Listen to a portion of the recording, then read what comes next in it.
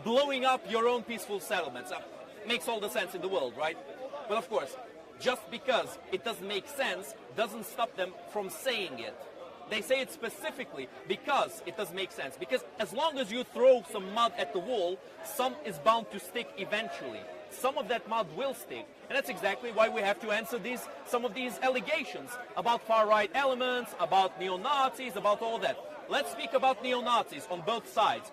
There is a small element of the Azov battalion that have such affiliations, as I admitted. But there are two neo-Nazi battalions on the Russian side. Two battalions. One of them, neo-Nazis, proper neo-Nazis, not communists. There's the Wagner group that uses basically, Third Reich symbolism. And there is the Sparta group that has a very funny symbol. It's one ass pointing this way, and then another ass pointing the other way. So, it's a great way to mask them. It's a great way to mask them. The Sparta battalion, by the beginning of this war, had around 7,000 members. The Azov battalion, at its highest number, had about 3,000. So if we're talking about raw numbers of Nazis on each side, Russia has an overwhelming advantage of Nazis. And I know it's funny to say advantage, because it's actually a disadvantage to have such people on your side. Here we go, here we go. Classic Speaker's Corner. No worries, no worries.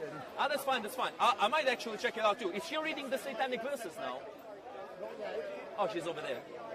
Never mind, never mind. Before you come off, go on. I apologise because on my live stream you said there were no neo-Nazis the what? in the Ukrainian army. When he came onto mine and Banksy's podcast, you categorically said there were no neo-Nazis in the Ukrainian army. But now you backtrack, so you'd like to make an official correction. So let's engage with that a little bit. Let's engage with that. So when somebody asks you, are you a killer? I'll say no, I never killed anyone. I don't feel like I'm able to kill people. I don't feel any of that. But if I'm put in a specific situation where my life depends on it, and the guy is trying to... Good afternoon to all of you who are watching. We had a technical issue earlier on, so we've had to reset everything and start again. And anything you have missed, don't worry about it. I've got it all recorded on video. So anything you missed in regards to the speech made by Steve, I've got it all recorded. We had a major failure down here, and today there is a emphasis on Salman Rushdie, and the person speaking at the moment, this is not about Salman Rushdie, it's about Ukraine. But what I am looking around me today, and I was hoping to see some of the heavyweight Muslim scholars down here today, like the Shamsis, like the Muhammad Hijabs, like the Ali Dawa, and all of those guys. None can be seen yet. When they do arrive, we will be asking very specific questions about the fatwa that was handed down by the Ayatollah in the 1980s. But let's go back in a few moments, and I will be interviewing Steve. He made a presentation about the fatwa, and what you missed, you will be getting it. But my apologies, and that was a major technical failure down here. So I basically had to restart all again, and that takes time. So we're back to normal now, and we will be here till 8 p.m. tonight. There are no substantial elements. Even the Azov battalion, as I said before, is not a full-blown neo-Nazi battalion. There are some neo-Nazis there, there's a concentration of them, but it's not a full-blown Nazi battalion. You see what I mean? Hey, my phone is missing. Kidding. Love this guy. Big up StreetMic. See you later. Anyway, that's gonna be it for now. This guy's what?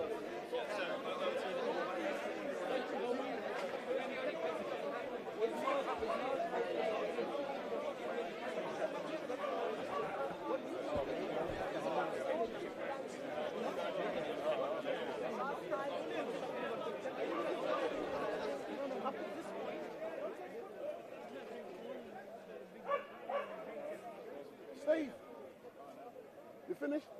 One second. Yeah.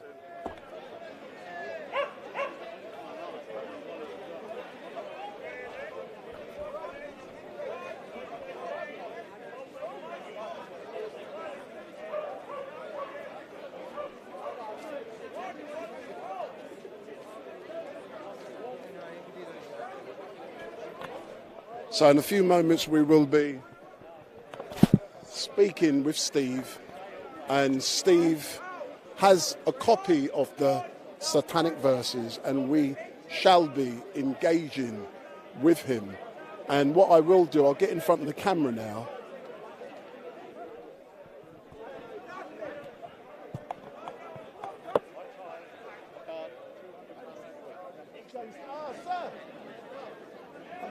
To you. Yeah. So there's a Muslim scholar. I will engage with him in a few moments. But let's get Steve. And whilst I await for Steve to arrive, I'll get in front of the camera. And all I can do is apologise to you guys. We had a major technical failure earlier on. So I literally had to shut down, start again, and that actually takes time.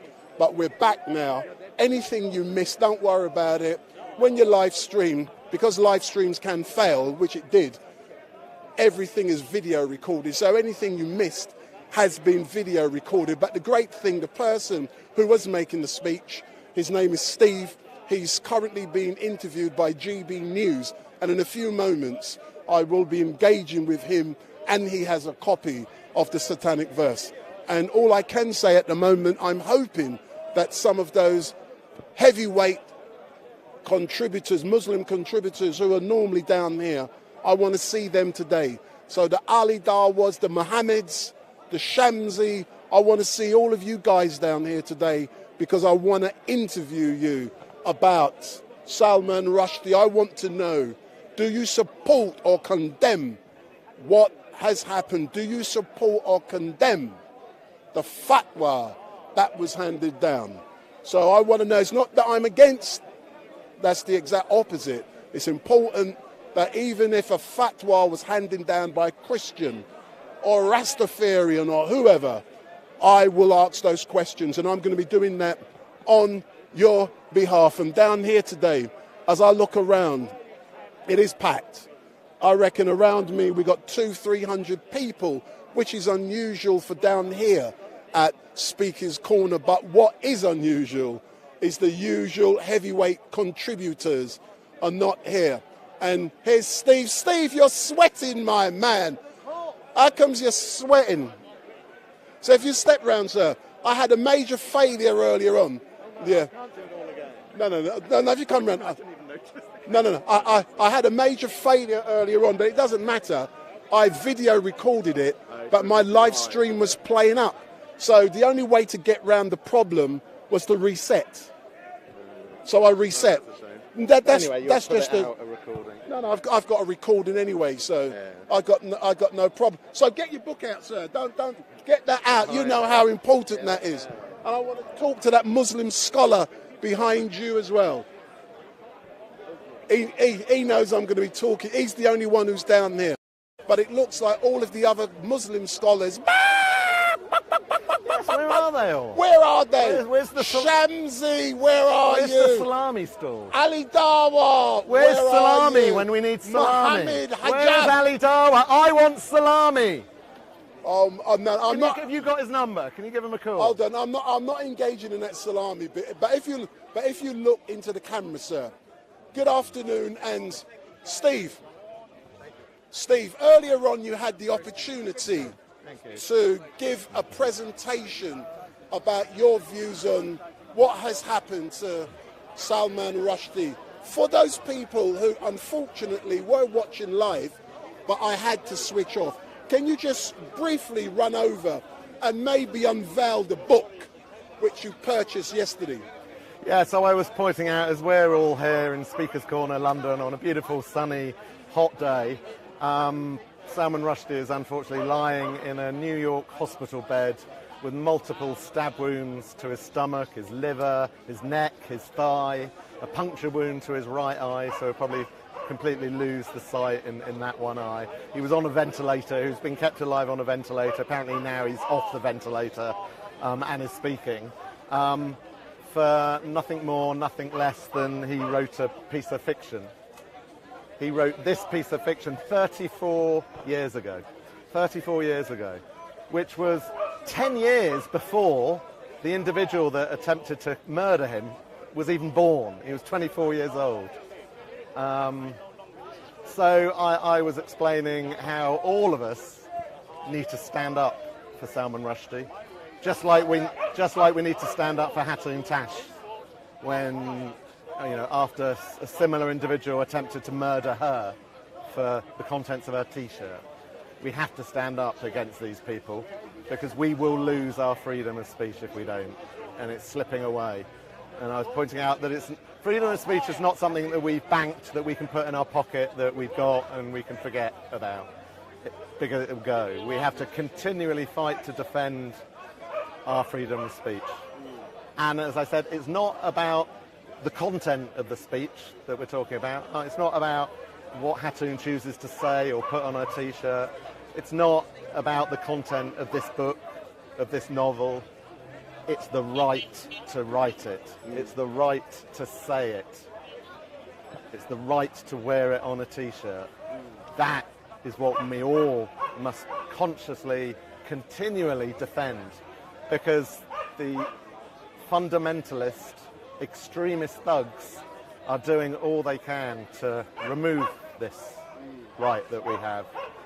And the left-wing, typically white, middle-class ideologues who worry about offending people and worry about community tensions tell us that words are violence. Words will never be violence. Violence is violence. Words will never be violence. Grow a backbone, grow a pair of legs and walk away if you don't like what someone's saying. Don't you dare try and silence me with your thuggery, with your attacks, with your punches, with your kicks, with your knives.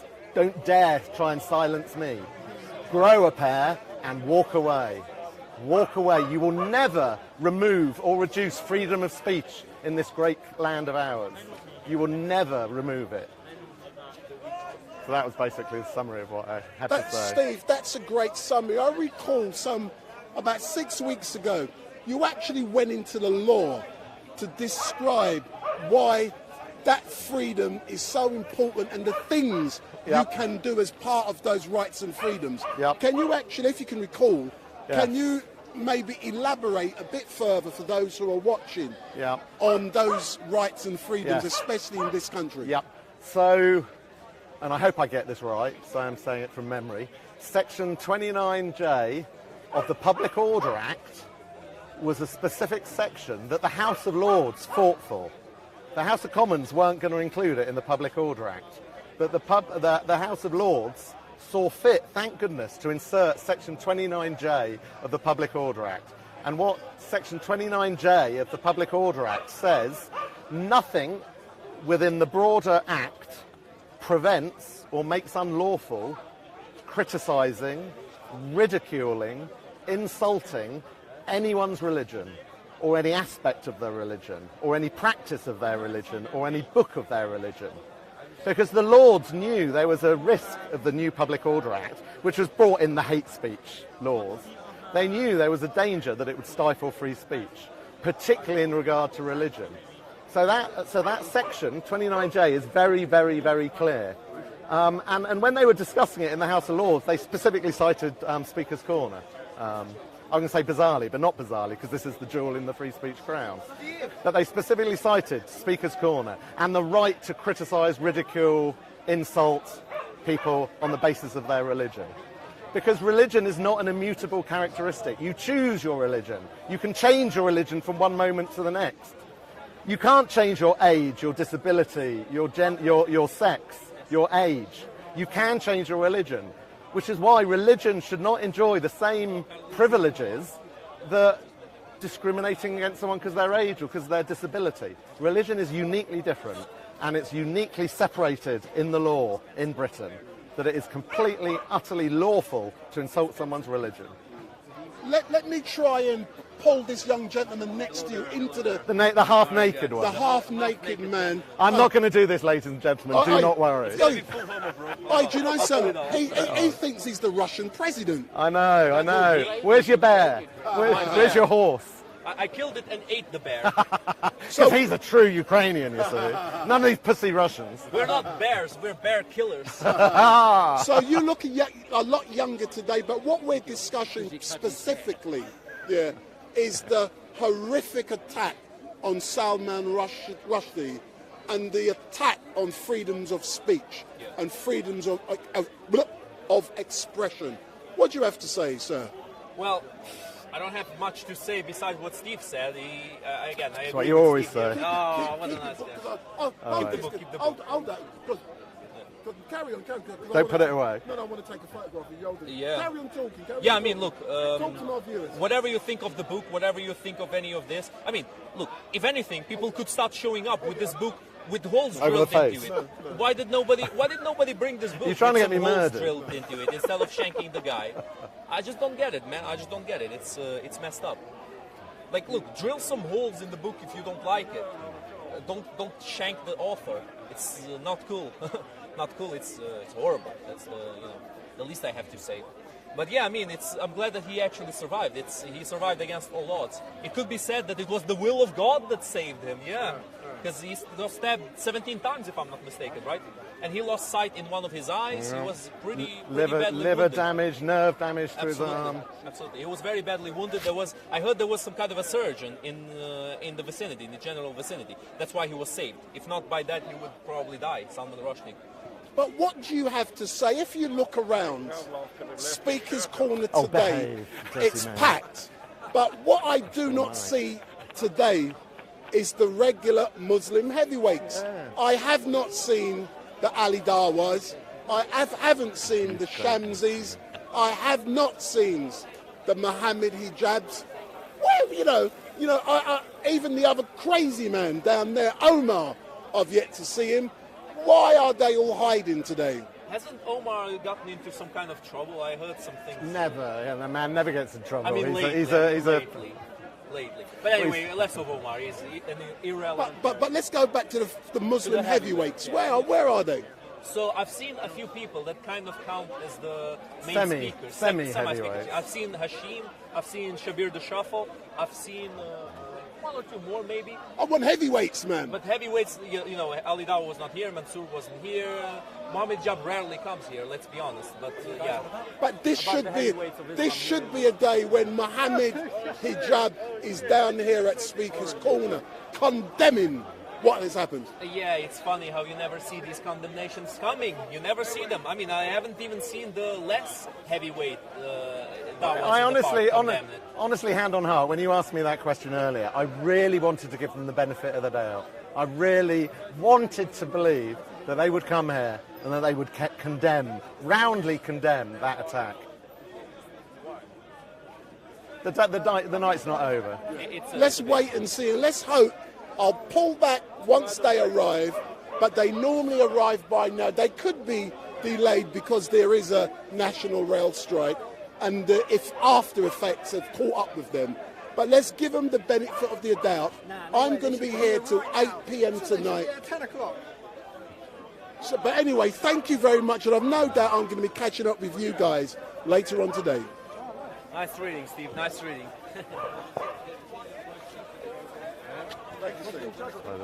Where's Hatun? She might be over there. Thanks a lot, man. We'll catch up later on.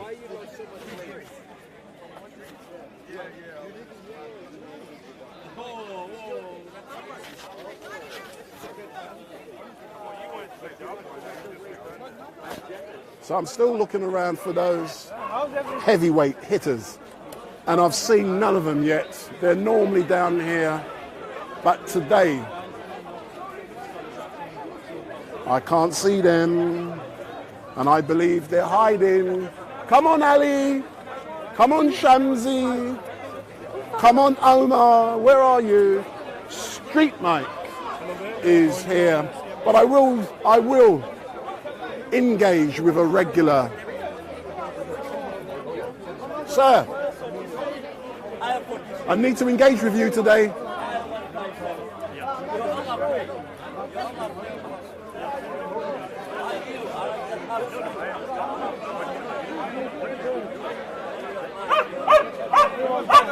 Humanity prayed. Talk about Allah, not Jesus. Talk about Allah. What Jesus done? Allah pray. Allah pray.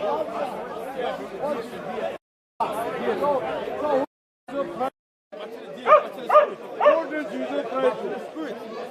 What did Jesus pray? God and man, I put man in prayer. But Allah is not a man. See, Allah pray on Muhammad. Allah is not a man. Allah is not a man. Allah pray on Muhammad. Yasalluna ma fa'ana bariqan was yasalluna kan salat. Yasalluna salat prayer. Azan prayer. Yasalluna. Ya ayyuhalladhina amanu sallu alayhi يصلون إن الله in Arabic إن الله وملائكته يصلون على النبي إن الله وملائكته يصلون How can Allah ask you to Allah to do dua for Muhammad? Allah to do dua for Muhammad?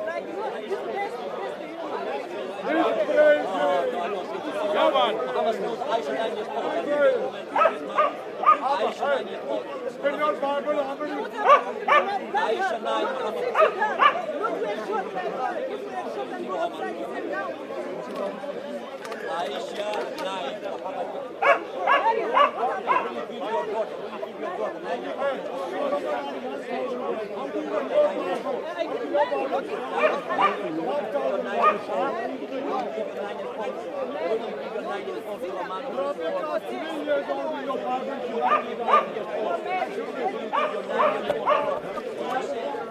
I'm actually waiting to interview. Big up, big up, big up, big up, big up, big up.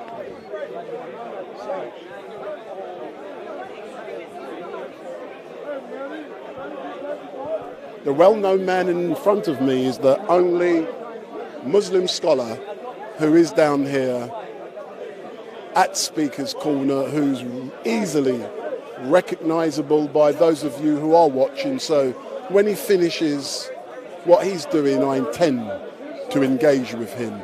And in the meantime, yet again, my apologies for earlier on, but we are back and we're here till 8 p.m. And please remember, if you like what you see, and give me the thumbs up, make your comments down below, share and follow.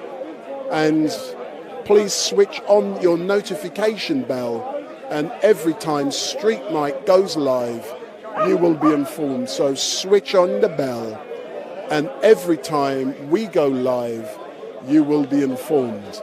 And what I want you to do also is share this link with 20 of your friends and ask them to subscribe. And for a community announcement, what I've started doing now is using the community tab on YouTube. And sir, don't be scared of me today. Are you scared of me today? Sorry. We don't want to chat today. Come on. Yeah? All right.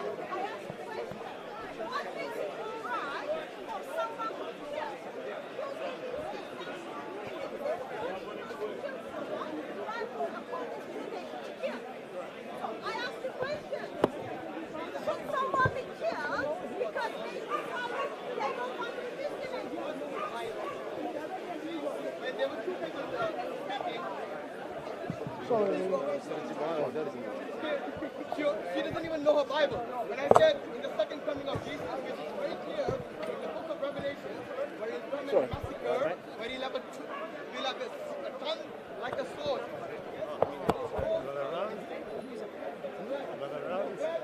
Inshallah. I can't find Christians, so this way when I'm standing, maybe someone will come. They'll all be here. Can I put this on you, sir? Yeah, no problem.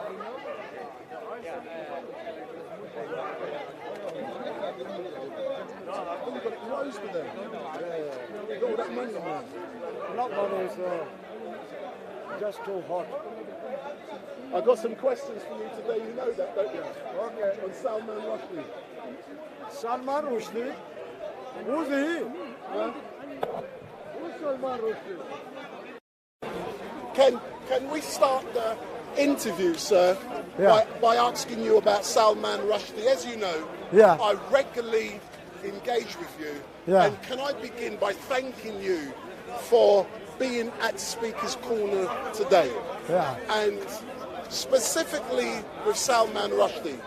As you know, Salman Rushdie has been attacked and nearly killed, it appears, as a direct result of a novel he wrote, The Satanic Verses, in the 1980s. And as you know, a fatwa was handed down by the Ayatollah Khomeini. What do you have to say about the fact that Salman Rushdie was nearly killed in America a few days ago? Okay, the book which he wrote and the words which you use, I don't like that book which he wrote, and I don't like the words which you use as well. Because our Holy Quran is holy. So we don't use any derogatory language for the ayahs, verses of our Holy Quran. Okay, that guy you asked me the question about, his name is Salman Rushdie. Now, if he left Islam, why is it that he still keeps the Muslim name Salman Rushdie? Is it because he can't find a better name than a Muslim name? I find it hypocritical.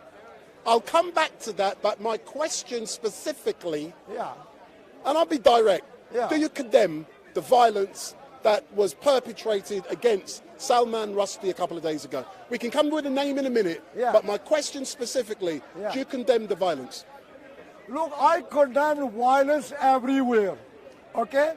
Whether it is in Palestine, whether it is in Europe, whether it is in any other country, okay?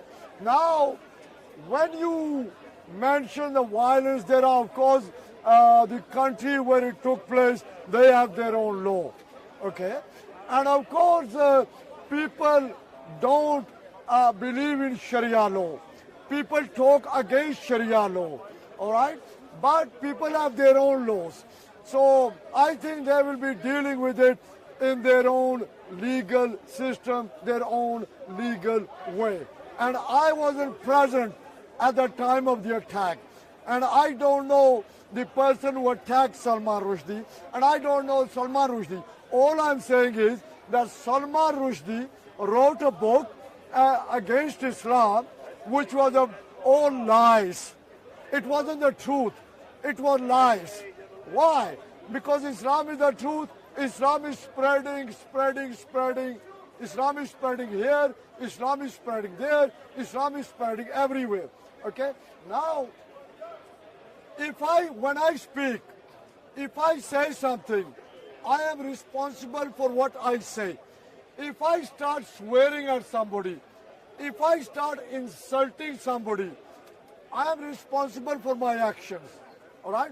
And maybe if I swear or if I use derogatory language, if I use bad language, some people will not like it and they might go to the extreme length of trying to attack me. You understand? So Salman Rushdie, who wrote a book, okay, he knows. He must have known. Because he wrote a book, he was educated to a certain level. That's why he was able to write. So he must have known that if he's going to write a book, what can be the result of that. Okay? So as whatever the attack took place of that, I cannot say anything. Why? Because it's with the courts of law. You understand? So that is it. It's for the American law to decide that what they are going, how they are going to deal with it. All right. But what I know is Salman Rushdie wrote a book which he should not have written. Why? Because he was attacking Islam, attacking our religion, and of course in the world today there are about 2.1 billion Muslims. Can I ask you a question? What is the difference between what you say, Salman Rushdie writing a book Yeah. attacking Islam Yeah. or saying things that's not true, Yeah. and you doing exactly the same Yeah. down here at Speaker's Corner when you attack Christians. Okay. What's the difference? Okay, right. Here I'm afraid, when you say I attack the Christians,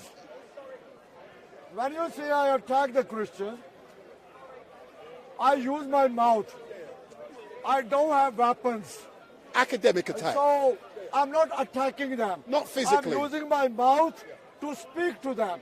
But there's a difference between the way we Muslims deal with it than the Christians. For example, amongst the Christians, you have a guy called Asif, an Indian Christian. And his mouth is foul mouth. He uses bad words. He uses swear words. He uses insulting words. But us Muslims, when we give dawah, when we preach, when we debate, when we speak, we do not use foul words. Do not use swear words. We do not insult the Christian Bible. We do not insult the prophets in the Bible.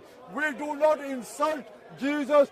But whenever we Muslims take the name of any prophet in the Bible, we say Musa alayhi salam. We say Isa alayhi salam. We say Moses, peace be upon him. We say Jesus, peace be upon him. We say Dawood alayhi salam, David, peace be upon him. So there's a difference in the way the Christians do behave and the way we do. We Muslims speak nicely. We Muslims, when we speak, we behave in a nice manner. Why? Because it is a sin in Islam to swear at somebody. Okay? But the Christians are different. Then you have another Christian who comes on your channel, a guy by the name of Victor. Okay? Now, Victor, of course, is from African. Yeah, you're horrible at the moment. So, Especially horrible. There is no Moses in history. yeah, don't you have There is manners? no Moses, so wake up, you, Yeah, don't you have manners? you stupid Muslim. Yeah, you have They- been and stupid Christians. yourself. There is no Hey, Muslim. hey, There- Mr. there Jew, is no don't call me Moses- stupid. Moses You're in being a history. stupid Jew There yourself. is no Moses in history. Hey, this There is is not no Palestine. Moses in history. I am British in my own country. Moses never existed. Musa. See there, manners. Musa never existed. He's asking the Muslim, We don't a have, Jew is... we don't have Talk, Musa. talk. Moshe. We don't have See the Musa difference in between a history. Muslim and a So Jew. both of you, Christian and Muslim, your religion will collapse. Collapse like It that. already Why? collapsed. Because it's all man-made. Go to the man. Hey, go to And you are the... fighting each other. Go Look to at the your mental religion, how hospital. disgusting your religion is. Go to the mental Stopping hospital. people. Oh, don't talk. Be Don't, quiet. like Yeah. a No Christian in the manners. 16th century. No manners. Before they Excuse me, colonized. this is Speaker's Corner. It is not jungle People, you corner. say, wow. So if you are a Jew, don't act like a jungli, like a jungle guy. All right? Uh-oh. I hope your dog won't bite me. In history. Okay. The Egyptians, they never mentioned Moses. The Egyptians, they used to write their history. And nobody asked you. You In talk. ancient Egypt, there Is is that no the Jewish Moses. manners? We couldn't find Moses. This is not Where is Gaza. this Moses? This is not Where is this Palestine. Exodus? So be Never quiet. happened. What's happened then? Where is the Exodus? Excuse me. Where is the Exodus? Nothing. The Israelites, they were 40 years in the deserts of Sinai. Go ahead. We Hey, couldn't Mr. find Jew, nothing. go and cry over there. It's all rubbish. Nobody talking with It's him. all stories created. Why? These Jews so Because desperate. they want the promised land. God, what sort of fucking God? Is there ever God who talk to man? No. It's man who is always talking about Is he just his a God Jewish guy or or a her mad God. guy? Nobody, no God talks to anyone. Madman. We don't know about God. Hey, It's way. if you are a way Jew, talk give a that. good example of God yourself. tell us. God, why God needs to have a Messiah or prophet? Takbir!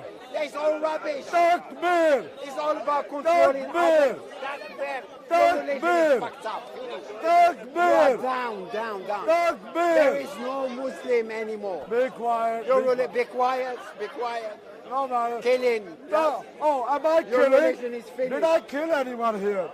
I'm speaking, not killing. Of your religion. Oh, be quiet, you Islam Jew. is going down. Don't you remember Gaza? Don't you remember Palestine? Palestinians, they are Christian. Ah, The what- real what about the Palestinians, Muslim the one? Canaanites, And they you're were a fake before Jew. the Muslim. And you're a fake Jew. Where's your beard? The Jews, Fake they are Jew. Canaanites too. You're a fake Jew. Where's your beard? Bear, fuck, I'm a liberal man. Be quiet, I'm free liberal man. Go I'm somewhere free else. man. Go to a I hospital. don't follow bear, your women. It's, no. You're Jewish women, you're mocking. Save the beard, my Hey, friend. are you with a beard? Your Jewish guys have a beard. Sorry? You're mocking them. Bear? What you mean bear? This is it's Don't you old-fashioned. understandingly Bear. bear? Enjoy life, my friend. Yeah. And go have a good If you heart. don't like me, and get lost. and I'm don't teach British your kids in my own religion. country. Don't You brainwash the racist kids Jew. of your religion. It's full of shit. You racist Jew, be quiet. Go Your somewhere else. religion, your I'm religion is British full in of Great shit. Britain, my country. Yeah. It's not Palestine, Gaza here. Hey. So anyway, as I was saying, so Victor, No good. a Catholic Christian, and whenever you listen to Victor, By the way, his language is also very insulting towards completely taken Islam. from the Tanakh Jewish. a mentally sick Jew. Can you go somewhere else? Four. Hey, No, excuse me. why Muslim Hey. they took four? Why? Excuse me. Because Hey. it's written in the Torah, in the Tanakh. Four. And you have to be just. Why you can have your slave and your concubine. Are you a real Jew or a fake Jew? Yeah. You're a real Jew. Not real Jew. Well, I'm a liberal man. Who took your beard away? Why you Who took coming your close beard? to me? So why are you coming here? I'm standing there. So when I come there, what's wrong? I'm still British in my country. I'm still British. We are the winners. We are the champions. He went away. Okay. That was the idea. I went down to use my. I don't have a knife. Yeah, we are British. Don't worry. We are behaved. Hey, even your London mayor is Sadiq Khan as a Muslim name. Behave yourself. Nobody will go to Jannah anyway. This Jannah You keep doing that, you won't go to Jannah. That's for sure. doesn't matter. Inshallah. You're Hindu, Okay. Muslim, Catholic. Is this atheist, the behavior of a You're Jew? gonna die. When and you come in finish. speaker's Nobody corner, knows. we How are long talking, we live in here? and you talk. Billions, not us, but our planet. Billions of it.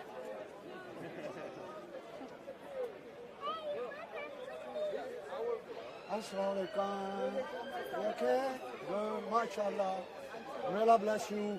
Okay. Oh, carry on your own. Okay. So anyway, so we Muslims, we stay within the rules and regulations of law. And me as a Muslim, standing in speaker's corner, I am within the rules and regulations of the law in this country. And It's a lot better than Islam. they are you still crying? Because it's peaceful religion.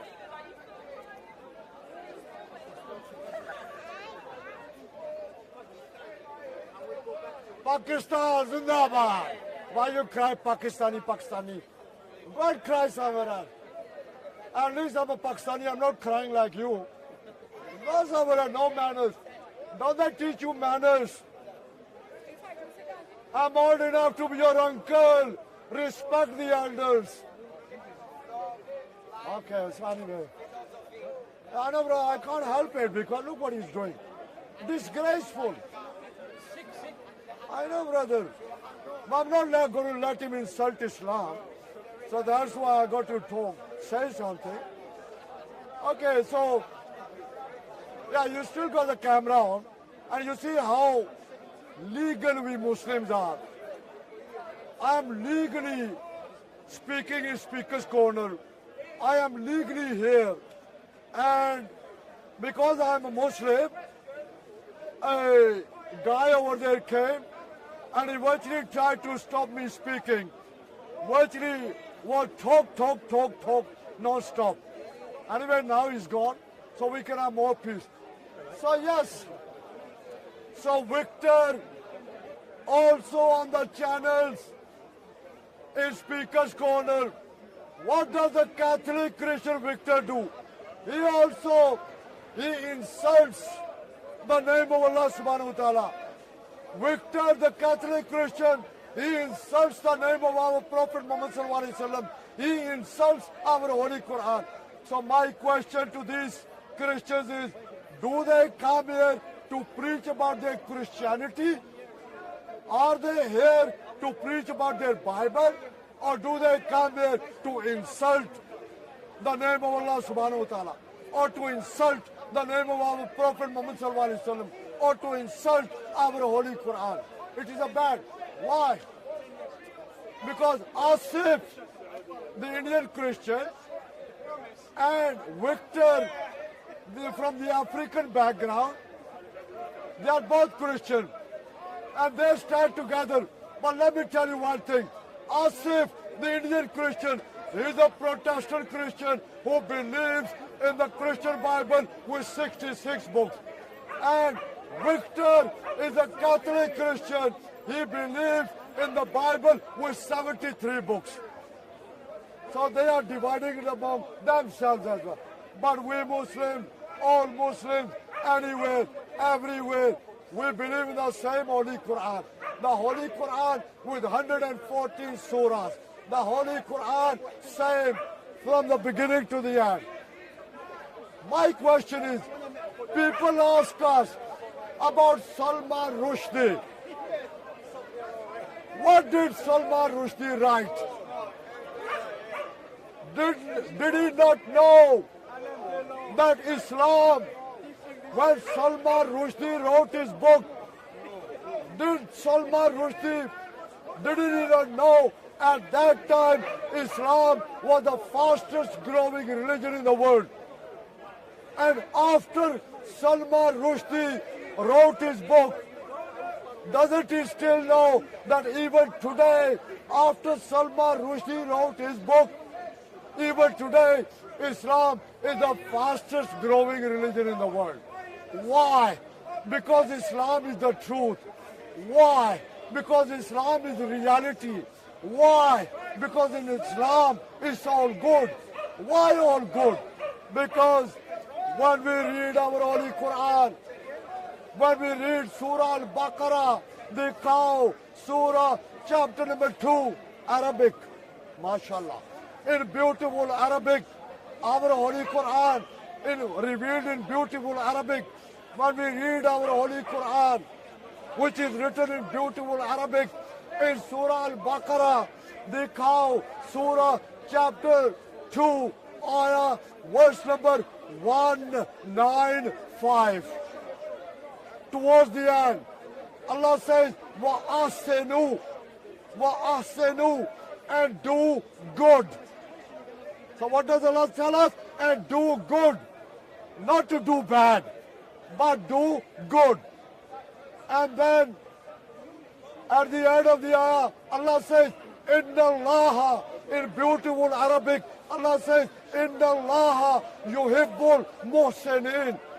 In other words, Allah says in English, surely Allah loves those who are doers of good. So Allah, I will take your question just. So Allah tells us in our beautiful Quran, Inna Allah yuhibbul muhsinin. Surely Allah subhanahu wa ta'ala, He loves the doers of good. So if we do good, Allah subhanahu wa ta'ala will love us. And we Muslims will like to do good. Why? Because we Muslims, we are not bad people.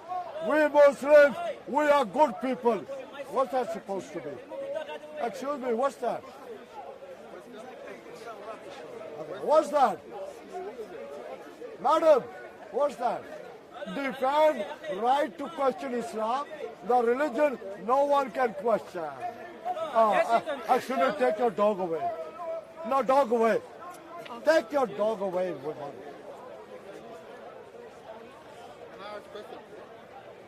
I told the lady to take the dog away because I've had Christians who have set their dog on me. So though she's a lady, I don't know, she might set the dog on me. Okay? Go on. He said, Allah loves those that do good. Yeah. Hold on. No, relax. I've not asked a question. Can I say something? Well, let me ask a question first. So did you come to fight? No, question. So can I say something? No, wait. I want to ask a question. Okay, you can't talk to me. No, he wants to speak, doesn't let me speak. Does beheading people, does it include, is it part of the... Don't you respect the elders? Can I say something? Okay, say. Right. Thank you. Can you speak loudly? I'm old man, so I can hear you. Okay, sir. Okay. Does beheading a non-Muslim part of the good things Allah loves? Okay. Thank you very much. Which beheading are you talking about? Oh, beheading. Should I define beheading? I know. Okay, then why are you asking? Any particular person who is beheaded, which beheading you are talking about? I'm talking about, does beheading a human being Yeah. that is not a Muslim, is it part of the good deeds that Allah loves? Are you a Christian? I am a Christian. Okay, right. In Islam, the Islamic legal system is the Sharia law. In beautiful Saudi Arabia, which is the original place in which our Holy Quran was revealed. Why? Beautiful Mecca, 86 surahs revealed when the Prophet Muhammad ﷺ was in Mecca. And 28 surahs, chapters revealed in beautiful Medina when the Prophet Muhammad ﷺ was in Medina. Okay? So in beautiful Saudi Arabia, I have been there for Hajj.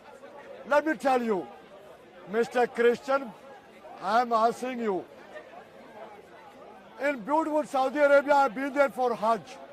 Let me tell you, when the Azan is said and the Muslims start praying, the shops are left open. The shops are left open in Mecca, in Medina. Let me tell you why. Let me tell you why. In beautiful Saudi Arabia, very few people will commit robbery.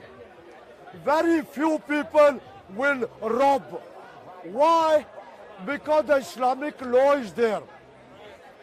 Because the Islamic law is there. And the Islamic law there, yes, if somebody robs, somebody thieves, they will cut his hand off. So why the shops are open? Because they know that if anybody robs, he will think maybe 1,000 times. If anybody wants to steal, he'll think maybe 1,000 times. In other words, very few people rob there. Very few people steal there. But, for example, in the United States of America, you have robberies, you have thefts all over. Even the shops are closed, people bag them open. No, my question is simple. I'm answering you. Beheading non-Muslims. I'm answering you. That Allah asks you to do.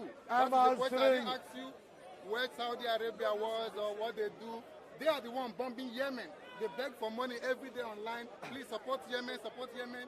It is Saudi Arabia that is bombing Yemen. So don't go there. Okay. Don't praise Saudi Arabia like it's in heaven. Which country you come from? That's not the I'm question. from Pakistan. The question I am asking you is beheading non-Muslims. Okay. Is beheading non-Muslims part of the good deed that Allah loves? Excuse me. I will answer, don't worry. Brother, I will answer. Excuse me. You said Saudi Arabia bombing. I am not in favor of bombing. But I'm asking you, I'm from Pakistan. Which country are you from? You be quiet. Mr. Kenya, you be quiet. Which country? In my country. Which country? In my country, relax. You're asking me for my country, right? I'm from Pakistan. Yes, in my country 2 months ago, they killed a lady because she said something that is written Which in your book. country are you from? If you don't know the country, is a problem. Just ask me. I'm asking Islamic question. Is beheading non-Muslims part of the good deeds that Allah asks you to do? And if not, show me reference for that. I am from Pakistan. What is the name of your country? That is not my question, sir. Okay, let me tell you. He's from Nigeria. Thank you very much. We Muslims are so clever. I never met him before. Yet, I said he comes from Nigeria. Allah subhanahu wa ta'ala put in my You're not a brain. prophet. No, you're a prophet. No, astaghfirullah. I'm not a prophet. No. Yeah, you can't be a prophet. No. You can't be a prophet. No. They will cut your head. Quiet, man. My Quiet. friend, just Quiet. answer question for question. Is beheading non-Muslims part of the good deeds that Allah loves? Simple question. You are telling me how hard Saudi Arabia is in the north, how they cut people's hands. I don't understand. Why did your Biafrans in the Nigeria Civil War, why did your Biafrans kill thousands of their fellow Nigerians? Why? May I say something? Why? There is much difference between Islam and the people who follow Islam. I don't want to be like them. Yeah? Okay. Who are you? Islam is much different, yeah? Who are you? Saudis and all Muslims are not expressing Islam well. Rarely, like some few people like expressing You are wrong. Muslim. Okay, there is much difference between the prophets. Do you call yourself a Muslim? Well, we all have sins. Saudis have sins. Everybody have sins, yeah? Do you call yourself Muslim? The only people who doesn't have sins are the prophets. Don't you yeah? have haya? So everybody has prophets. Everybody do mistakes. Who are you? Are you Christian or No, Jew? I'm a Muslim. I'm from Palestine. Then so, have haya. and Have haya. You're talking against Islam now. Have He's haya. angry. You are talking against Islam. No, I'm not talking about. Yeah. I'm saying Excuse clearly. me. I'm saying clearly Simple that question, Sana. Islam as a religion has nothing to do Excuse with me. people who commit sins, whether they are Saudis, Pakistanis, Nobody asking you. Palestinians. Nobody asking you. The question I Don't asked, you have shame? then answer my question. You should be shameful. Be quiet. Oh, these people are expressing Islam well. These people. So who are you? Who are you to tell me? Freedom of speech. I'm in my country. I'm British. You know he's avoiding Go the back to question. your country. You Don't want tell me. Answer his question. Answer my You are question. running You away, are telling Mr. me. Speaker. I'm not running away. Saudi I'm staying Arabia. here. Did I run? Okay. Let me ask you again can for the do it. 1000th time. For Are the you a umpteenth time. spokesperson? Sorry.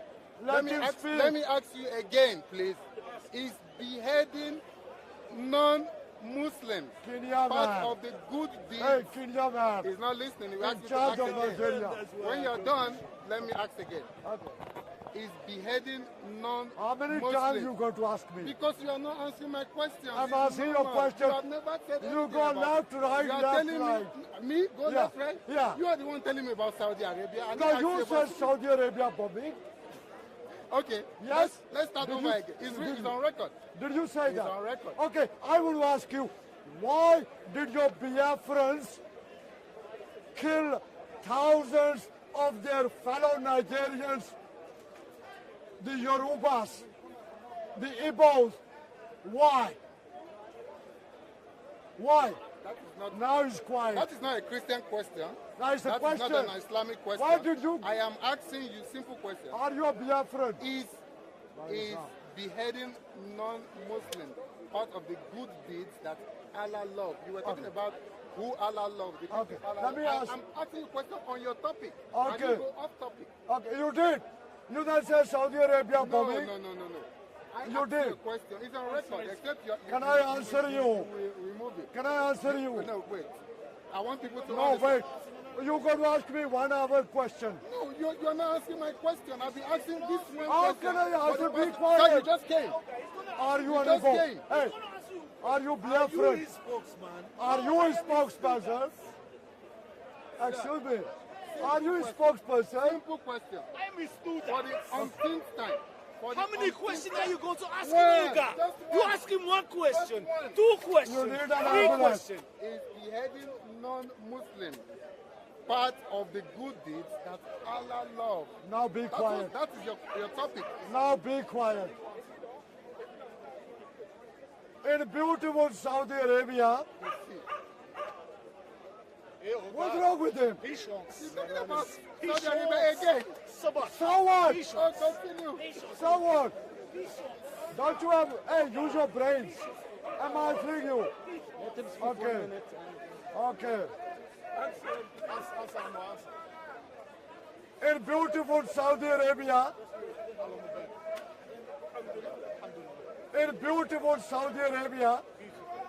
they have the Islamic law. Because they have Islamic law, when the call for prayer is carried out, and when the Muslim pray, the shopkeeper leave their shop open. You know why? You know why? You know why? If it was Nigeria and the shops are open, people will take everything out of shop. But because it's Saudi Arabia and the Islamic law there, if somebody steals, they will cut his hand off. Are you listening? Hey, are you listening? Yes, you have said it before. Now listen. It has nothing to do with I'm answering you, listen. Okay, he said my accent is a very big problem. No, who you is don't he? understand my accent. Let me ask again for the one. Brother, I can understand. For me, he's not answering the question. He said my accent is a problem. No. It's not. What type of a Christian are you? Okay, brothers. Brother, please do not laugh. Okay. So, when there is Islamic law, if somebody does something wrong, I'm listening to you. disgraceful behavior. You are not answering my Are question. you unable? You're getting paranoid. Is that what you are? Mr. Speaker, you are paranoid. Then I will come out of... Question.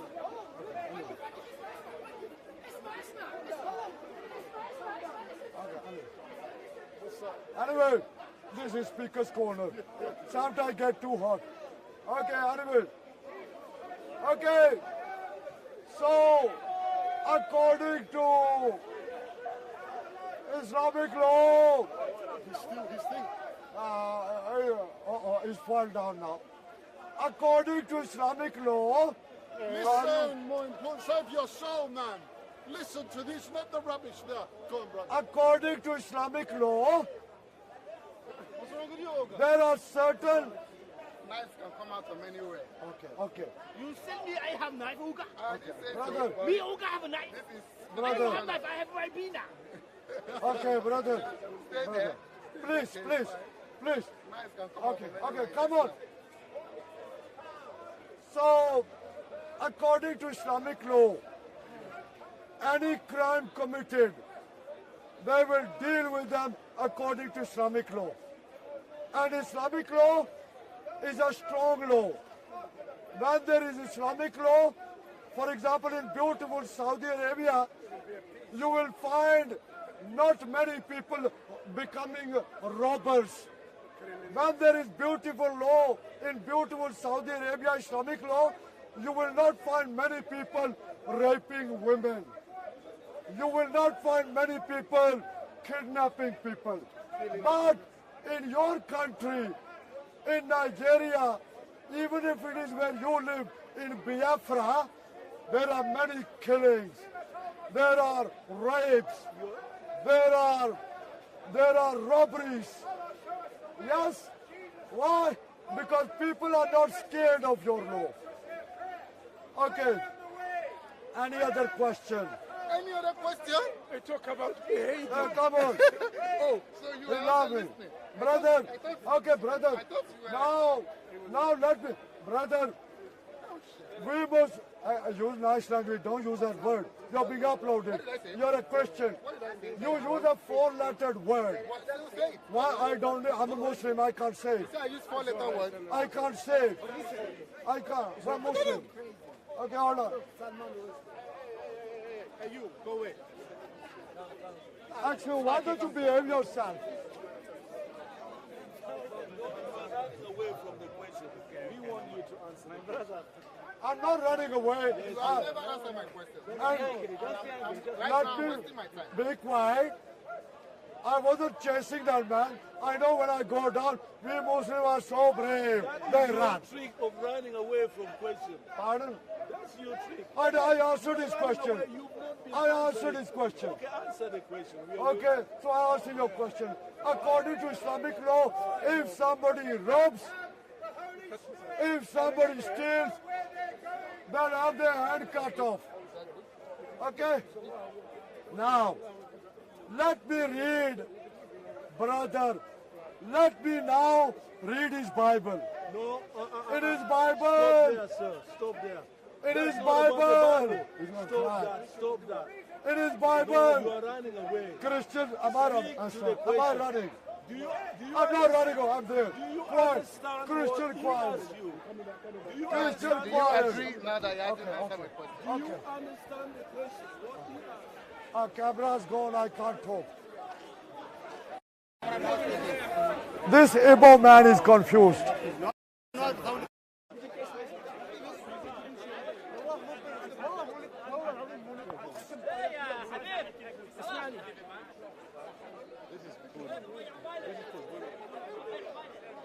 أقول لكم السلام عليكم. وعليكم السلام.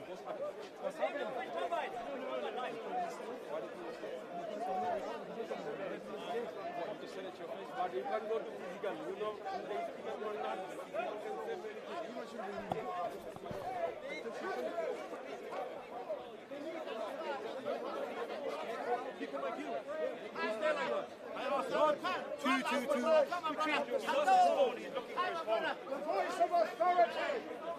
And the voice of authority is the voice of the Lord Jesus Christ. He is the Son of God. Those of you who have been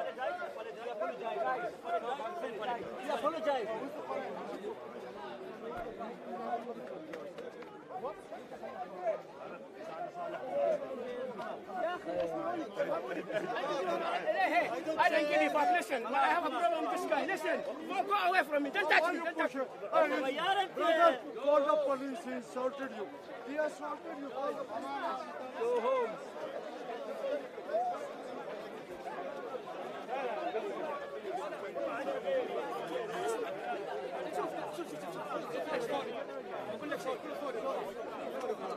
يا اخي ذول كلهم على سوق كلهم انت انا ابغاك انت تفهم كلهم ذول هذا نجيب جماعه اسمعني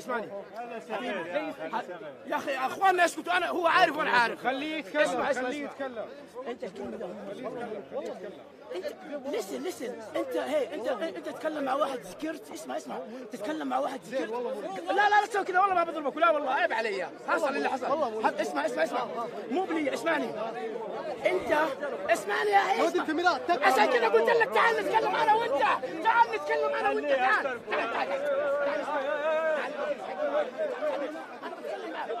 Guys, leave him alone. خلاص, guys, don't follow him. He wants to speak to him. Leave him alone. خلاص.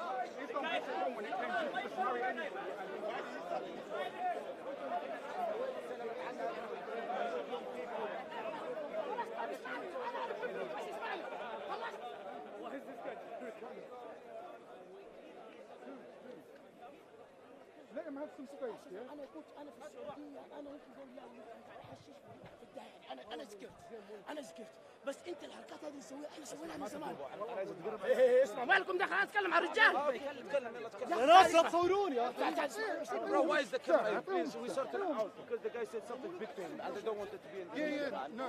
Yeah, can you please. I'm not touching your camera. I'm saying to you, there's something Please, big mate. happening, man. Just so speak. No one touching you. Take it off.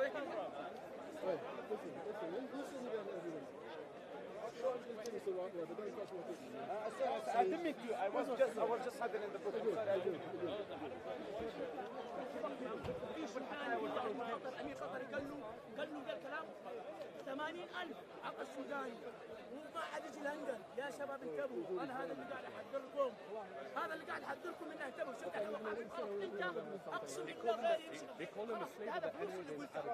هذا فلوس اقسم بالله. Look at the camera. Tell me what happened.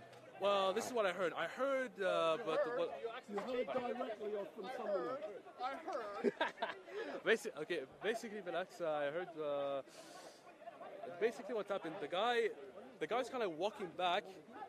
The one in the red shirt, he was like pushing him. He's pushing him. Then he just like slapped him in the face. He walked away.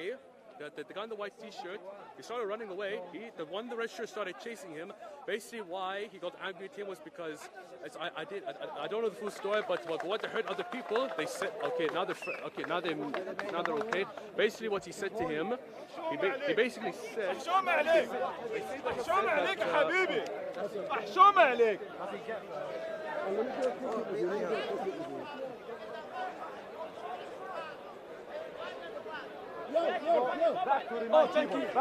Give me a quick interview. Yeah, man, go on. Come down. Okay, give me my t-shirt, please. Give me my t-shirt.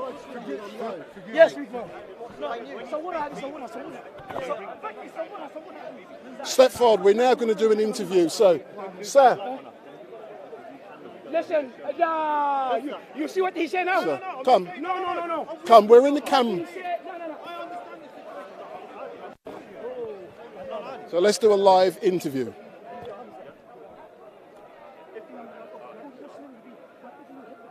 So that's the thing when you're street mic, you get the biggest stories. Let's find out what's going on. Oh my God. So look into the camera, sir. Look into the camera. اسمع لي حبيبي ابو كذا يا شباب بالله فكني منك الله يحفظك بليز فكني انت وش تبغى مني؟ ايش تبغى مني؟ انا طالب منك السماحه. قلت لك سماحه خلاص سامحنا خلاص يلا دوسي.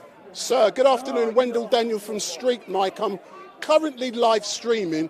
I do not know what happened, so I'm being completely impartial. Yeah. Can you describe what happened a few moments ago? So now you see, I try to explain what in here. They come, they don't let me. He say words. I slap him, yeah? Yeah, I do. I don't know. I didn't see. I slap him. Yes, in front of the camera. Because what he say is big things, big. What did he say? No, I didn't say that. Because I forgive him, khalas. We become brother. He's my brother, a Muslim. This is the life of Islam. Yeah, but when did you forgive him? Immediately after the slap or sometime? After the slap. But why did you slap and why did you feel it was important to slap someone at Speaker's Corner? If I just slap him, if the police come here, you know what you will do with him? No. Look, he's my brother, but he doesn't understand what he say. I try to explain to him. This message to his father and his mom and his brother. But should you not explain with words and not violence? And an example is Salman Rushdie. Yeah, Salman Rushdie has been attacked this week. Do you have anything to say about the violence that has been perpetrated against him for the satanic verses? It's not violence. No, because you know all we are brothers, what I'm trying to do. So me, because I give them nice message from the book, so I want to be patient, but this time they push me harder. They push me till I go. But would you agree, over the last few weeks, you have been pushed, and each time you're getting violent, yes or no? Yes. But why? Why is there a need for you to be violent down here when you're debating issues? It's a good question, ya salam. I'm working for this question long time ago. Listen, bro. He asked me once, come answer. Come answer, please. No, I'm asking you. So the question is, why do you need to be violent down at Speaker's Corner every week when you're here to have a discussion? So what I say from here, because this one, he take the clothes for people. If you are hypocrite, you wearing clothes, you say you are Muslim, this one he take you out. If you are true believer, this one he say. If you are hater, if you are devil, if anything in here. ما فرطنا في الكتاب, anything include everything in this book. I try to explain to them, but they couldn't understand because in the book Allah Jalla Ala say, la qatal, but they straight and cattle. The cattle, they blind, they remind Allah the cattle and animal. Some people know the heart they become a rock. No, you know. But going back to my initial question, I appreciate what is in the book, but why are you continuously being violent towards those who disagree with you. I've seen it on 3 occasions. Well, I've seen it twice. I didn't see it today, but I've heard and you've confirmed it. So why do you need to be violent? You have to know, you come from of human being. But what I see is different. What you see is different. What he sees is different. Everyone you see what you see. Let's agree. So now, if I fight with you, you have to check yourself. Yes, I'm sure. Because I didn't bring something from my book, from here. In this book, in the way of Messenger Muhammad. Was your prophet violent? What? Was your prophet violent? Listen properly. Listen what I'm saying. I'm listening. I said, everything you want true is in this and the way of prophet. There is never this. So why are you being violent? Because they are devil, they are Dajjal, Jassasa, all this munafiqeen, they fight me. But the true believer, the true Muslim, they are happy with what I say because they believe in the book. Allah Jalla wa ala, he say, this book, Alif Lam Mim Dhalika Kitab, this book there is no doubt on it. Hudan lil muttaqin is a guide for those people who are the believer. Those people is a guide for them. So if you are believer, what I say you believe. But if you don't believe, if you hypocrite, you want to kill me. If you are devil, if you are anything you want, yes, this will happen. This is the reality. Check yourself when you read this Quran. If you say hypocrite, I'm hypocrite. Mu'min, I'm mu'min. Munafiq, I'm munafiq. I'm shaitan. Yeah, you do. Shaitan, he's got a lot of armies, kids, wife, you go there. I know that. Include Antichrist and spy under my right feet, right now, yeah. Antichrist in Jassasa. I tell them, you are here, down. I say that, yes. You wearing mask. Antichrist, you wearing mask. I know you. Yes. In closing, sir, as normal, can I thank you for engaging with me. But I will always engage with you. Anytime. But I don't want to see violence. I don't care about him. No, the believer didn't do that. Let me done. Let me finish. Let me finish. What I'm trying to say, I will engage with you at any time down there. I'm happy to do so. But no violence. No, they're coming to me. Wallah, if you see me, I'm alone. I don't have an army. I don't have a weapon. I don't have a gun. I don't have a respect. You see, I don't have enough. Bigger. Just chill. Chill with the respect, with the manners. إنما بعثت لتأمم مكارم الأخلاق. So get back up there and start chatting. Get back up there and start chatting. I need to believe that one because So we've just discovered what has happened, and he's now going to get back up on his usual spot. And my name is Wendell Daniel from StreetMic, and we're coming to you live and direct from the streets of London. And what we do, it doesn't matter if you're Christian, Muslim, Rastafarian, I don't care. We come down Speaker's Corner and we engage with people. But what we don't want to see is violence. We do not support any violence towards other people. So now you continue. This book is safe for all human beings, not just for Muslims. Be careful. Because tomorrow, the day of judgment is soon. The day of judgment, Yawm al-Qiyamah, regulation, Qiyamah, day of judgment is soon. So this book, it tells you everything. Non-Muslim, because the Muslim, they hide it. Little bit, not all of them. Some of them, they hide it.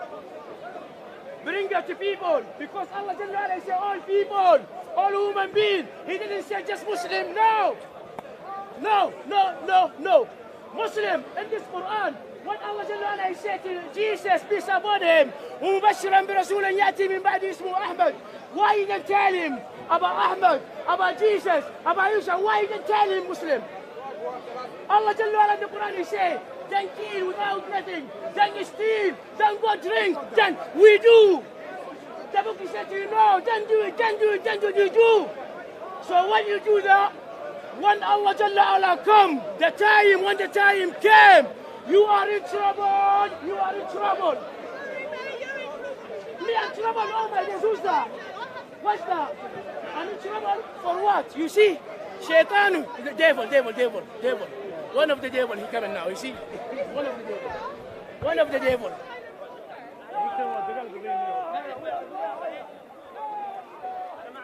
انت كشخص تتزوج عبده؟ لا، بس انت تتزوج عبده؟ لا. ليش؟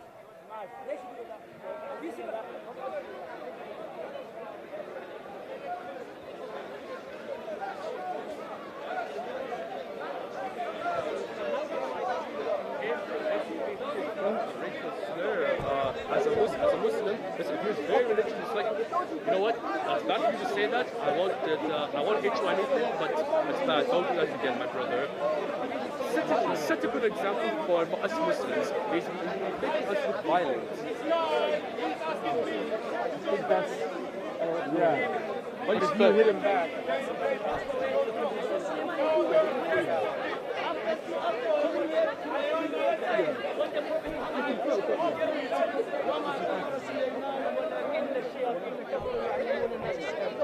He came to clarify Prophet Sulaiman. Okay, I'm telling you. I'll tell you the story. How'd you say the story? I would actually give you a lifeline. A lifeline is existing. This is what Abu Salah said. The most foundational thing that we have to exist, that we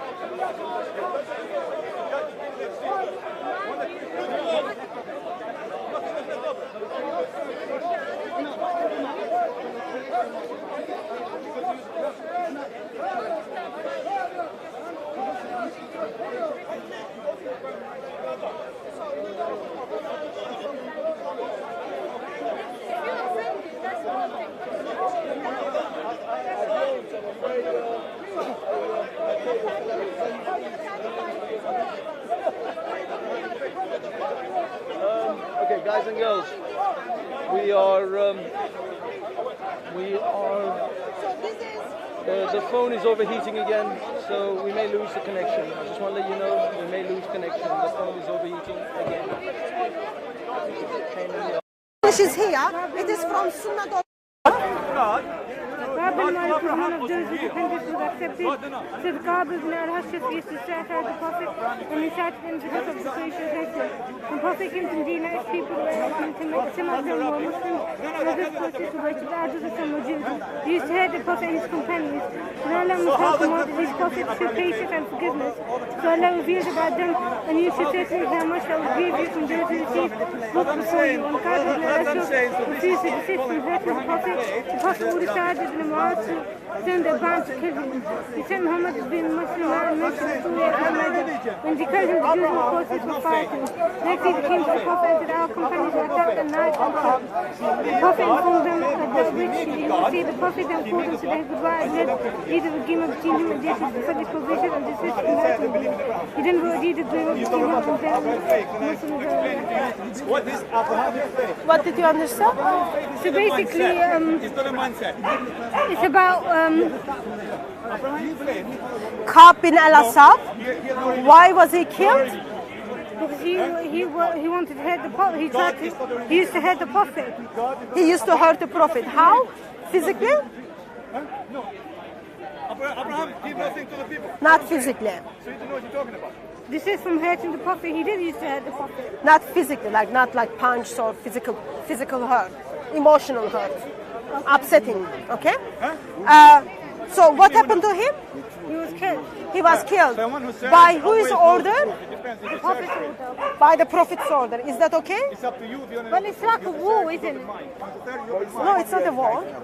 In war, I've got my guns, you've got your guns, we fight with one another. This doesn't look like war to me. So what kind of guns did Ka'b bin al-Asad have? Only God. And who is the truth? God is the truth, and no one else. And if you want to know the truth, then God will lead you himself, because he is able.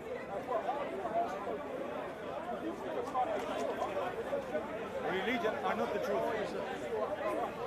It's a mindset. Point I'm trying to make is, even though you disagree that people should be harmed because what they say about Islam or what they say about Muhammad or what they write, according to Islamic sources, they are killed because apparently Muhammad's feelings are being hurt. And there is no place for such a teachings in 21st century. But your ideology teaches that. Therefore, and the context was different in that. What is the context here? Pardon? What was the context for Charlie Hebdo? What was the context for Samuel Paty? If anyone like we do with James, go to because the people take those sources and then says, do not insult my prophet, or do not hurt the feelings of my prophet. You've got another story, Asma bin Marwan. Muhammad didn't even know that she's saying things against her, and then she got killed as well. So these teachings are Islamic even though you disagree. And it is Salman Rushdie is 75 years old, okay? He is probably older than your grandfather. Now, for over 30 years, his life was not normal. He's been hiding. Why? Because a Muslim said he should be killed. Why? Simply he wrote a book and book is in my bag. And it's just a novel. Since Friday, since he's been attacked by 24 years old, his life is not going to be the same. He can't see, his eyesight is not going to be the same. His liver is being damaged. And he's 75 years old. I don't think in 21st century there is a place in our society that people should be physically harmed simply because they say or they wrote something about a dead person. Your prophet is dead. And it should be okay for me to say no to rape. It should be okay for me to say no to domestic violence. It should be okay for me to say that there is no place for a teaching where angels are going to come and curse the wife. And I should be able to say those things without fear.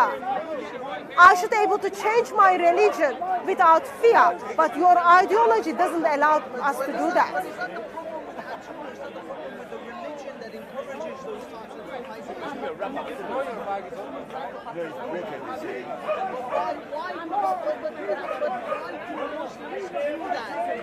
What are your objections? What are your objections? I can see you are feeling uncomfortable with the topic. And earlier you were not happy with my t-shirt. Yeah. Can I express I am not happy with your hijab? Why? I do believe you have freedom to wear whatever you would like to wear if Islam allows you. But because you are covering yourself, according to Surah 33 verse 59, I can be abused. So believer woman needs to cover so they are not abused. But the ones who are not covered, they can be abused. And according to Ibn Kathir, those people are whole. So the way you cover up puts my life in danger. But there is nothing in my mind says I need to go and harm her because she's covering herself. I know it is the commandment of Allah, but I believe it is very dangerous commandment of Allah towards those who are not covered, okay? And I want you to reflect on those things.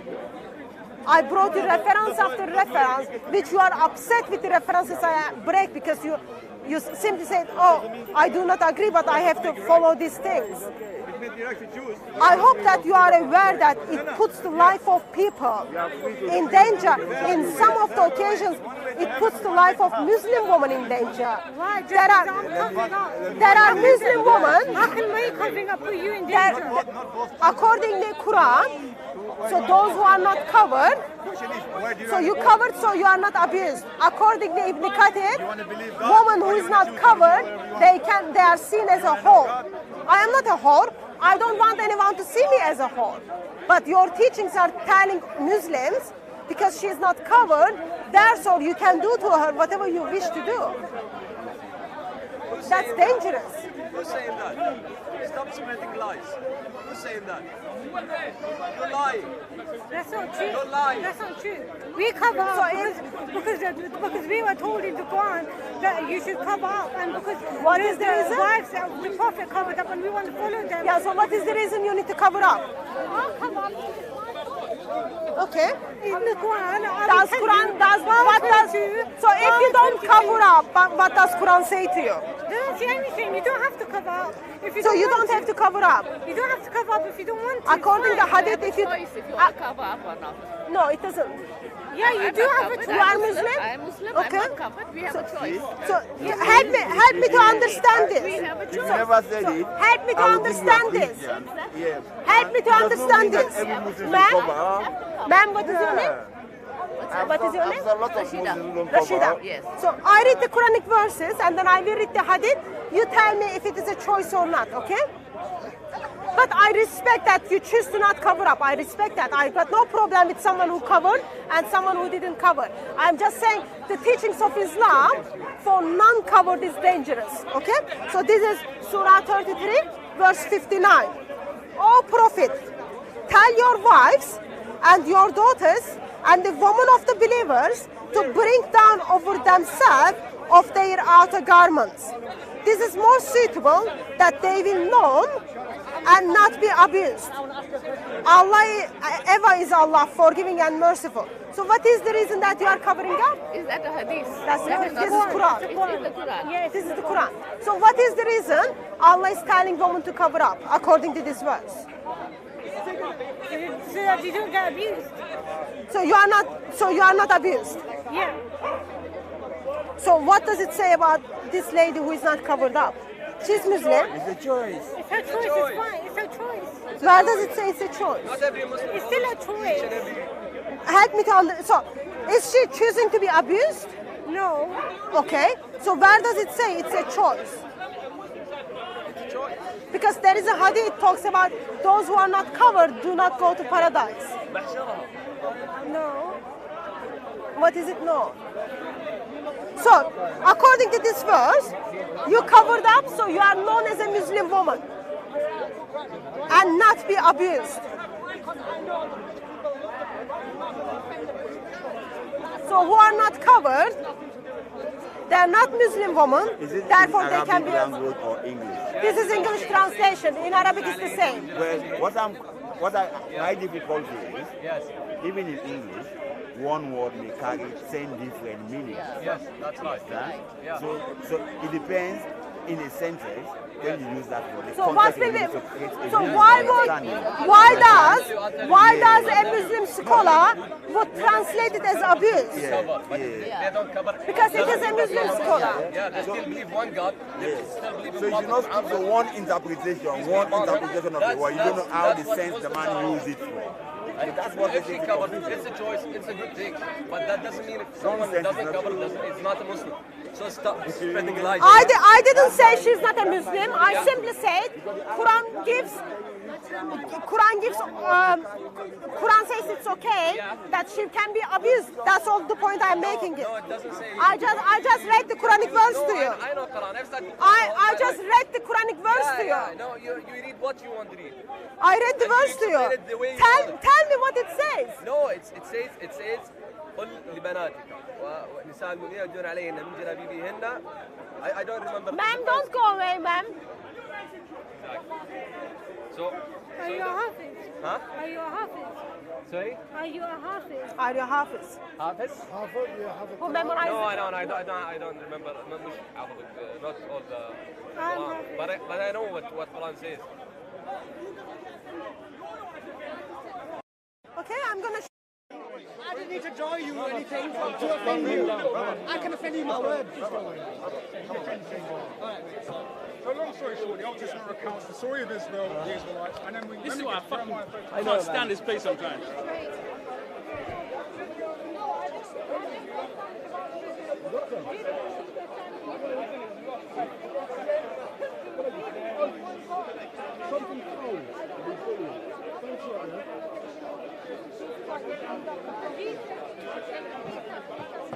Yes, he's the prophet.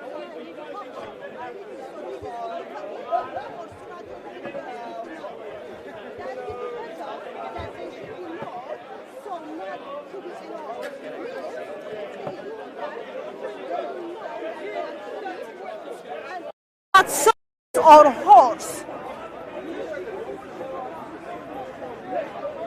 So can I Can I see? Show me, please. Ibn Kathir, 3359. It's not Ibn Kathir. Ibn Kathir is not Quran. Yeah, really? I know it's not Quran. It's not. I know it is not Quran. I told you it is not Quran. Yeah. He's a scholar. He gives you he tells you the explanation of the Quran from the tafsir. So according to his tafsir, he shares the same view what I told you. So you covered. If you are not covered, you can be abused. And Ibn Kathir says they are covered. Those who are not covered, you don't get mixed them with the whores. So uncovered people are seen as a whore. So therefore, I said, because you are covering up your theological intention, putting my life and even this lady's life and the Muslim lady who walked away, her life in danger. Because how am I putting you in danger by dressing like this? Who's in danger? My daughter because is in danger. Sorry? My daughter is in danger because she's walking like this.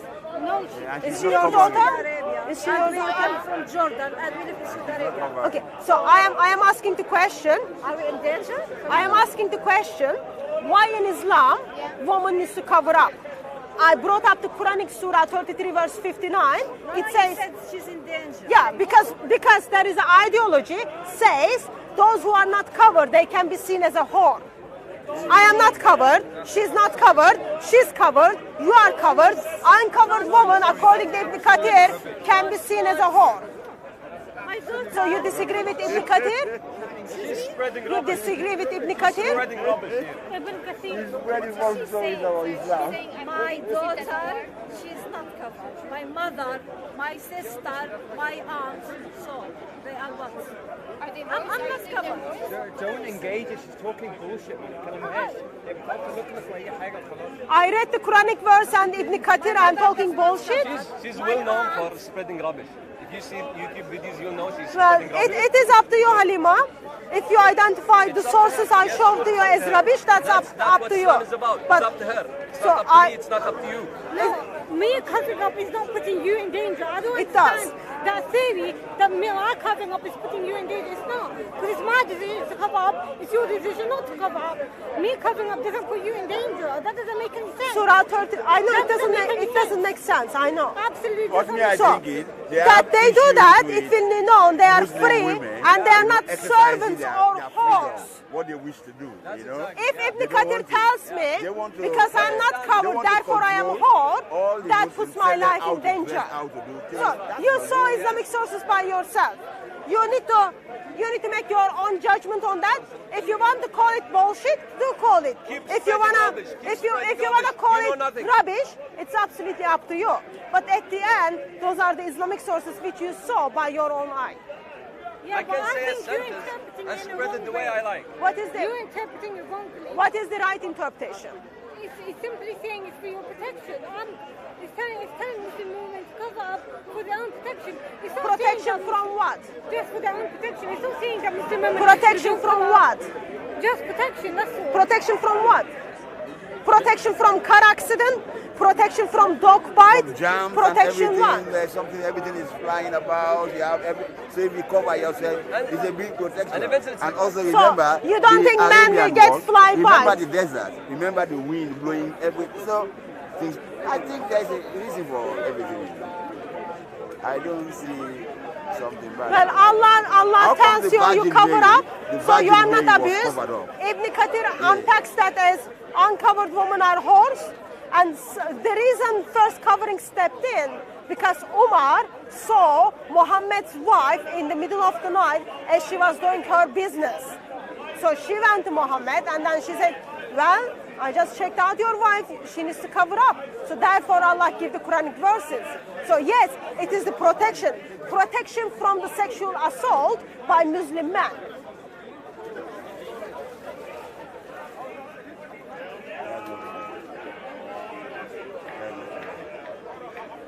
And she walks away. You try too hard. You try too hard. And you always lose. That's how it is. Sorry? You're trying too hard to spread your ideas here. It's Your not my ideology. idea, it's Ibn Yes, you Kathir. try forcing people. You try to interpret it in So their, what their, did I their force freedom. her?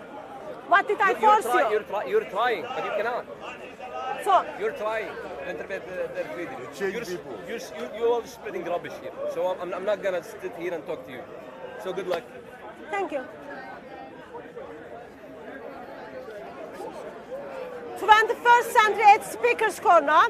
Reading Islamic sources are rubbish. Can you imagine? All I did was reading the Islamic sources. When Muslims follow these Islamic sources, what does it tell us about humanity? When a Muslim on Friday decided to follow the teachings of Islam by thinking to take the life of individual, what does it do? Salman Rushdie, someone tried, Mr. Muslim tried to take the life of Salman Rushdie by simply wanting to follow the teachings of Islam and obeying what the Muslim leaders said 30 years ago. And I think that's dangerous. I follow Lord Jesus Christ. Yeah. Why do you... I'm asking why I am against Islam. Okay? Why are you not against any other religion? So let me tell you. What do you think about this gentleman? I don't know him. No. What does he look like? He looks like a normal person. He looks like a normal person. And he's actually, I can say he's very handsome. He's a normal person. He's very handsome. And he looks like your grandfather, that the ones that you want to go and, I don't know, have hot chocolate together. A Mr. Muslim decided to stop him 12 times on Friday. How do I know that? Because it's all over the video, all over the internet. All over the internet. So, what you see on the internet, you believe it out, finding evidence, or trying to... So you believe it didn't happen? I'm not saying it didn't happen. Okay, so if you don't see something happen, you don't believe that happened? Okay. Were you with Muhammad when Muhammad received the revelation? So, no, you weren't there, how do you know? You weren't there, how do you know? Because it's been said. Oh, it's been proven on Friday through videos and through the testimony of the people. Salman Rushdie is being attacked in the intention of to be killed. And that was only 2 days ago. Yet, you haven't seen what happened 1,400 years ago. You believe by the people you didn't see, you don't know. It doesn't make sense to me. No, but what I'm telling you is this. When you said now this man was killed by a Muslim person. He's not been killed. He's been stabbed 12 times. He's still alive. He's in hospital. Okay, he's alive. He got stabbed 12 times. That person that's been stabbed, you know it's not a source. But a Muslim, that's only one person. You can't equate it to every Muslim. So it is not Islamic. You can't judge one religion because of one person. Okay. It's like me saying, a man who's killed a Muslim. Am I going to judge? What is your name? Ahmed. I'll ask you something else then. Judge one person. No, I hear your point. Let me just respond to something. Judge Muhammad for that. How do you know Muhammad? If Muhammad killed, look at her t-shirt. She's wearing Muhammad t-shirt. You think that's respectful? You can go in a recent country saying Jesus is king. Nothing's going to happen. I wouldn't kill people for it. Can you read this chapter for me? I want you to read a couple of verses from this book for me. So this is the guy who's been attacked on Sunday, on Friday, his book, okay?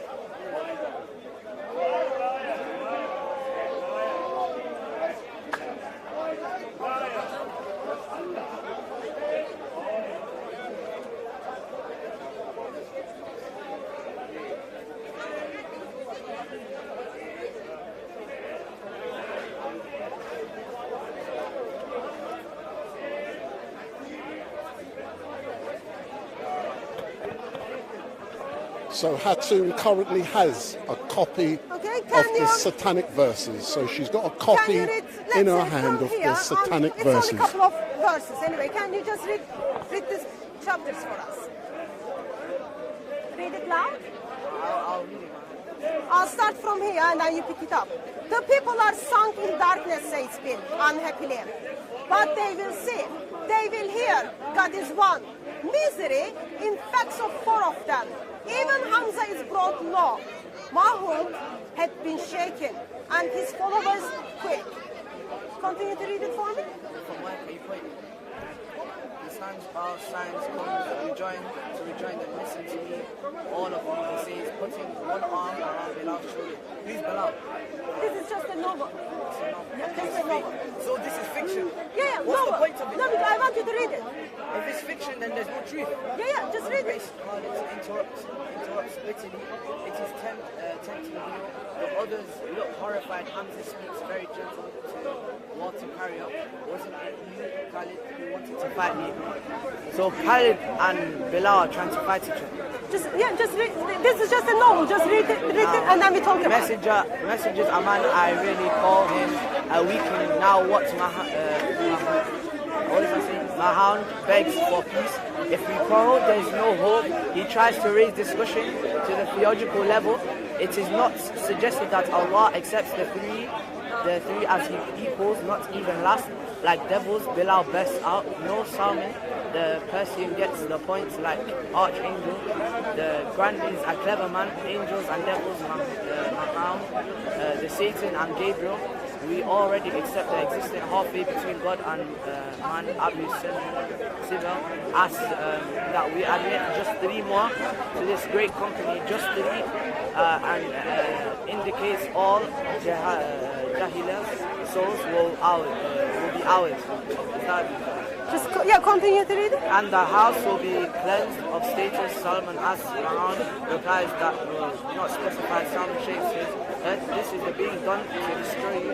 And Bilal as God, as you say, Natsman, Uza, they are all female. For pity's sake of you, to have godness now, those odd cranes, herons have. So I read the last paragraph again, okay? And the house will be cleansed of the statues, Salman asked. Mahmoud replied that this was not specified. Salman shakes his head. This is being done to destroy you. And Bilal edited, God cannot be for. And Khalid closed to tears. Messenger, that are you saying, Lat, Manat, Uzra, they are all females? For pity's sake. Are we to have goddesses now? Those old cranes, herons, and hawks. Okay? So far, you just read 1, 2, 3, 4 paragraphs. Do you have any problem with it? No, it's a novel. It's a novel. Yeah, it's a novel fiction. Okay? Do you think anyone should be killed simply writing this book? It's offensive. What is it offensive? To the Muslim community. What is it offensive? Because you're using Muslim names as and you're describing them as bad people, which gives bad influence. So who was bad people? You're making Muslim people like names sound bad, and you're putting bad and shame upon the community. Give me an example. The paragraph you read, where you understood Muslim people are bad. You're disrespecting Islam. How? Because you're using their names and putting bad Where are you from? Somalia. I am from Turkey, okay? I grew up by reading the books. And in our books, you read the books, name of Muhammad has been mentioned. Name of Ali has been mentioned. Muslim names are mentioned in the books. That doesn't mean someone is spreading hate against Islam or making Islam look bad. Okay, this is all bullshit. Yes. So do you think it's not real? Okay, do you think someone should be killed still writing this bullshit? No, but it's offensive. What is it offensive? You're using Muslim names and using it for bad. You're making it sound bad against the person. Imagine some Muslim person was here and you read that book. You would find it offensive. Imagine that. You read it, you didn't find it offensive at the first. Now you are trying to justify why you find it offensive. What is it about it offensive? I repeat it 3 times. I'm struggling to understand. Yes, I'm struggling to understand. Do it again. As I said, it's because there's Muslim names. It's offensive to the Muslim community because you better listen carefully because I'm not going to repeat myself again. It's offensive because imagine a person's name was called Hatun or Muhammad was in this book. And then you see, they abuse women, they will say females, and they will say, this person killed this person, or this person did this hatred and done towards the other person. How is that going to make that person feel? It's going to make that person feel like ashamed and like offended. So therefore, because people are being offended by their names to be used,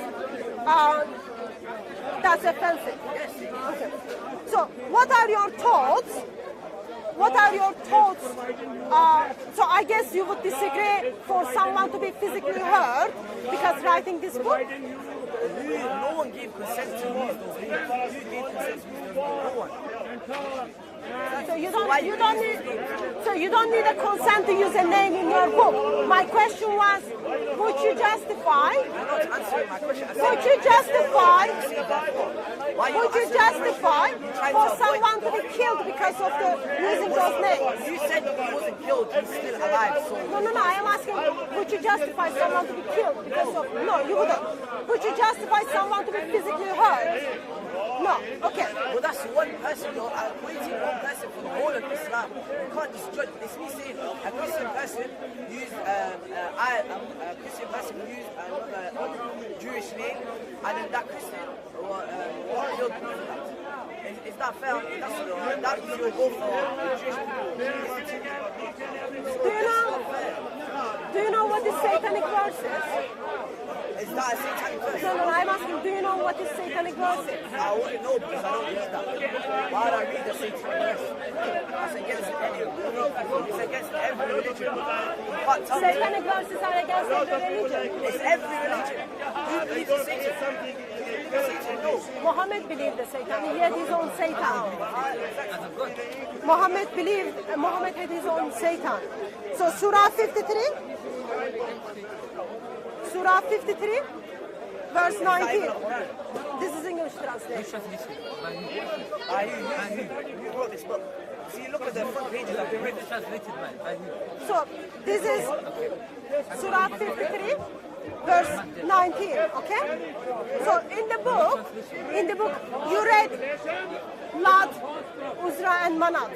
Do you remember? You read the page I showed it to you, and then they were identified as the claim. So, here's the similar verse. He certainly saw the greatest sign of his Lord. So, have you considered Alat and Al-Uzra and Al-Manat, the third, the other one? Can you read it?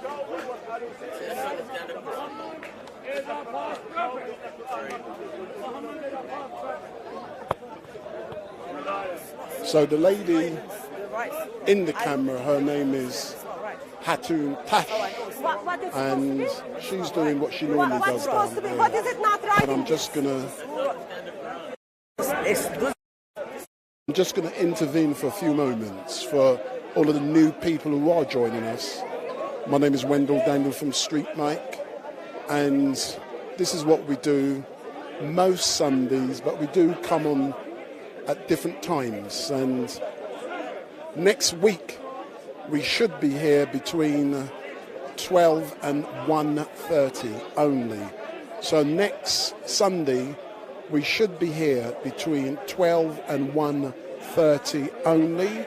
The reason why, I have a private event to do at 3 o'clock next Sunday. So I will only be here from 12 till 1:30 next Sunday. And for those of you who are a follower of StreetMic, we've got a new tab on YouTube called the Community tab. So every now and then I'll put information in the Community tab, and you will find out what I'm doing. You'll find out what times we will be, for example, starting up here at Speaker's Corner. So if you want to know on the day what time I'll be starting at Speaker's Corner, go into the Community tab at StreetMic LiveStream on YouTube, go in the Community tab, and you'll find out information in regards to what I am doing. And I'm just going to say hello to a few people who are currently on the YouTube chat. And I'm just signing into YouTube now. I'm going to say hello to a few of you. There's some new ones. Hello, Jesus Jones, Paul, Essex, Irish Flame, Dickie T Does Stuff, Scare, Crowbar, The Last of Us, Gina from Cologne, KK1, Ogham, Bizek, Brick, King Rooks, Islamo, Realist, James L, One Cheek, Peter Yam Yam, Peacemaker, Humble Servant, Sasha Blue, XACE99X, and there's Hatun. Like you keep saying, my future wife. Gotta laugh. Oh my God. Beats Crates, One, Big Mama, The Great Commission from America. Good afternoon, sir. How are you? The Big Commission. So all of you who are watching StreetMic, thank you very much. Gina from Cologne, shut up. You want to listen to Hatun. You listen to StreetMic. If you don't like it, go elsewhere. Be quiet. So next week we will be here at 12:30 to roughly 2 p.m. And what I will say is, finally, what you must do, please switch on your notification bell, and every time we go live, you will be informed. So please switch on that bell. I must always tell you that every week, and more people are doing it by telling you you do it. That's why I advertise. Ha, ha, ha, ha. And also, share the YouTube link with 20 of your family and friends and ask them to subscribe. Let's see what my wife, that's what some people call her, and I'm happy to repeat that. And she's told you, you're all funny. So let's listen to Mrs. Daniel. It received verses from the Satan. Allegedly. Not allegedly. According to 50 historians. And the Even according to Tabari as well. Sorry, who? According to Tabari as well. Okay. What about the 350 that say differently? Who are those 350? There are plenty. Show me someone from within 300 years of Muhammad. You can Google it. I don't have No, I the don't name know. for it. I am asking you. I don't have the name. Since you are expert, you know all the scholars discredited. Yes. I am sure you will be able to find the reference No, easily. I'm not an expert, but I know that this text is discredited. That's what I By know. whom? Many people. Who are those many people? Why would you have a problem if you are Muslim? Why would you have a problem if Muhammad had a revelation from Satan? Muhammad will never get a revelation from Satan. He never got a revelation? Never. How do you know? Because I know my prophet.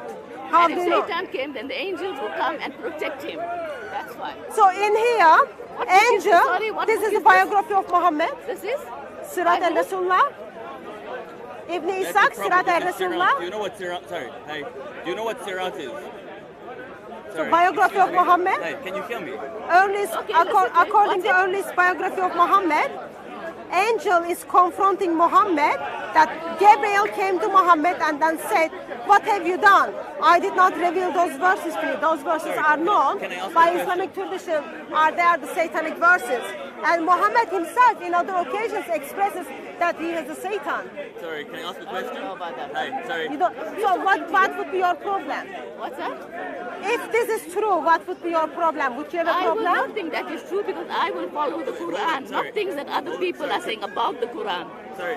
If it was in the Quran. Are you Quran only Muslim? Huh? Are you Quran only Muslim? Am I? Are you Quran only Muslim? Are you a Quran only Muslim? Yes. You are Quran only Muslim. Can I ask you a question? Okay, answer his question first. What is Sirat? Biography of Muhammad. Yeah. Biography by whom? In this occasion, the one I am holding in my hand from Ibn Ishaq and Ibn Hisham.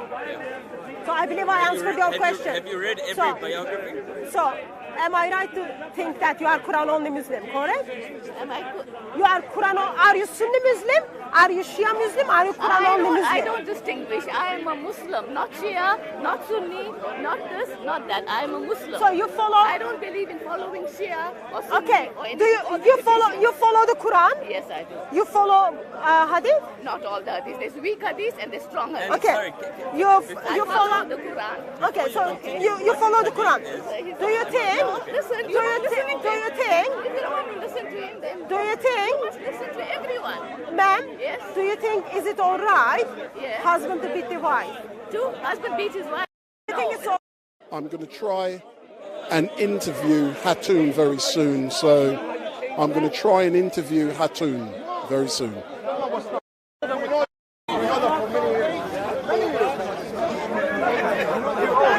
You don't want to see? How do you know if you don't want to see? I think that is problem by itself.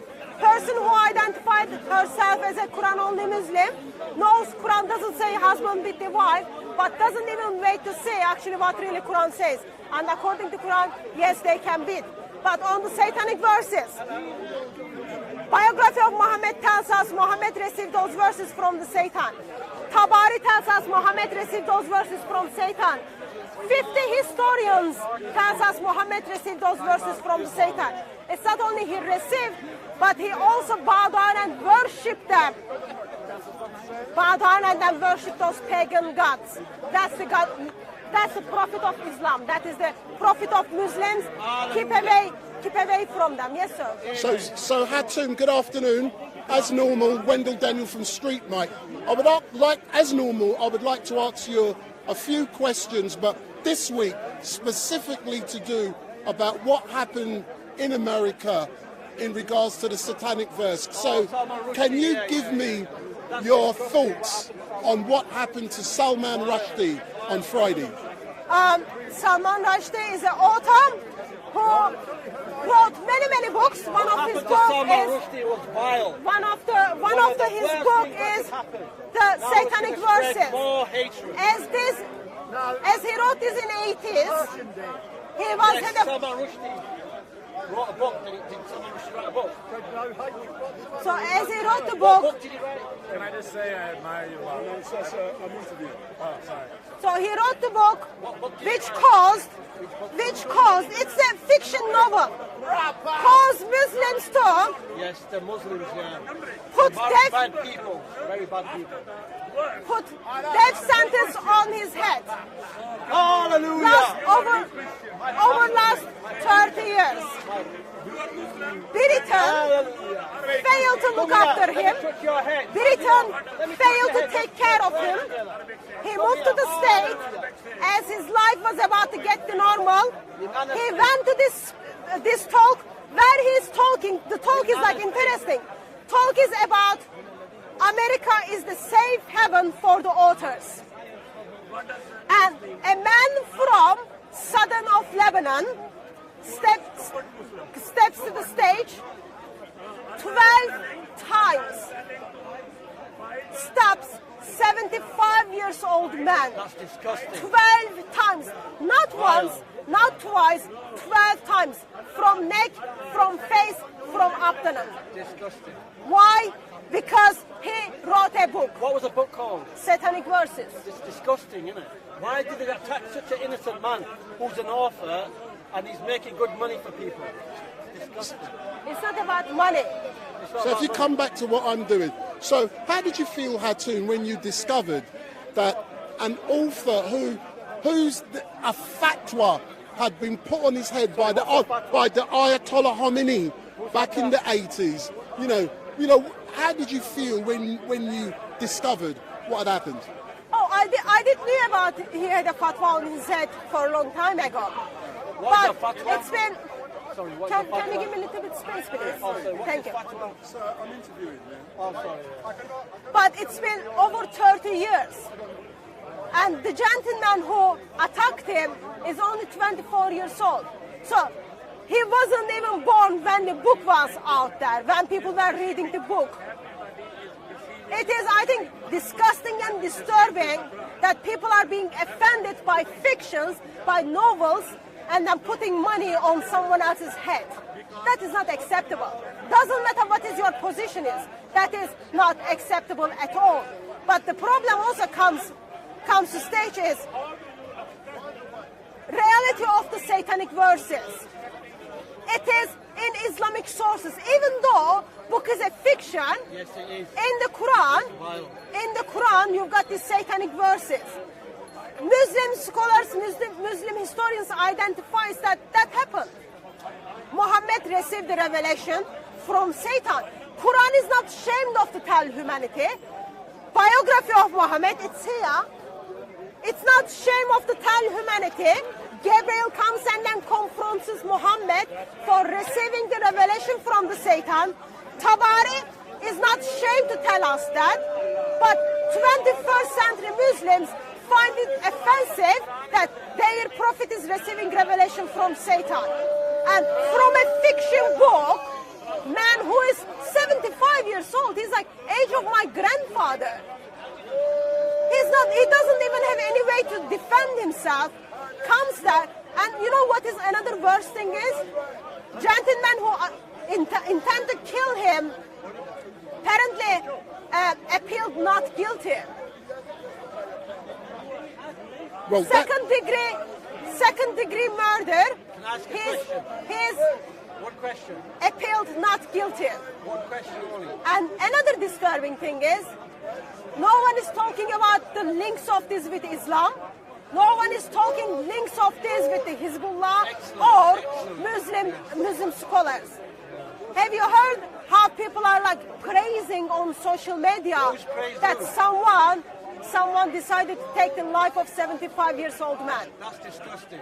As I look around Speaker's Corner today, I fail to see the usual heavyweights that I would normally see. The Ali Dawas, the Shamsi, and every now and then we'll see Mohammed Hijab. But I haven't seen any of those heavyweights down here today condemning what happened in America. Why do you think that is? Why they are not here to condemn it? Because it is in Islamic sources. I've got the hadiths in my bag where according to Islam, if someone feels that the Muhammad is being insulted, they can simply go and kill that person. Muhammad gives permission to such a thing. So Muslim missionaries if they come and then they say he shouldn't be killed, they will be seen as, oh, it's okay to abuse Muhammad. If they say, oh, he should be killed, then they will be identified as, oh, they are willing to kill those who insult Muhammad. But Muhammad is dead. How can that person is being insulted? That's true. I agree with that. As you know, Hatun, last year in July, you was attacked here at Speaker's Corner yourself, and someone tried to kill you. Wow. What concerns do you have? And I always ask you this question. When we see what happened to Salman Rushdie in America because a fatwa was put on his head because of the satanic verses, do you see similarities in regards to what he has said in the book and your teachings down here at Speaker's Corner? All I am doing is reading the Islamic sources at Speaker's Corner and asking the relevant question. If such a thing happens in the Great Britain, I think Britain is not great at all. But when it happened in France, first couple of days we said we are all Charlie Hebdo's. But now, media cannot even show the pictures of Charlie Hebdo. I know they can't. Even from Friday, media is not able to say this has something to do with Islam or something to do with the fatwa he had in his head. Why? Because out of fear, people are forced into the fear, and now freedom of thinking, freedom of action is being taken away from people. Because, final question, because of what happened in America to Salman Rushdie, do you believe that that freedom of speech, that freedom of expression has been destroyed, eroded? Well, what are your views on that issue? I think before the state, you need to look at this country. A teacher is in a hiding place because he showed the cartoons of Muhammad in a classroom. He's still been hiding. In Britain, a teacher are being sacked, simply they have a mug has the pictures of Muhammad and Jesus. Yes, that's true. Yeah, so it is happening here. Yes. Grooming gangs. Did you not hear the reports? Have you not heard the reports? Police officers, social media didn't want to identify the Islamic rape gangs. Why? Because they didn't want to become Islamophobe. True, yeah. So they were willing to see thousands of lives of the girls are being destroyed. It is happening here. We've got like so-called silent blasphemy law, and it is actively taking a part. As normal, Hatun, I thank you very much for giving StreetMic this opportunity to engage with you, and I will continue to engage with you over the coming weeks. And what I do hope also is that some of those people who come down here to observe, like you, sir, you would learn certain behaviours when interviews have been conducted, and also, sir, helping her sir, with her interview. Sir, but you must also understand. When there's two sides of the coin and there's a debate, my brother here who's commenting is an amazing guy, and he looks after people all around the Sir, if you listen, yes, that is not the issue. Very much, sir. What you must observe, sir, stop going so close and going into people. You do. Learn. You must not do it. We have to be peaceful with each other and move forward. But you must learn certain behaviours, sir.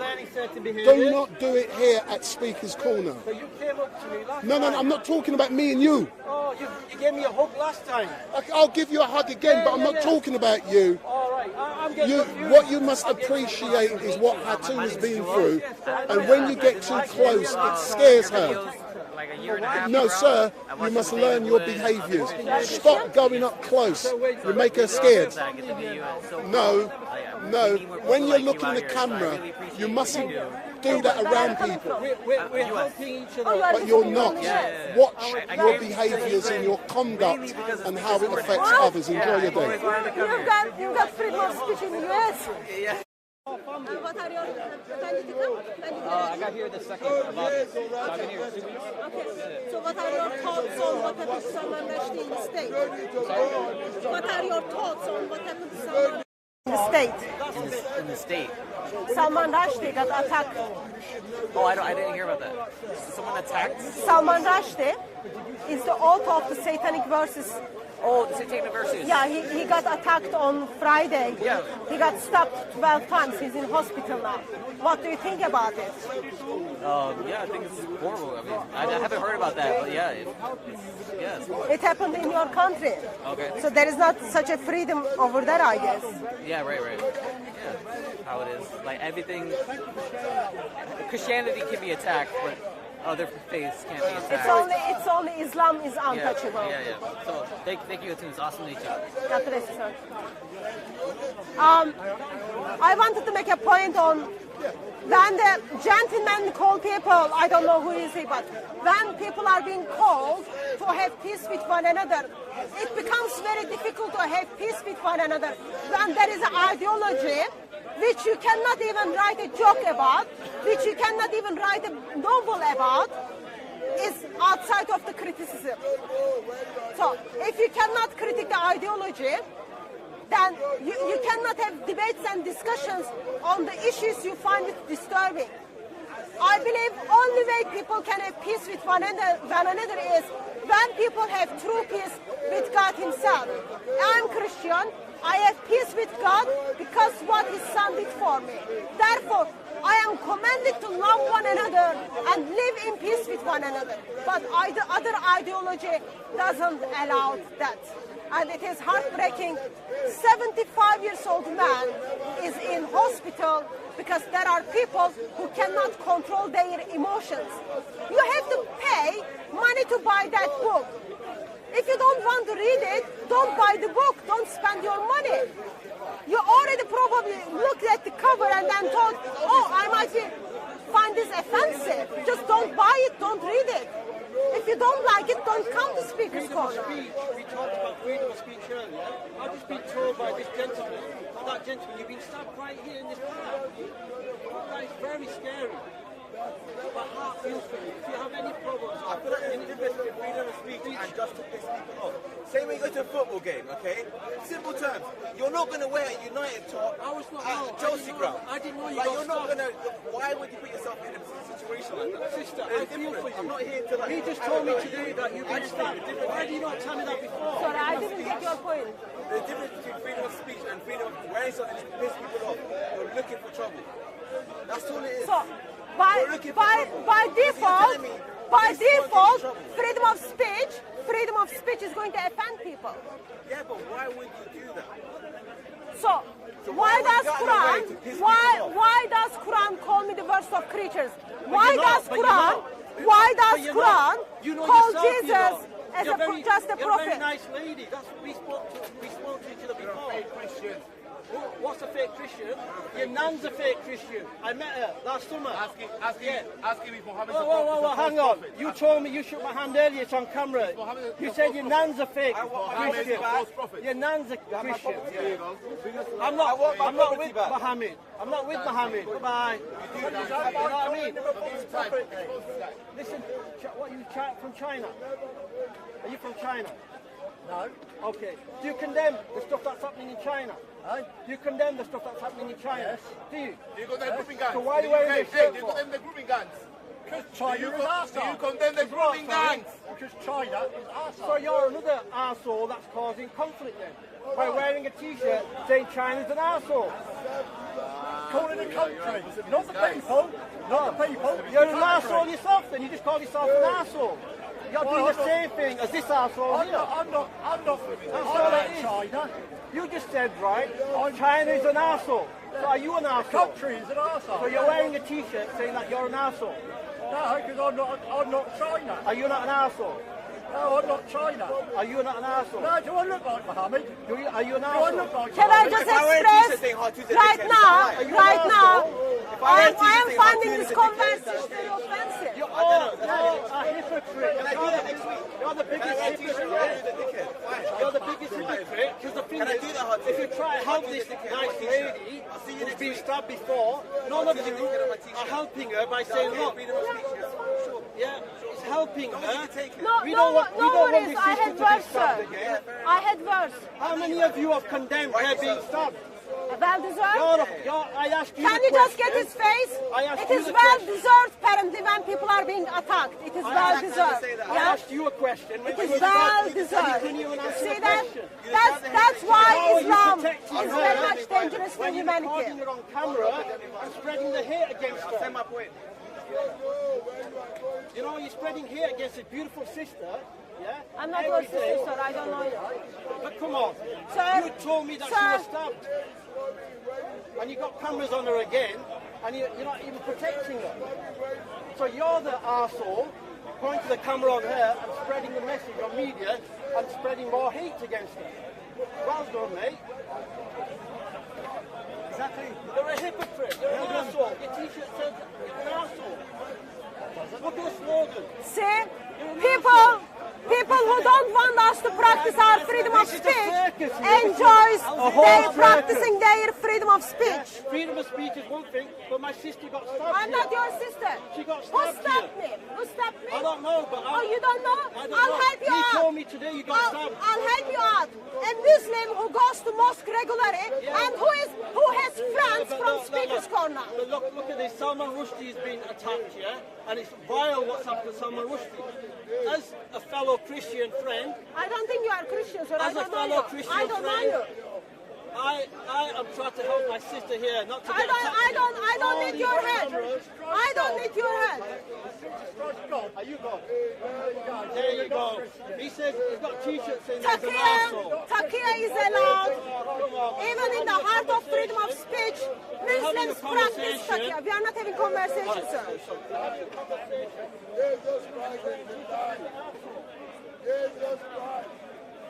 Thank you, peace on that. Sister, I hope you stay safe. These cameras are pointing at you, and I really feel for you, my sister. If you ever need any help or anything, just get in contact. Oh, why don't you talk to the Muslims and then get that like caught? Why don't you go and talk to the Muslims and then tell them to go and then report their friends to the police? There you go. I spoke to your father today as well. He invited me to his church. Amen. Hallelujah. I'm protecting you. Doesn't know anything. Just if I can protect you, I'll be here night and day to protect you. Sir, get away from me. Yeah. Thank you. See you later, asshole. See, the language Muslims use towards my brother, asshole. That's the language they call another human being. Why? Because apparently at Speaker's Corner you can't say such a thing. But if you wear the t-shirt, or if you say Muhammad received revelation from Satan, that's apparently no good. People who hate freedom of speech come to Speaker's Corner to practice their freedom of speech. Yes. That means you're bigoted yourself. You're a hypocrite. Really? That means you're a bigot. Really? Yeah, it does. Well done. You're generalizing. Well done. You're very prejudiced. Well done. Yes, you are. You're a very prejudiced person. I can smell a prejudiced person from a mile. You smell? Yes. You From a smell? mile. Oh. From a mile. Oh, you think I smell like Muhammad, who called black people raisin head? Who teaches black people are going to make their way to hell because of their color? His best companion, one of his best companions is a black man. He bought them. I've got a friend that's black. Muhammad had a friend that was black. They're all racists. That's in the 7th. That's the Muhammad had slaves who were black. Muhammad was selling black people. Yeah? America did that. Muhammad. Do you follow America? Is America your authority? The world follows the Is dollar. America your The world authority? follows the Muhammad dollar. is your The world authority. Would follows you the go and dollar. kill on the name The of world America? follows America. What are you on about? You follow Muhammad. No,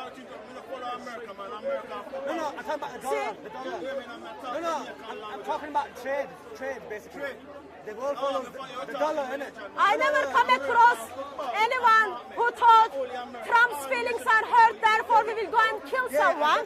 But I come across with people who thought feelings of dead people, dead person is being killed, hurt, therefore we will kill that person.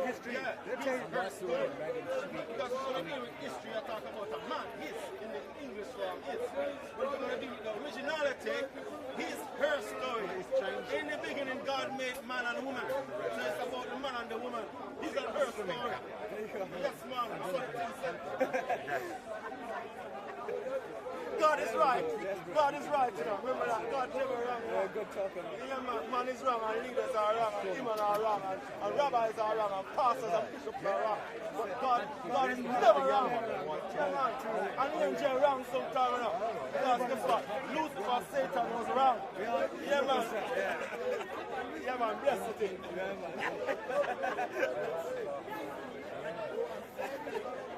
How are you, brother? Peace of Christ be with you.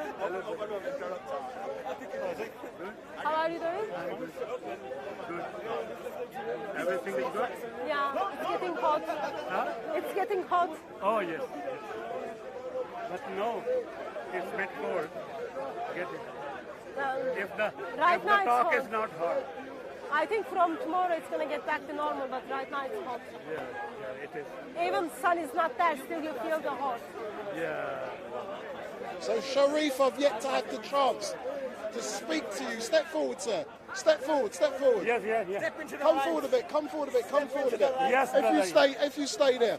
I want to ask you some questions about what happened to Salman Rushdie. What are your views on what has happened to him in America 2 days ago? In one word, it is bad, and bad by the Muslims. But whatever Salman Rushdie have written, he has written it from this book, because this book is a satanic book. It is a satanic book because Why is it satanic? Surah 22, verse 52 says, that if this book is coming from other than Allah, then this book is from Shaitan. And whoever is receiving it, that is a false prophet. So Salman Rushdie is writing everything from this book and from their hadith. Where is Lizzie? So if I haven't seen her since. Salman Rushdie is attacked, then they must attack this book first. And they must attack the hadith first. Because the Quran says, Surah 53, that Allah is having 3 daughters. Lat, Manat and Uzat, 3 daughters. And that is what Salman Rushdie is writing. That is what Salman Rushdie is writing. And Salman Rushdie is saying that this Quran is a satanic book. Why is it Salman Rushdie? Because this book is saying that kill Jews and Christians wherever you find them. No, that's the Battle of Badr. That is a murder. No, that's talking about the Battle of Badr. And this book says that if they pay jizya, then let them live. To Muhammad, this book is saying, if they are paying jizya, let them live. So this means that truly and truly, Salman is on a right track. And Salman, what he wrote the right thing. Because you want to believe it, that's why. He wrote the right thing No. because this is a satanic book. You're spreading hate, you know that. You're spreading hate. This is a satanic book. You're spreading hate. Surah 53. You're spreading hate faster than Islam is spreading. Surah 53 clearly says that Muhammad worshipped Lat, Manat and Uzat, 3 daughters of Allah. He worshipped, he bowed before them. And also he said their intercession is must for Muslim. Why are you lying? Must for Muslim. Why are you lying? This is what Salman Rushdie is telling from 2019 onward. You're Christian and you're lying. So, before you kill Salman Rushdie, you must destroy this book. Oh my God, it's crazy. Man. If you are destroying You're gonna start a cult. Salman Rushdie, a new cult starts destroy this book first. A new cult starts or here.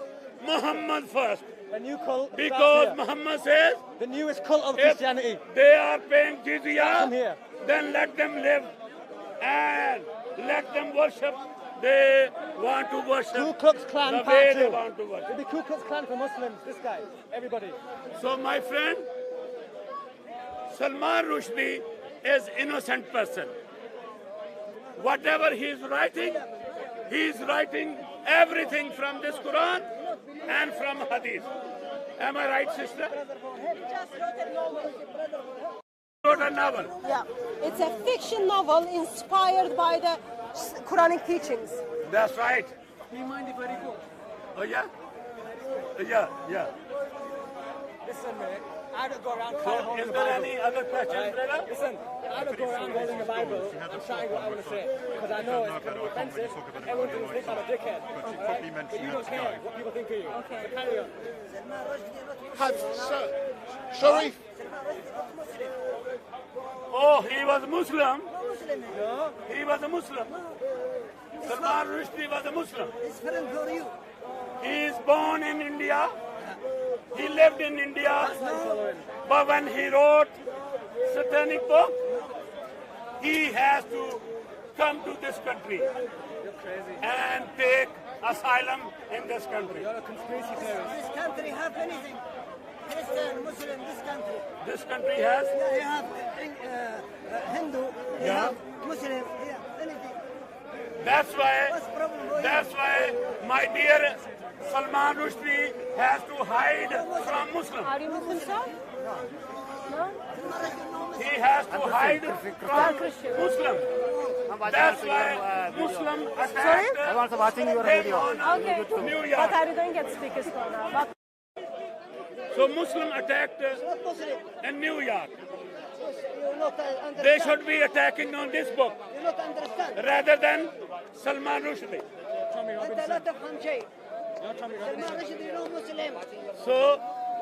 So Muslims, wake up. Wake up. Don't kill us. When we say this is a satanic book, we prove from this book. We prove from this book that yes, this is a satanic book. And this is what Salman Rushdie wrote it. This is what Salman Rushdie wrote it about this book. So my friend, Have you read Salman Rushdie's book? don't be angry with Salman Rushdie. Have you read his book? You need to be angry with Sahih Muslim, You haven't even read his book. Sahih Bukhari, I think you're angry and at yourself. Quran. You're angry at yourself, I think. Because Quran, Surah 53. Quran, Surah 53 clearly says that Allah is having 3 daughters. Lat, Manat and Uzat. Tell me something, yeah? If you look around us here today, the usual heavyweights, speakers like the Shamsi, the Ali Dawa, and all of the others, the Muhammads, none of them are here today to condemn what has happened. Why do you think that is? It's because they have nothing to speak against this book. They are not true Muslim. Why? What's a true Muslim? They are not speaking the truth all the time. They are always lying all the time. Because if this book clearly says that this is from Shaitan, this is from Satan, then they should be here to condemn it. Because whatever Salman Rushdie has written, he has written it from this book and from Hadith. Am I right? Thank you very much, sir. And as normal, thank you for engaging with StreetMic, and I look forward to engaging with you in the weeks to come. Thank you, sir. Thank you, brother. So for all of you who are watching, my name is Wendell Daniel and welcome to StreetMic, and we are coming to you live and direct from the regular Sunday Mayhem down here at Speaker's Corner.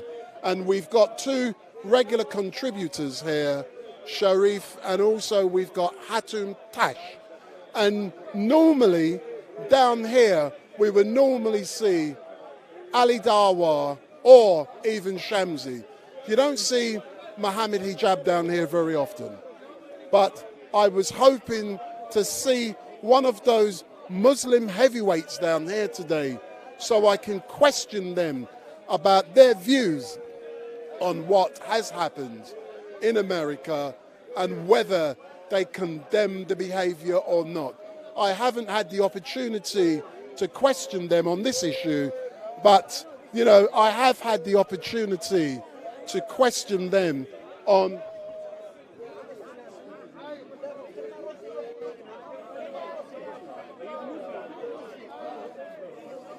So we've had the opportunity to engage with Usman, and Usman has given us his opinion on what has happened, and, you know, and that was important, and he's here. He's not scared to be asked questions by StreetMic. And I've also had the...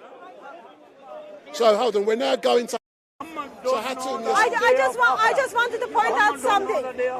Mr. Muslim believes this happened to Salman Rushdie because Salman Rushdie wants to get attention of the media.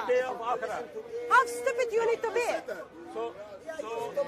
You need to be, I know you need to be in certain level of stupid, but this is like highest level of stupidity. To get attention. So can you repeat what he said? He's saying Salman Rushdie is not Muslim. He wanted to get attention intimidation. Therefore, that's what he did. So he was like willing to get stabbed 12 times by a Mr. Muslim to just get attention. See, this is the mindset of Muslims.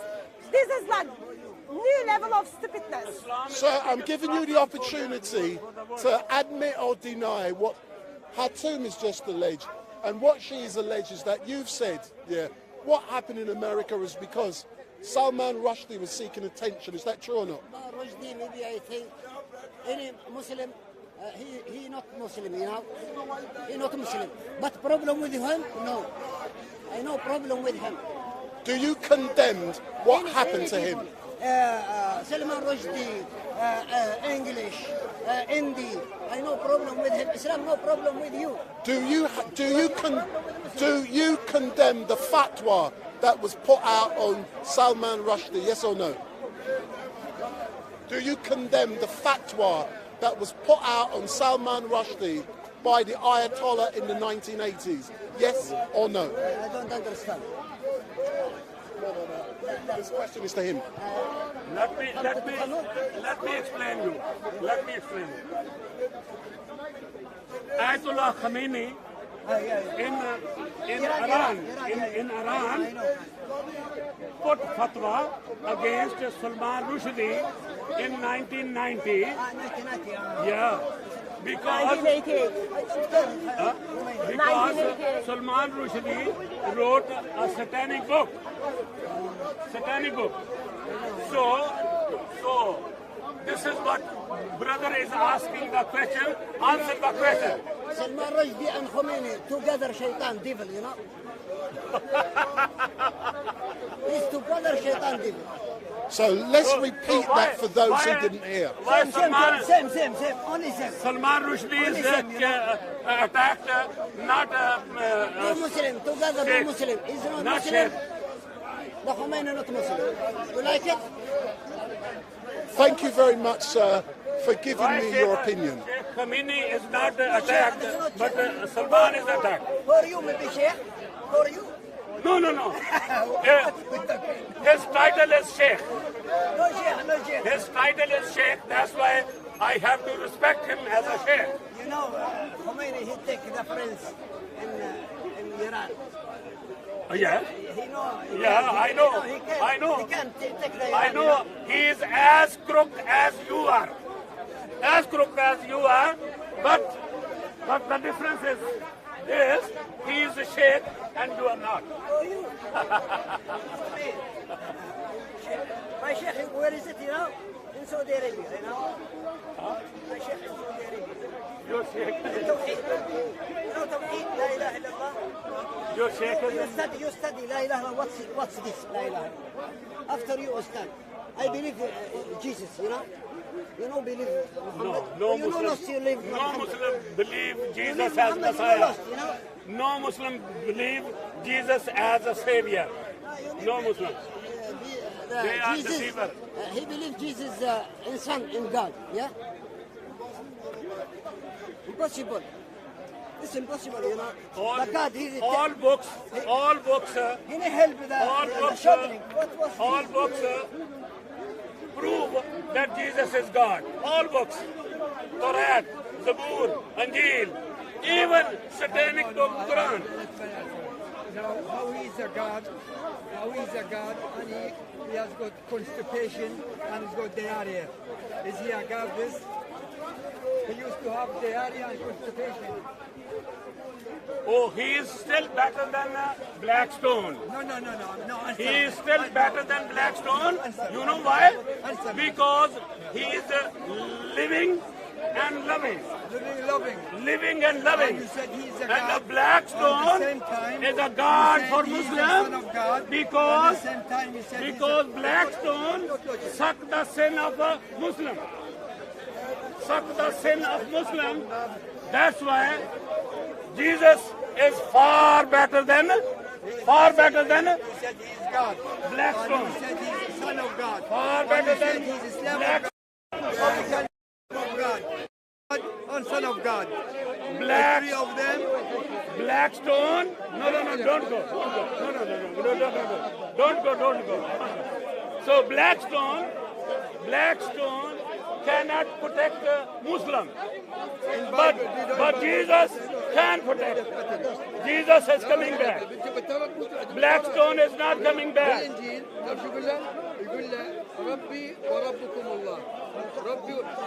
In the Bible says, my God and your God. And you said he's a God? Yes. It's not logical. No, the logical is this. Logical is this. Yes. That my Jesus in the Bible is living and loving. In the Bible, he says, my God and your God. That means he's my the name of God. My Jesus is walking and talking. But Blackstone is not walking, not talking. You didn't answer. So, my Jesus is far better than Blackstone. No, let's argue. So Muslims, listen. You have Allah, which is the Blackstone. Only shouting. Come on, don't go. But no good speak English.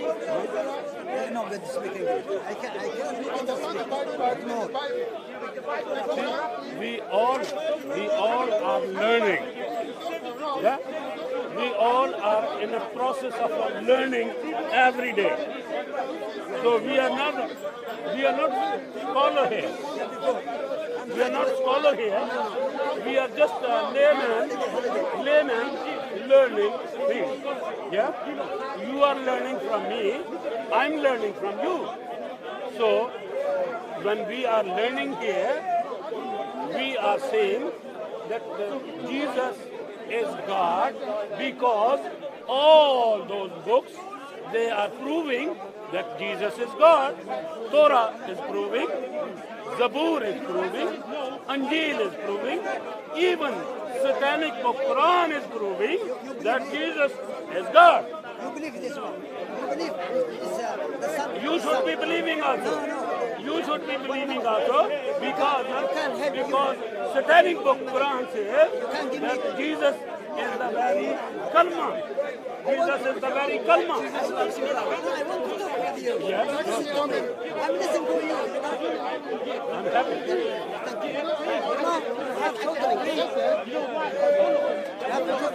I have children. Yes.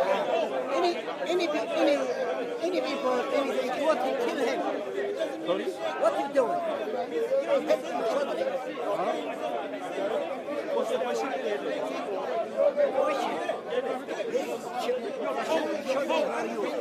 You can't help him.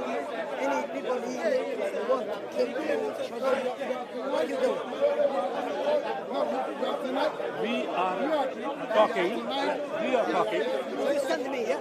We are talking as a human. Of course, human. Like an insan. So, you are insan, I'm insan. Of course, we are parents, we are father and mother, they will protect their children. But for Jesus, he came from heaven for this special mission. The special mission was there. Just one. Just one mission, particular. Just one mission, particular. To save us. You have children? How? 1, 2, 3, 4. Doesn't make any difference. Whether I have a 2, 3, 4, 5. आपका ताकत ज्यादा है, अल्लाह ताकत ज्यादा. How you ज्यादा? कौन ताकत ज्यादा है? तू और अल्लाह है.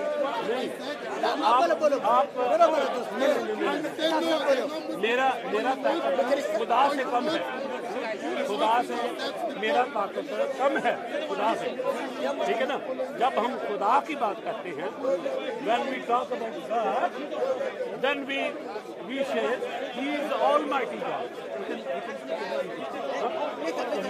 ज्यादा नहीं है. मैं समझ गया ज्यादा इंग्लिश ज्यादा नहीं. मत मेरा दोस्त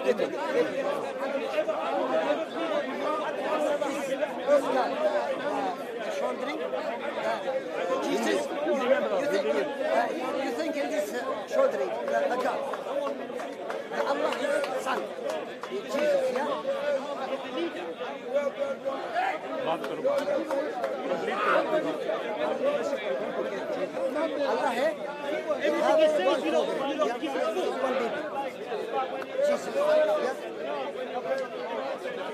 बात कंप्लीट करो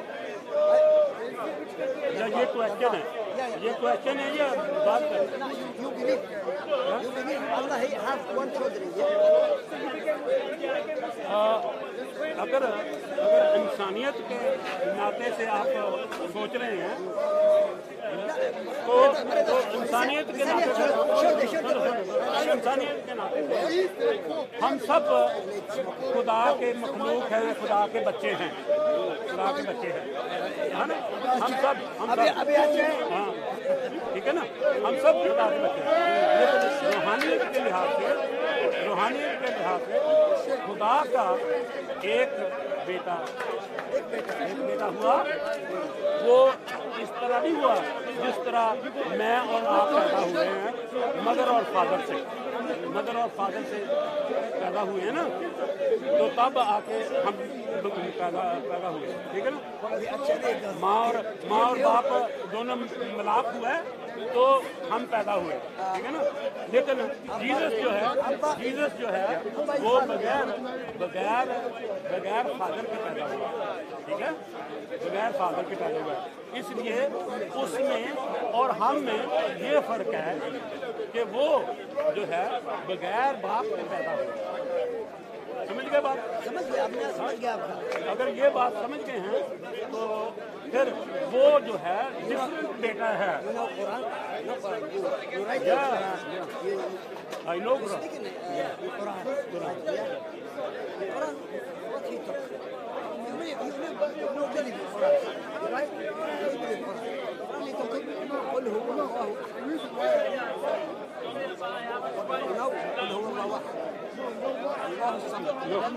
Bahar, it's not a word Bahar. The word is Ahad. Not Bahar. No. Not Bahar.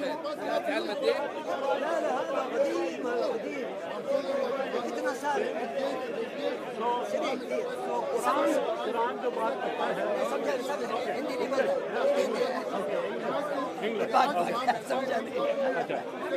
So what Quran is saying, Quran is saying, Kul ho Allah Ahad.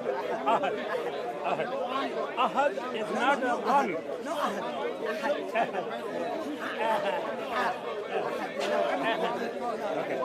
Okay. No. Ahad. When Quran is saying Ahad, then Quran means that Ahad means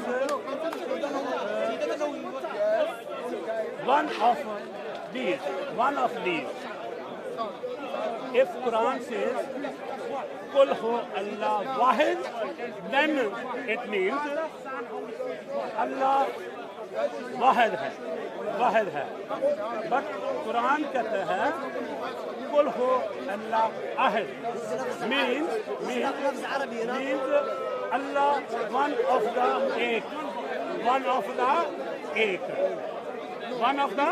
ek. तो one of the एक का मतलब है कि कुछ हैं उनमें से एक। अल्लाह समद मीन collection.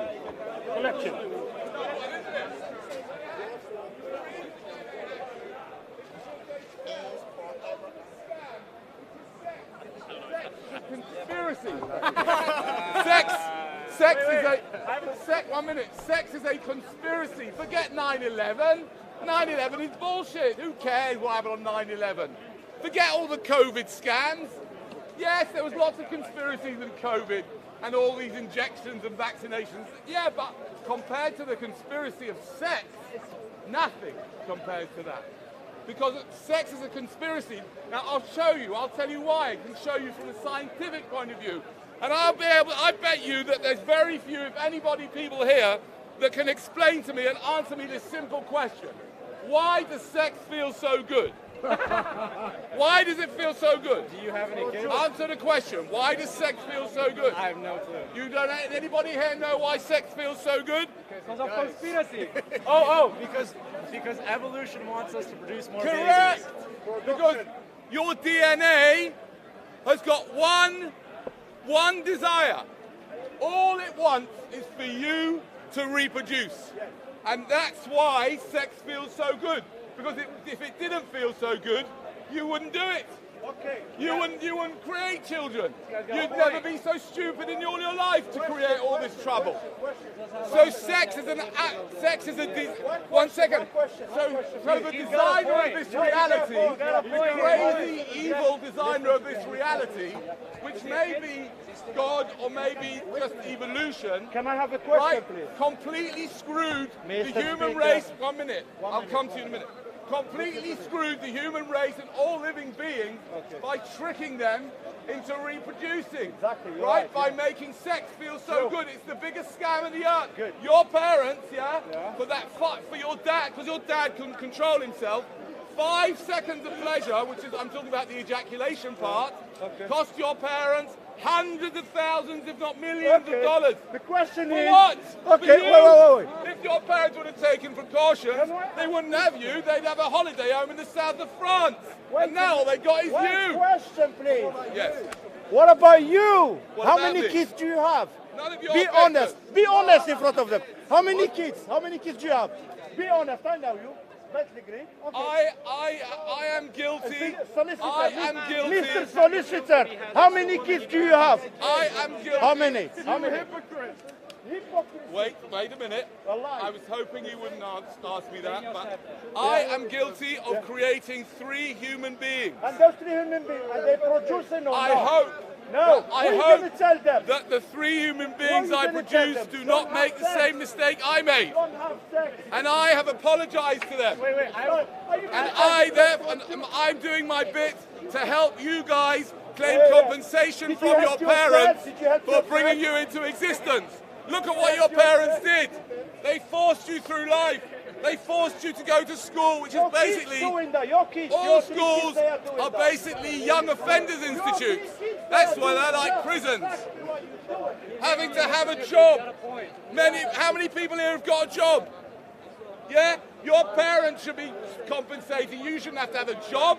What do you want a bloody job for? What do you do? Dairy farm. Oh my God, you work in a dairy farm. That's terrible. What? You're stealing the milk from poor cows to give to lousy humans. You have to work in a farm. Now look, you may like your job. If you like your job, good. Would you do it if you weren't paid? No, thank you. Your parents owe you for that. Why should you have to work just because they wanted to have a nice little shag? Right? No, they owe you compensation for having to do that. Physical abuse, many of you were physically abused by your parents. What a cheek, bring you into existence and then give you a smack. They're the ones that deserve a smack for bringing you into existence. When a child is born, they should smack the mum and dad. What the fuck have you done? Sexual abuse can happen, of course. Being fed an unhealthy diet. Many of you, your parents didn't even know. My parents, they had literally no idea what a healthy diet even was. Right? Exactly. Exactly. Look what they've done to you. I'd get them to pay for your cigarettes as well. You know what I mean? Who pays for your cigarettes? Because it's your parents' fault that you need fucking cigarettes to get through your life. Yeah, get them to pay for it. And drugs, absolutely.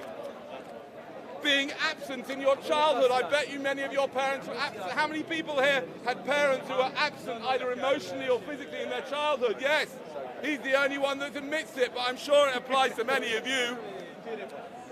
And then failing to warn you not to be parents yourself. How many people have made the mistake of bringing people into existence here already? Not yet. Other than me. Looks like you're the one offender. I'm the one offender, that's right. Wait, so is sex bad?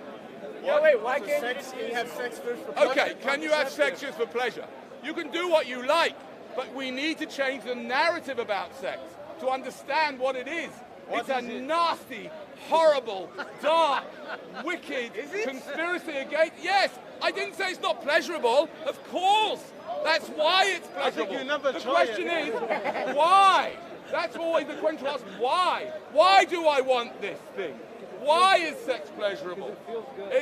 Yeah, I know it feels good, but why is it the act of procreation feels so good? Because evolutionarily, we want to exactly, evolution, which is this power that tries to keep us going no matter what, wants you to reproduce, even though it's completely against your interest and the interest of your children for you to reproduce. Well, no, why? Wait. Are I you mean, let's take this guy here. Would anybody want this guy to be your dad?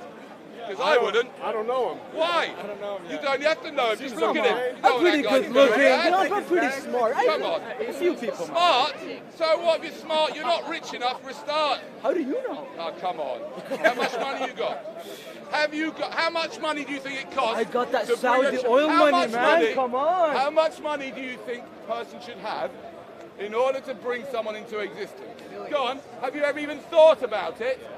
You see, when people have a child, when people sleep with each other, when heterosexuals sleep with each other, and by the way, it's the heterosexuals that are causing all the problems in the world, not the homosexuals.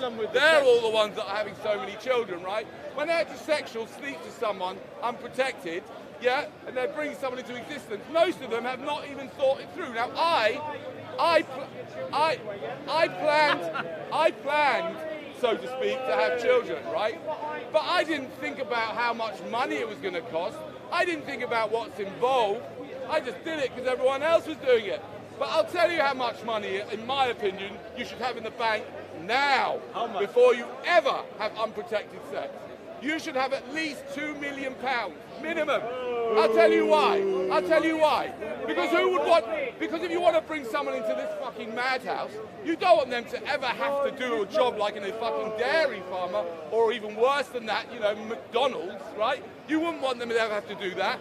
And you can't guarantee that you're going to be well. You can't guarantee anything. You want to make sure that they're living in a decent place, Excuse me, a safe let me place. interrupt you. They get the best education, not go to school.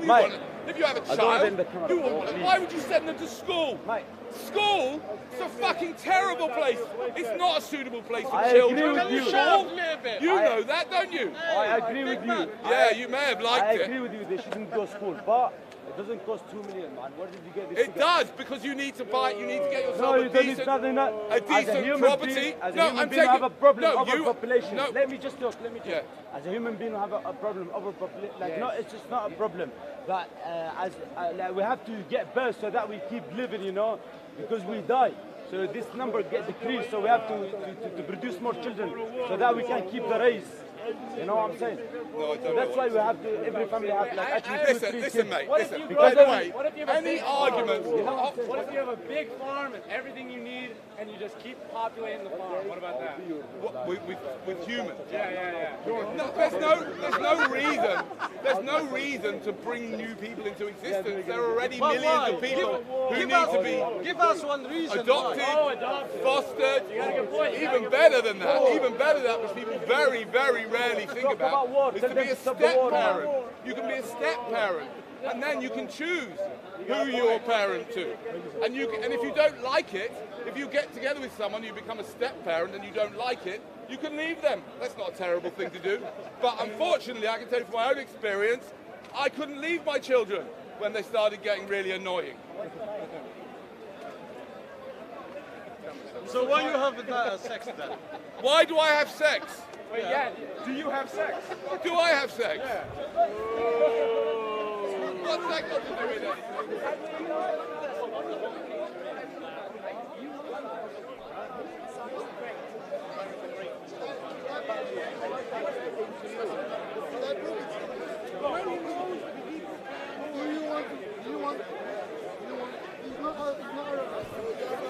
You see arrogance because you know that you don't definitely you see arrogance.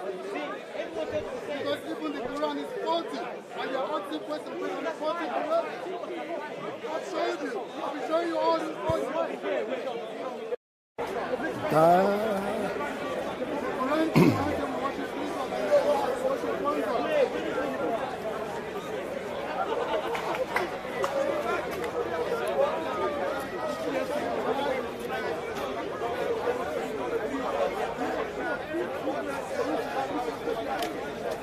Good evening to all of you who are watching.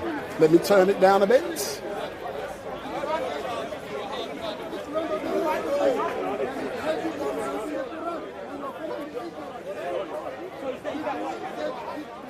So good evening to all of you who are watching. My name is Wendell Daniel and welcome to StreetMic.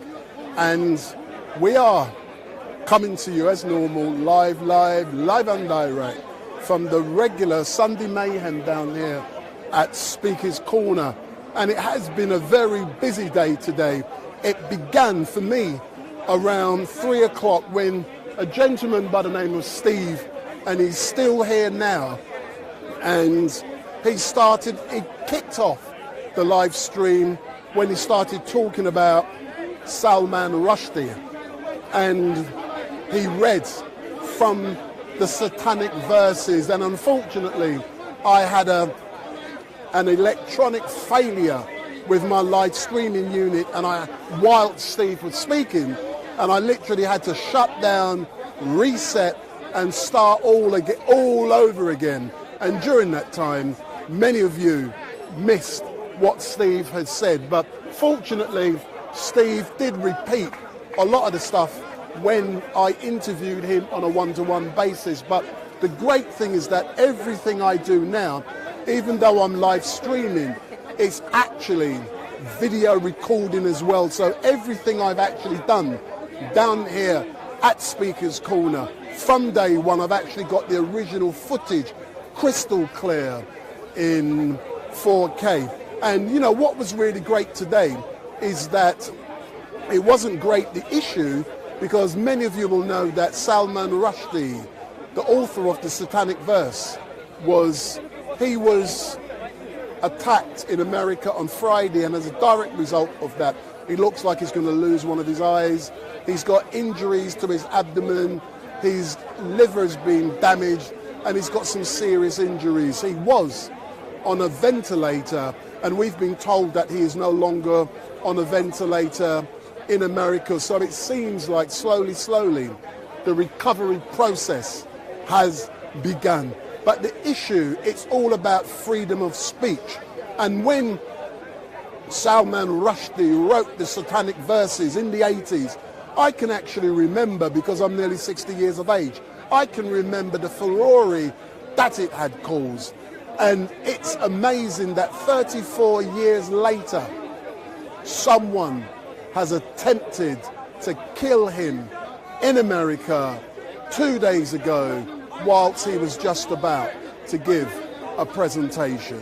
That is so sad. It's sad because it's an attack, and I'm giving you my opinion, it's an attack on a freedom of speech, the freedom of expression. I'm happy to come down here and engage with anyone who cusses the Prophet Muhammad. I'm happy to engage with anyone who cusses Jesus. I'm happy to engage with anyone who cusses Haile Selassie. All of those great leaders, those religious leaders, I'm happy to engage with them, because in this country and many other countries, you have the right to cuss. You have the right to carry out an analysis and to make comment. And sometimes that will cause offence. I note that. But what I do not agree with is violence. You know, we come down here, we chat, we engage. You might not like what I do. You know, just like Danny Shine just now, he's talking about should men have that right to be fathers, should they be permitted to reproduce. You know, he's coming down here talking on a very sensitive subject, but those of you who know Danny will know he's actually taking a piss. You get what I'm saying? And he's not being serious at all. But it's a talking point. Many people, just like we saw earlier on in Hatun Tash, she believes in what she does, and I have a duty to come down here to report factually what she does. I'm not taking sides. I've never taken sides. Many of you have said there's something going on with me and Hatun, me and her sleeping together, and all kind of crap. And I laugh. I've got no problem in repeating it. I've interviewed her about all of these issues. But, you know, it's your freedom of speech. You can say these things. You know, I've got no problem. But when you come and you want to do that, nah. If you want to stab and kill, that is when a line has been stepped over, and I will not accept that line being crossed. And, you know, we need to stand up for the rights of speech, the right for expression. And Salman Rushdie, he's critiquing the Quran. I don't know if what he's written is true or not, but he's got the right to do it, just like any of you guys have the right to do the same with the Bible. And I appreciate, you know, we've been told by some of the scholars Islam doesn't do that kind of stuff. I accept that, but that's a decision they've made. You understand what I'm saying? But when, you know, I've seen down here today another brother who comes down here, I call him the Incredible Hulk. He stands on the fence over there, and a man has said something to him, and he wants to start slapping him round his face and demonstrating violence here at Speaker's Corner. No. We cannot be engaging in that kind of behaviours. You come to Speaker's Corner, let's come down here and engage. Let's come and chat. Let's come and disagree. But do not bring your violence, your knives, your guns, your sticks. What kind of rascal are you going with? That ain't Speaker's Corner, man. But this is a great place, and what I do want to see, I want to see you guys online. All of you armchair warriors, I want you getting out of your bed, getting out of your armchair and coming down here to Speaker's Corner and engaging with what goes on here. Because I know thousands of you every week you watch. But why don't you get off your bed, get off your armchair if you can. I appreciate some may not be able to due to many different reasons. But most of you can. And what does make me laugh, I do take the mickey when I call quite a lot of you armchair warriors, because you are. You know everything, but you know nothing. Yeah. And it also does make me laugh, yeah, when people say that I engage with too many Christians. Because if you know Speaker's Corner, the majority of the people when I get down here are Christians. Yeah. Some Muslims will allow you to engage with them, most will not. So those who allow you to engage are the Christians. It's not that you're taking sides. If I'm here live streaming for 8 hours, for 6 hours, for 5 hours, I must produce content that engages. And it is really nice that people like Danny Shine talking about real men don't breed, because I get bored with religion. I'm not interested in religion.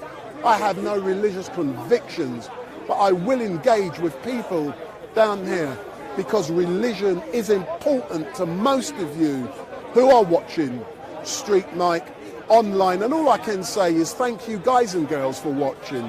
I do piss many of you off on occasions, but I know many of you come back week after week after week, and I thank you all for doing so. I thank all of those who engage on the chat. And you know, one thing that is great is that, you know, I live stream on YouTube, on StreetMic LiveStream. I also live stream on Facebook. What I'm now doing, I'm now going online to see who are actually watching online, and I'm going to say hello to a few of you. So let's go into the live chat and let's see who's there. Paul, hold on. This Paul Essex, man. Why? So you got Paul Essex, The Blacklist, Play, Ivan Mumbik, Rox P, Ajid Gunman, Oldham the Bold, Gina from Cologne, who's always cussing me. No.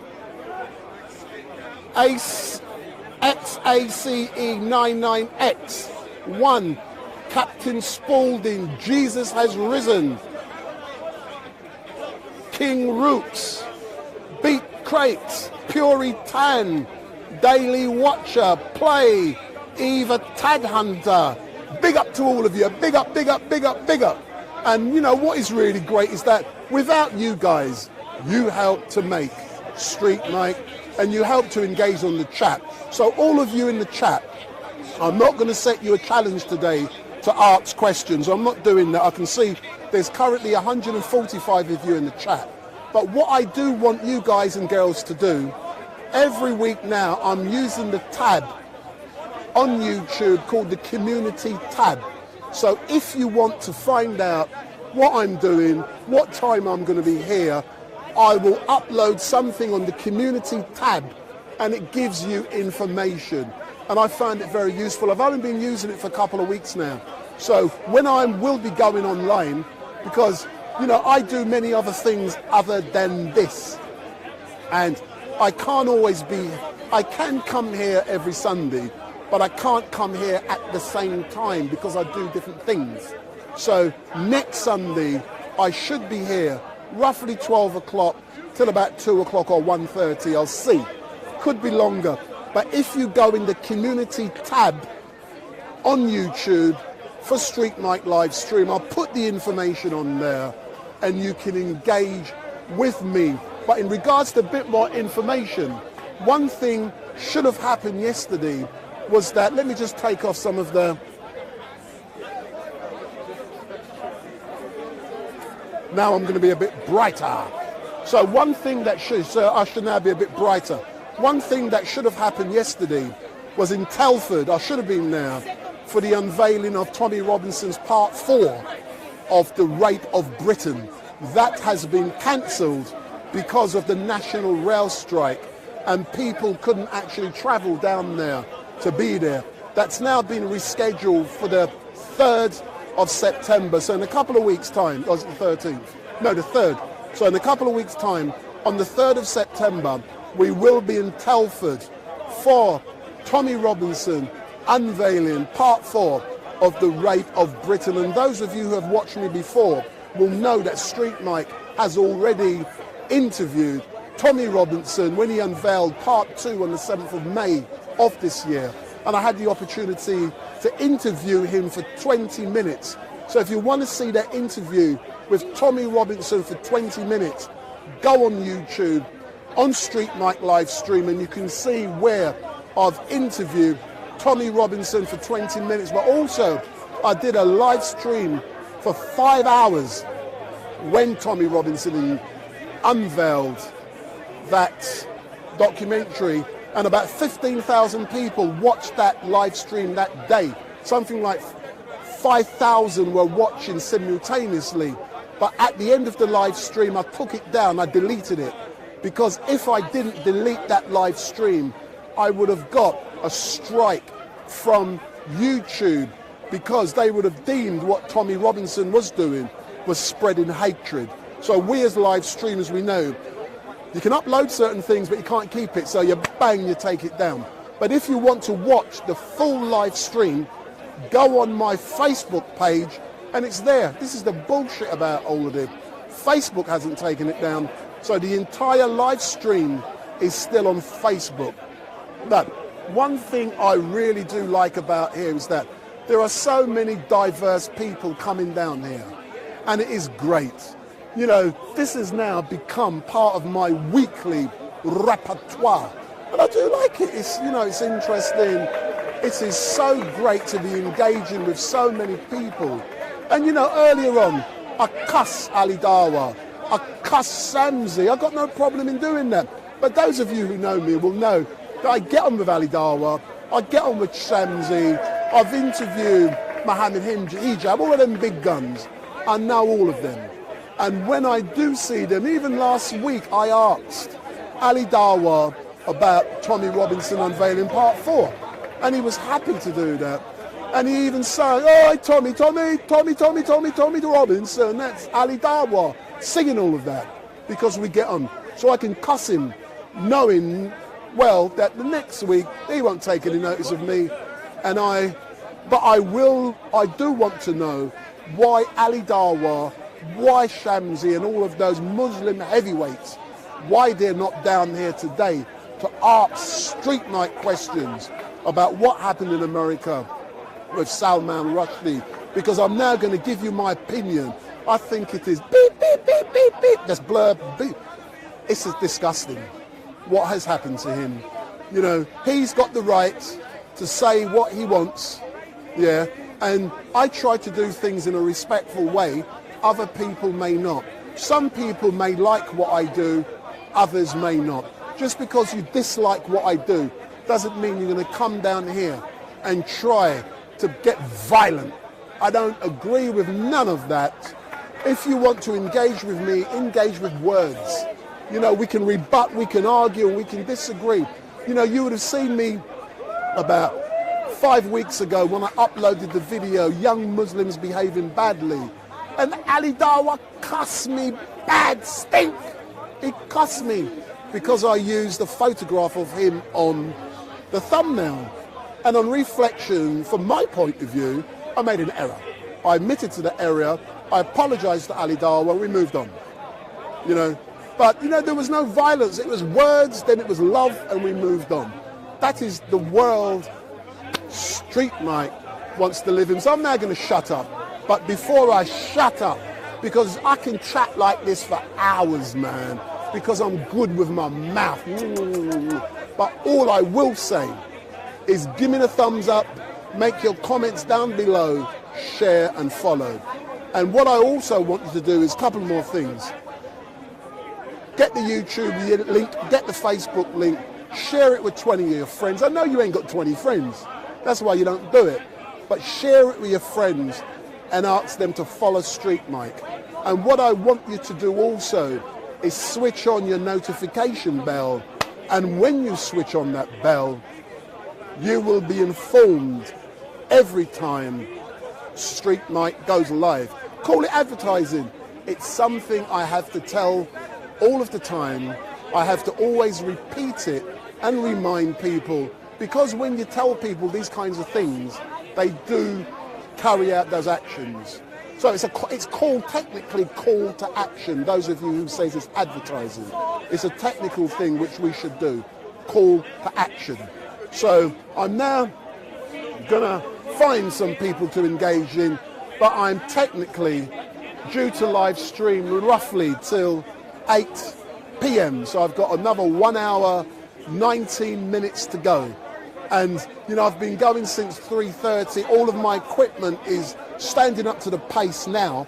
Earlier on I had a failure, but I've subsequently got over that failure. So let's go and find something. Danny Shine is still there. And I know you like the Muslims. And I know, sir, come. So let's have a discussion. We've never spoke before. If I'm live streaming, if you come around, sir, don't be scared of me. Don't be scared. Good evening. What's your name, sir? Mohammed. Mohammed. So I want to ask you specifically about Salman Rushdie. Yeah. What are your views on what has happened to Salman Rushdie in America? This Salman Rushdie, he's a Muslim. He's from India. He born in India. He come to UK. He studied in Oxford. And after, I don't know, maybe what's happened, he make problem to all the world between Muslim and non-Muslim. And he created a book, keep, putting some rubbish inside to make problem to the people. Many people, die in Pakistan, many people die in the world because of him. What is happening to him now? I don't know. I hear about him. He was, I don't know, somebody, I don't know. Someone stabbed him. But the question is, he has the right to ridicule the Prophet. Do you agree that violence should be perpetrated against someone? I don't believe the violence to be against anyone. No, doesn't matter whether it's a Jewish or Christian or Buddhist or Muslim, the violence is prohibited in Islam. You're not allowed to do anything wrong or to oppress someone, doesn't matter what it is. Only for some conditions. If somebody comes to attack you, you can save your life. You walk in the street or in your house with your children, your wife, and somebody break the door, come in and to kill you, that thing, you have to defend. That is all, Oh, that is it. But for no reason, to attack someone for no reason, I can't believe it. This is the first time I've actually seen you down here at Speaker's Corner. I can recall seeing you. Yeah. Are you enjoying Speaker's Corner? Well, I have some benefit from this corner here. And what benefits are they? You know, because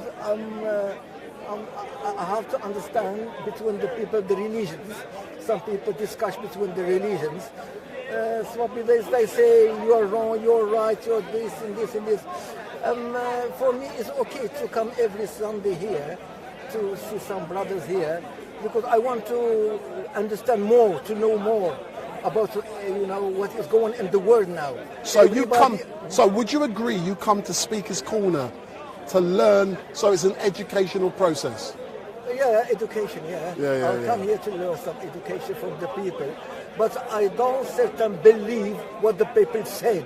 No, I don't believe what the people, because I believe what is in my faith. Because I'm Muslim, I believe what Allah said, what my religion said. That I believe. But somebody coming to tell me this and this and this and this, no. It's only one God exists is Allah.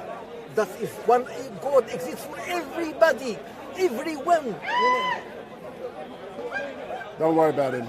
Everybody have to believe only one Creator, who look after you. He's sustaining you, who give you everything, he provide you everything. That is one, And you have to believe that Jesus is the prophet, of Allah subhanahu wa ta'ala. Muhammad is a prophet. Jacob is a prophet. Moses is a prophet. Isa, Jesus is a prophet. All they are prophets. Allah choose from the people who's going to transmit his message to the people. He starts from Adam, continue Noah, and this and this, Jacob, until the final one is Muhammad, the final one. And I believe Jesus is a prophet. He's not a son of God. He's not a God. He's a prophet of God. It's written in my book in Quran. He's a prophet of God. Excellent stuff. Thank you very much, sir. Thank you. And my name is Wendell Daniel from StreetMic. I've now seen someone who I want to engage with. I see Omar is in the house, so I'm now going to engage with Omar. Thank you very much, sir. Yeah. I'm live streaming, sir. So it's up there. Thanks a lot. Yeah, for you next week. Yeah. Thanks a lot. So I can see Omar's in the house. So this is going to be an amazing engagement with Omar. It looks like Omar. I think it's Omar. Let me see. This is it. Oh my God, Omar is here. Big up. This is going to be heavyweight now. Excuse me, sir. StreetMic in the house. StreetMic in the house. StreetMic in the house. Did you pray Zuhr? Yes. When? Together, in this trouser? No. So you take off your trouser and you pray and you wear a short of hymns. What is this like? I prayed, alhamdulillah. Now, 10 minutes. 10 minutes. 10 minutes I prayed. 10 minutes. Not like this. 10 minutes. 10 minutes ago. So we've now got Omar in the house. If you see a thief, and you tell them you are a thief, are you insulting him? Why he's thief? He's a thief. Thief is wrong. Haram السرقة. But is he a thief, or if I tell him you are a thief, I am insulting him? Depend on you. No, he's not insulting. أنت بتاكل. Are you eating tibn? Are you what do you eat? أخي. Okay. If you see a green look with the cigarette, agreed? Yes.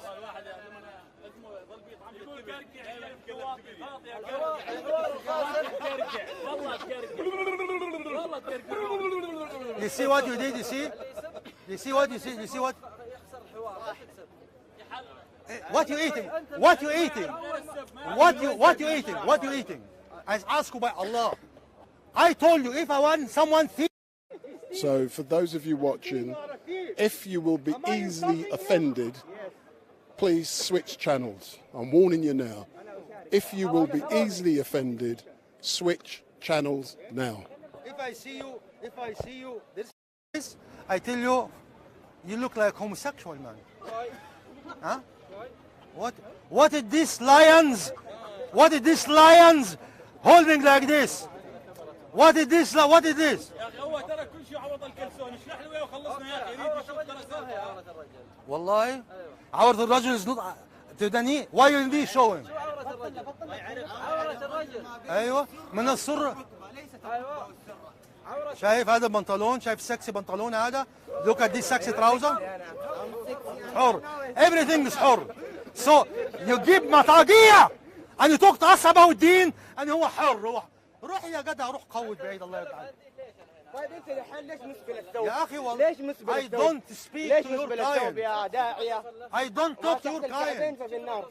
يلا. كنت تتكلم عن انك كنت تجاهد صح والجهاد. I don't talk شو to. تبغى توصل له؟ If I talk to jihad and you listen to me, what is the benefit? ليش؟ انا بقول لك شيء واحد، اذا تبغى تجاهد لا توقف في الهايبات، هذا ما يعتبر جهاد، روح مع انت ما شاء الله ما شاء. خذوا الحج. Take the wisdom from the crazy people. خذ الحكمة من أفواه المجانين. يا ما في غيرها. مطاقية. أبغى نسكافة يابا. اقعد روح go and sit Edgeware Road and have order coffee. Go away man. Go away. Go away. Go away. Go away. This is the generation.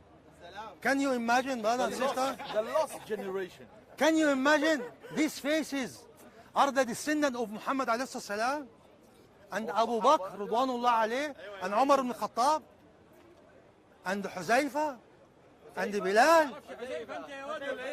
Huh? Can you imagine? Can you imagine? عربي عربي تكلم اللغة العربية. Now we come in racial things, Arab and Arab. Arab, ليه ما تحبوا صلاح الدين الأيوبي؟ أنا أحب. the Arab pimps, they didn't know that after 200 years, they left, they become far away from Islam. They have to have Salah ad-Din al-Ayyubi, the Kurdish. They have to, the Ottomans from the Turk. They have to, bin Tashfin from Morocco. They have to know Umar al-Mukhtar from the Berber. They don't know, they are pimps. Now, they insulting Palestinians. Oh, Palestinians sold their lands. You sold your bums, you sold bastard. the land to them. You sold your bums to America. You used to be Gizya, you bastard.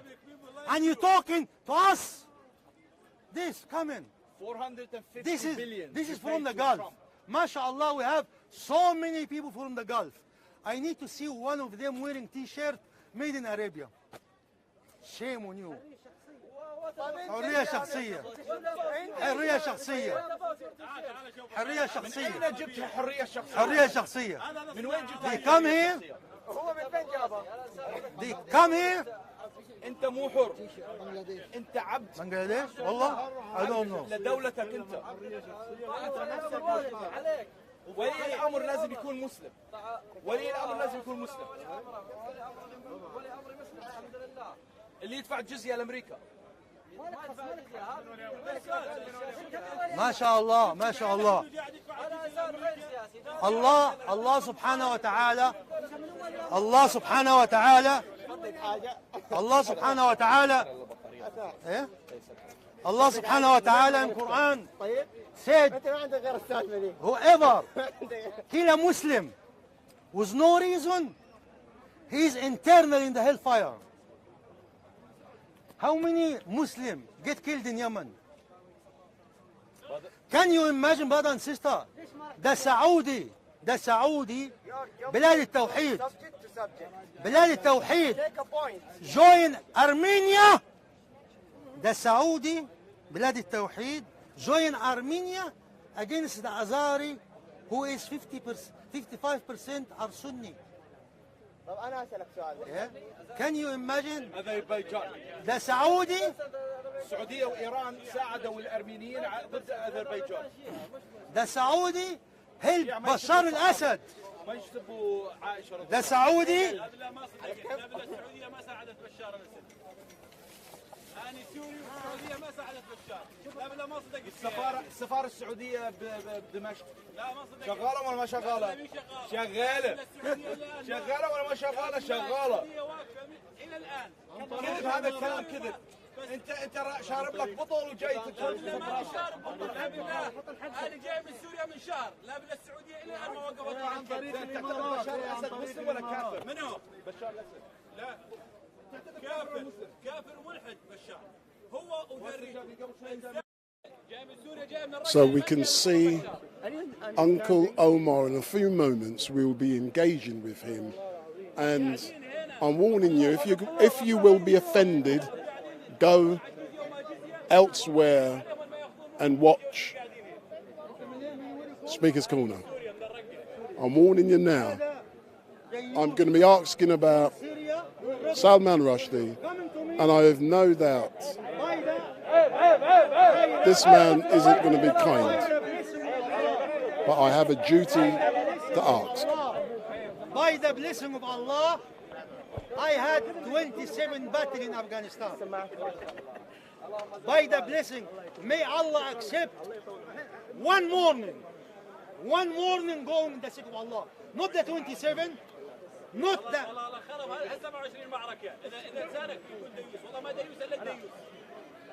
Slander!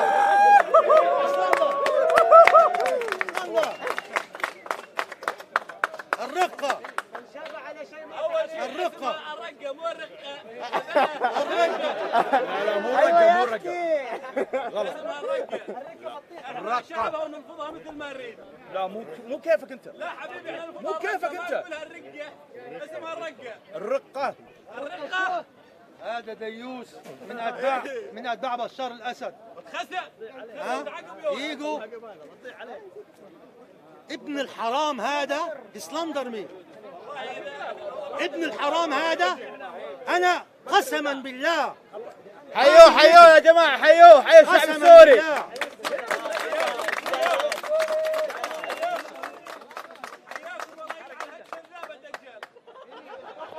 بعد شويه تقول عاش بشار. لا انتوا اكبر منافقين. انتوا تعاملتوا مع الايرانيين. تحيه للشعب السوري الحر. انتوا مع الايرانيين ضد سوريا.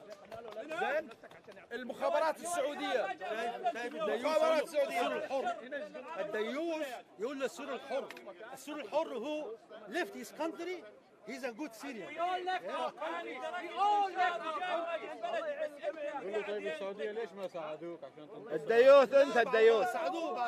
اذا في ديوث فهو انت. الشعب السوري من نفس هالنمره هذا منه كثير. يعني انت واحد منهم. من هالنمره هذا. وانت سوري يعني. حبيبي انا سوري الى الان، اني واهلي وعشيرتي كلياتنا قاعدين ببيوتنا. ليش السعوديه وقفوا المساعدات عليك؟ من اللي وقف؟ طبعا لانه الشامي وغيره من ياخذ المصاري وينهزم بيها. ليش خسرت الحرب؟ ليش خسرت الحرب لك؟ من هون؟ انت ليش خسرت؟ الله سبحانه وتعالى يبتلي، شو بدنا نسوي؟ يبتلي؟ والله مبتلينا الى ان يشاء الامر. يا مبتليه يا حلوه. طبعا الى ان يشاء الامر. لكن الحمد لله طلعنا والى الان قاعدين ببيوتنا. اكبر. انت قاعد في بيوتك. اي بالله الى الان بالرقه بالحمرات الى الان. كفو عليك. طبعا اذا مطاطي، اذا انت مطاطي ومسلم نفسك خلاص عادي. ستريت مايك. والله مقدمين دم اليوم الدم. والله اليوم الدم مقدمين. لا ما نتعاطي. فور ستريت مايك. بدأ والله العظيم روح عنده وكلمه خده بعيد. الله يرضى عليك. هذا ابن حرام ضايع. So, Uncle Omar, good afternoon, and thank you as normal for giving Wendell Daniel from StreetMic this opportunity to interview you. And I know today is going to be a good interview. I've warned people already who's watching on the live stream. No children, if they're going to be offended, go somewhere else. Yes. Don't watch this, but I'm going to begin my questioning by thanking you. I'm going to start on a positive. When I arrived It's here, not going to help you. I'm not going to call you sir today because you cuss me when I call you sir. Yeah. Yes. But when I arrived at 3:30 today, your good friend Steve, who's just over there, yeah, he started the live stream, and he started with a discussion about Salman Rushdie, and I'm going to be asking you questions on Salman Rushdie. But one thing I did say earlier on was that the usual Muslim heavyweights, which you are in that category, they weren't here. There was no Ali Dawas, there was no Shamsi, there was no Mohammed Hijabs who I engage with all the time. And I said, or you. Shame on Matagia. But what I know this word. Shut up, let me done, man. But what I did say, we get on. But what I did say, you are a late riser, and I was confident that you will be here to fight your corner when I ask you questions about our man who got shot. So now I'm going to start questioning you. On Friday, Salman Rushdie, not shot, I beg your pardon, stabbed. Yeah. On Friday, Salman Rushdie was attacked. Do you condemn the behavior of the attacker? That's my first question. Number one, my name is Omar. I'm not condemner. My name is not condemner. Yes? So if you want to condemn, go to Steve the bastard here. Steve right, left and center. The doo-doo lover. And he will tell you. Because the man born and raised on the doo-doo and vibrator, he will tell you. My name is Omar. I don't condemn nobody. I don't care about nobody. I am here. Ask me about myself. I'm asking you specifically about free. You have the right for your freedom of speech. You come down here and the right of expression. What freedom of speech? You come down here on a weekly basis and you say things which may be provocative or which may be offensive. You know, let me done, Rasta. For example, a few moments ago, you said certain things about Steve which most people would deem as offensive, but you're able to say it and there's no violence. Salman Rushdie has said things and someone is tried to kill him. So I'm asking you the question, do you condone that type of behavior? I used to respect you. And you changed? I used to respect you. Why are you saying there is freedom of speech here? Because we've all got the right to the freedom of speech, but with the freedom comes certain responsibilities. What the responsibility come with the freedom? What? There are certain responsibilities that comes with those freedoms. ما شاء الله. والله وشور. يلا. This is the new generation. Guiding the new generation. You remember this guy, what's his name? The Rastafarian, what's his name? If we continue, do you condone those behaviours? And yes, we do have the rights of freedom of speech. And when you have that right, there's certain responsibilities. For example, you can't say you're going to go and kill someone. There is no such thing. I don't want you to record me, man, yeah? Get lost, please. If I see my photo in your filthy channel, I'm going to shut you down. You piece of shit. Khalid. I warn you. Yeah? I warn you. I warn you and record it. Yeah? Not him, you bastard. He see from his backside. His backside becomes so wide, he uses it for looking as well. Let's go back to the issue at hand, and that's the freedom of speech, and with that comes responsibilities. For example, I can't say, here, I'm going to go and kill someone. You can say here, I am going to Ukraine, I killed a Russian, and you are not terrorist. But this motherfucker, yes, if you say, I'm going to help with a Palestinian, he tell you are a terrorist. Because this bastard have prostitute Ukrainian wife, yes?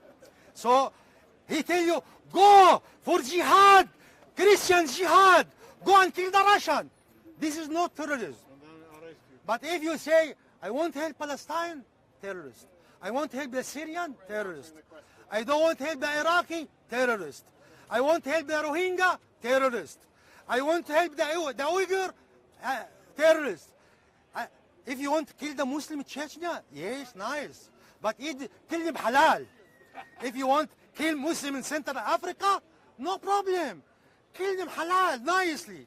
Why? And tell them, oh Muslim, you want to go to Jannah? You want to go to paradise quickly? I send you quickly. Please, my man, let me respect you and don't use this slang, freedom of speech. Because I had the World Health Organization report. The World Health Organization report. What's that got to do with Salman Rushdie? No, this got to do with the transformer. Because I am talking about Salman Rushdie. Let's go back why to the you issue selective? at hand. Why you selective in the freedom of speech? Because why you selective in the freedom of speech? What Salman Rushdie allegedly done, what he did in the 1980s, it's offended many people. No, it's not offended. Let me done, Rasta. No, they give him sir. They give him sir. Can you deny the Holocaust? No, they give him sir. They give him sir. Jail, man. Flag off the Queen as well. They give him sir. You go to jail if you. No, you do not. Huh? They give it. He becomes sir. Now we say, you said he done something awful. Why? Because you are retarded. You are not like the English white man said he's a sir. He is something. You call me sir like this motherfucker. I'm not sir. Yes? I'm not sir like Elton John is sir. Elton John is sir. And you call me sir? Shame on you, StreetMic. That is a sign of respect, but going back to the issue at hand, and I'm not moving away from it, just like you have the right to say what you need to say, you may not believe. Does that mean because you've offended others, they've got the right now to come to attack you and stab you? Do you have the freedom of speech? Is there freedom of speech? If there is freedom of speech? What you're saying is a freedom. Attacking you because of that freedom is something different. This for the idiot, for the monkey, for the stupid, for the bastard. This place is like to release your pressure. Come here and get the pressure cooker, release it, so you don't explode. And they bring motherfucker like Steve, yes? Oxygen. And he come and ask you, are you ISIS? Are you son of a bitch vibrator? Do you condemn? Do you condole? You son of a bitch. Yes? Yes? This is no freedom, brother. And here, these cameras. You say one word, and you're done. Mother. Because I heard your bum. I heard your bum, you bastard. Never been near my bottom. Really? Everybody was there. What are you doing in it? Everybody. What are you doing? I am checking what size you are, you son of a bitch. Because I am looking for, what's his name, this Zulu. You need Zulu size, you son of a bitch. Yes. These people are not good for you. You need Zulu or what the other one called? Is there ever going to be an occasion, Omar, yes, when you and I can have a one-to-one conversation without you being cussing others or being offensive to those who are around? My friend. Is it possible? My friend. I like engaging with you, you know that, don't Thank you? you, my man. But Thank is you. it possible? Thank you. But when you define a bastard as a bastard, it's not insult. The man is transformer. What's wrong with that? He's transporter. What's wrong with that? What's wrong? It's a definition. I can say you are African or West Indian or Chinese. This is definition. It's not insult. If I say you are African, it's not insult. If you say I'm whatever color, tell me. It's not insult. You see a thief, you say a thief. I tell you, thank you, I know. But you see this bastard, you transformer. I tell you, no, I'm just pretending. No. Look at the way he speaks. Look at the way he winks his eye. No, I'm not me. No. Have a reason for your life, StreetMic. You are not here for entertainment. You are not here for entertainment. You are here for a test. Don't misguide your people, man. Wake them up. You are not a clown. Your people getting killed. Go to bloody Pickham. Go to Streatham. Go to Hackney. Go to Tottenham. Huh? Go and see. And ask yourself, tell them about freedom of speech. Tell them why. Why is this happening? Why are you getting killed? Why are a lot of you in jail? Have some good reason for your life. I know you are not after money, but have some reason. If you are not, I don't ask you to be Muslim. It's good for me to be, because you got quality. This bastard I will never call to Islam. Like this bastard, wallahi, if he become Muslim, I'm gonna cry maybe 6 months. Huh? But when I see someone have quality, and this is the Prophet ﷺ manners. When he sees someone good, and said, oh Allah, honor Islam with this quality. I'm really proud to know that you believe that StreetMic produces quality. No. You don't produce quality. You have some quality.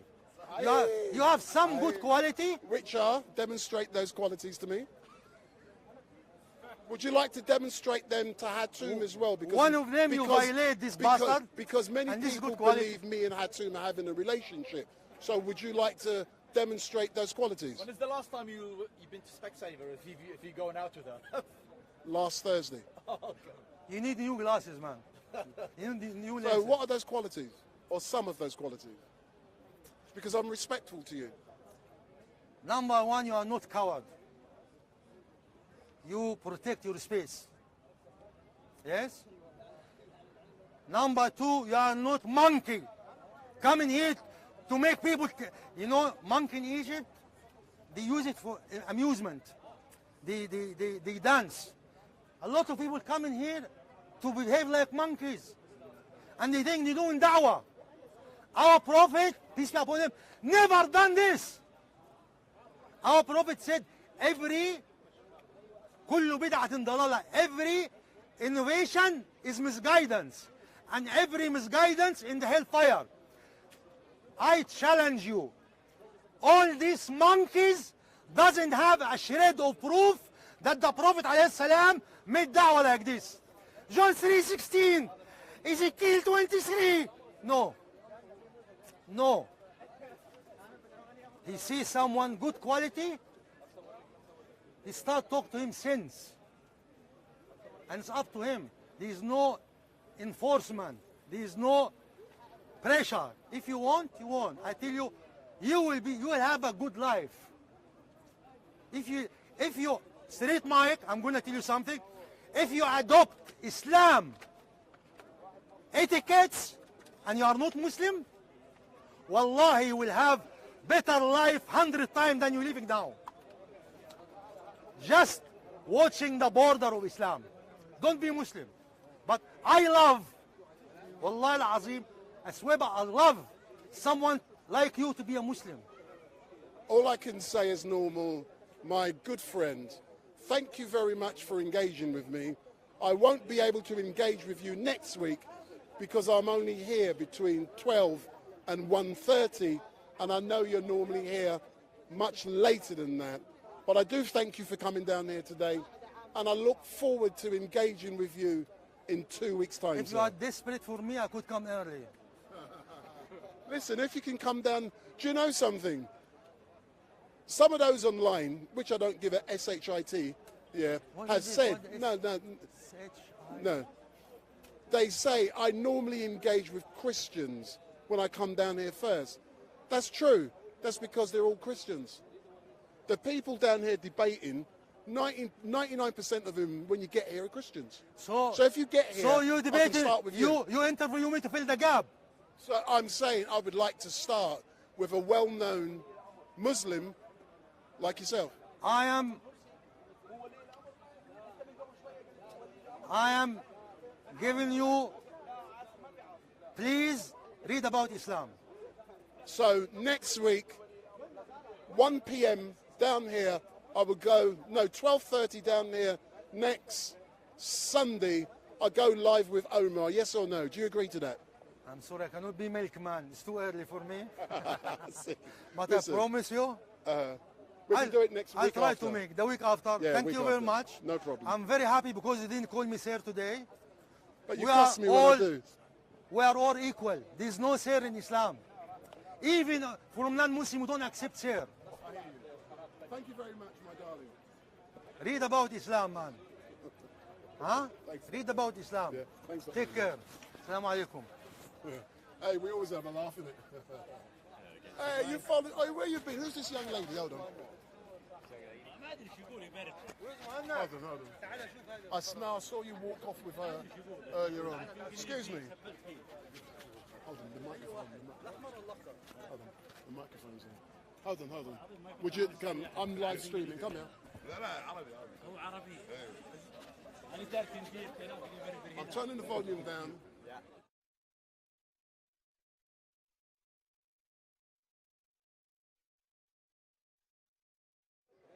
Is that a quick one? Yeah, quick, yeah. So, don't be scared. Hey, put the microphone on. Oh, he loves publicity. Do you know that? He loves it, mate. So if you hold that. So I'm picking you up. So good afternoon, sir. How you feeling, man? I'm doing great, mate. You? Yeah, so what are you doing down here today with a beautiful young lady? We've gone out for a walk. Hold on, I initially saw you about 3 hours ago, I believe. Yeah? Yeah, when you came up and tapped me on the shoulder. Has he taken you out for lunch somewhere? See, so where did you go for lunch? We went to McDonald's for lunch. Are you serious? Listen, last time I saw him, was about 3 months ago. And he's telling me about all of the great things he does, all the money he's making. Yeah. With Nima. Yeah. Yeah. And he's only taking you to McDonald's. I'm taking us to Nando's. Oh my God. McDonald's, so you're stepping up going to Nando's? Yeah. Yeah. So how you been, man? I ain't seen you for so long. What's been going on? So good, mate. You? Yeah. Not too bad, but where's your other entrepreneur friend? He's in Dubai right now. Are you serious? Yeah. What's he doing? Selling jewellery? He's selling some stuff. Not sure. Yeah. But listen, I'm jealous, but I'm not.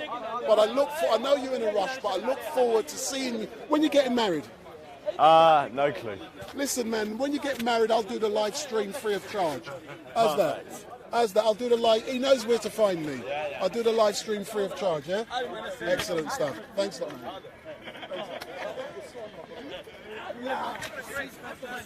Huh? When I got this on, I can't hear you. I said you've got a great personality. Of course, and it comes natural, mate. When you put it on, when it's bullshit, so go on camera, go around. What are you scared of, man? Tell them on camera my personality shit.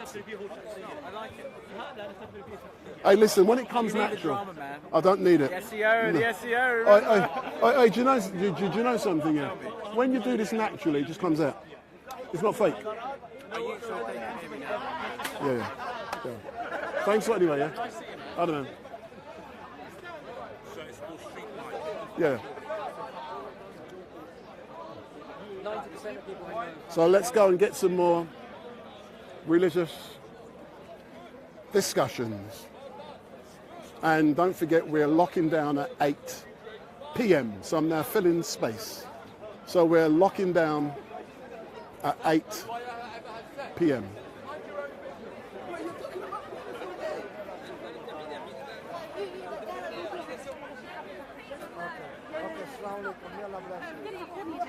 I remember the first university in France. Yeah. MashaAllah. Okay, you're here again, huh? See, I always come back to you, don't I? Probably I'll stay there later today than you. At 8 o'clock I'm gone, man. Oh wow, that's too late, man, for me. I'm too old. What's the time now? About 7:30? Yeah, around that time, I reckon. Last time I looked, it was about 20 to 7. What do you want to talk about now? 20 past 7. Wow, time for me to run, man. What do you want to talk about now? I'm listening to you. Is there? Oh, what should I talk about now? My head's almost empty now. Been talking so much, Talk. I'm an old man as well. Is it on? Anytime you see me, I live stream. Okay, so. It's always on. Oh, it's on.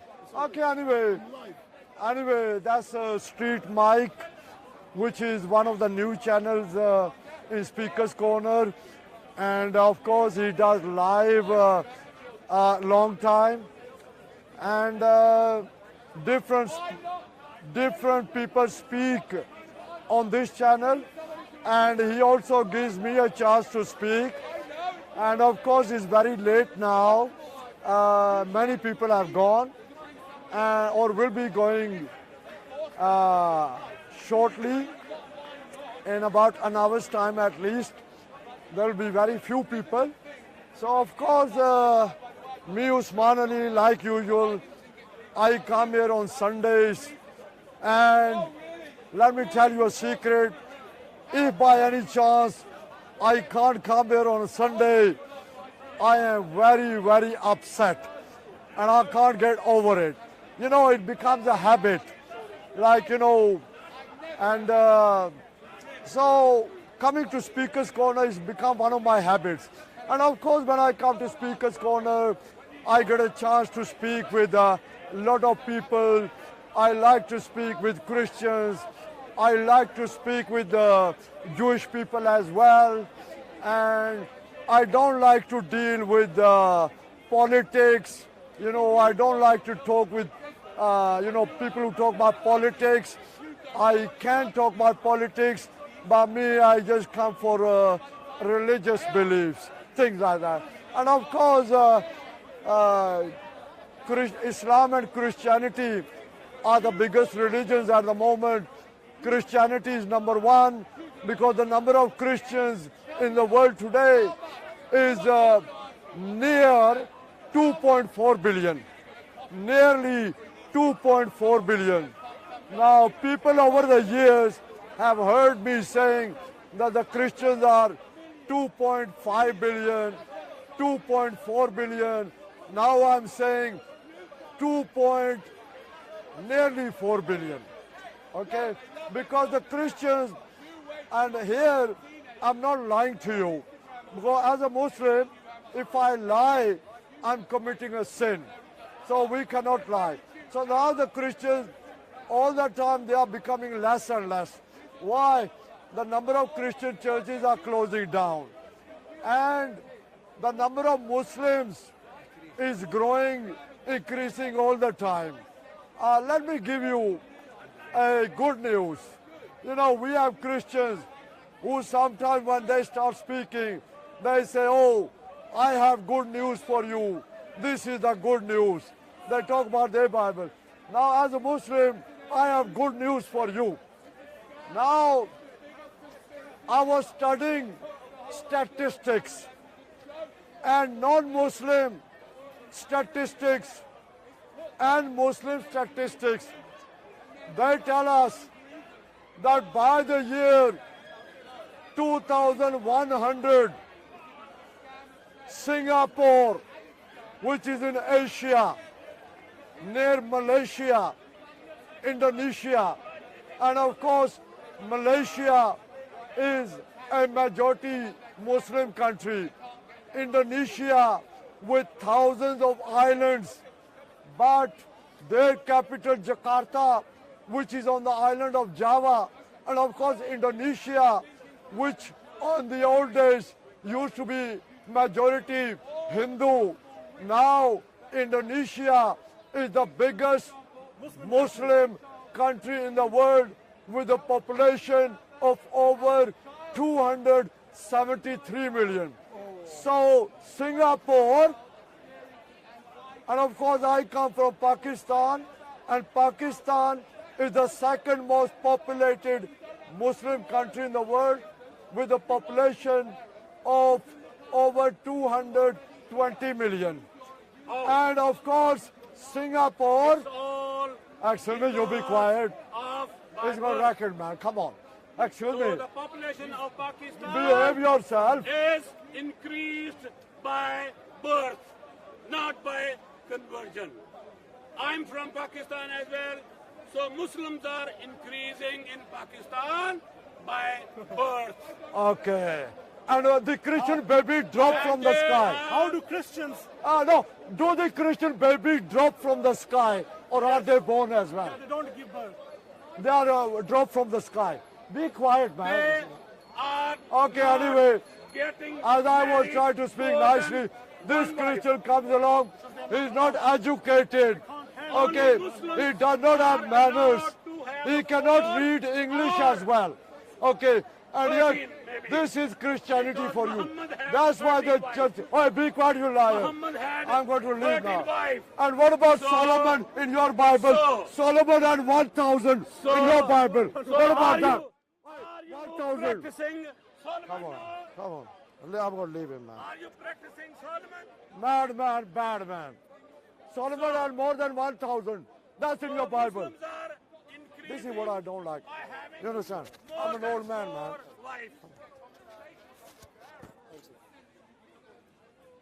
Which Bible? Protestant Bible, 66 books. Catholic Bible, 73 books. Russian Orthodox Bible, 86 books. Greek Orthodox Bible, 78 books. Ethiopian Divahido Orthodox Bible, 81 books. Which Bible? Which Bible? Which Bible? In no Bible does it say Jesus is God. In the Bible, nowhere does Jesus say He is God. Give me a verse from the Bible. Don't run. Give me a verse from the Bible where Jesus says He is God. Let me answer you. Let me answer you. Don't run. Don't run. Take the answer. Uneducated. Take the answer. Uneducated. All Bibles are better than Quran All because the same, liar. Quran has All a the hole. same. Liar. Quran liar, has a hole. Liar. And liar, liar, very first liar, Quran liar, is liar, eaten by goat. Liar, Eaten by goat. Liar. So you a Quran, liar, Quran liar, is eaten by goat. liar. Let me show you the first Quran which is eaten by goat. I have a first Quran eaten by goat. It is not me saying, it is their mother is telling me. This man's mother is telling me. Oh, your mother is telling me that Quran is eaten by goat. Your mother is saying that Quran is eaten by goat. Look here, look here, look here, look here, look here. Your mother, your mother, your mother. Let me find your mother. Your mother. Let me find your mother. Shut your mouth. Let me find your mother. Use the word mother. Let me find your mother here. Your mother. Shut up, you liar. Let me find. Stupid man. So he's. Come on. He's getting angry. He's getting angry because of his mother Aisha. Don't use the word mother. Why are you He's getting angry. Shut up. He's getting angry Don't use the word because mother. his mother Aisha. Why? His mother Aisha. Your mother Aisha. Your mother Aisha. Stop. Yes. Your mother. Don't hit me. Don't hit me. What did I say?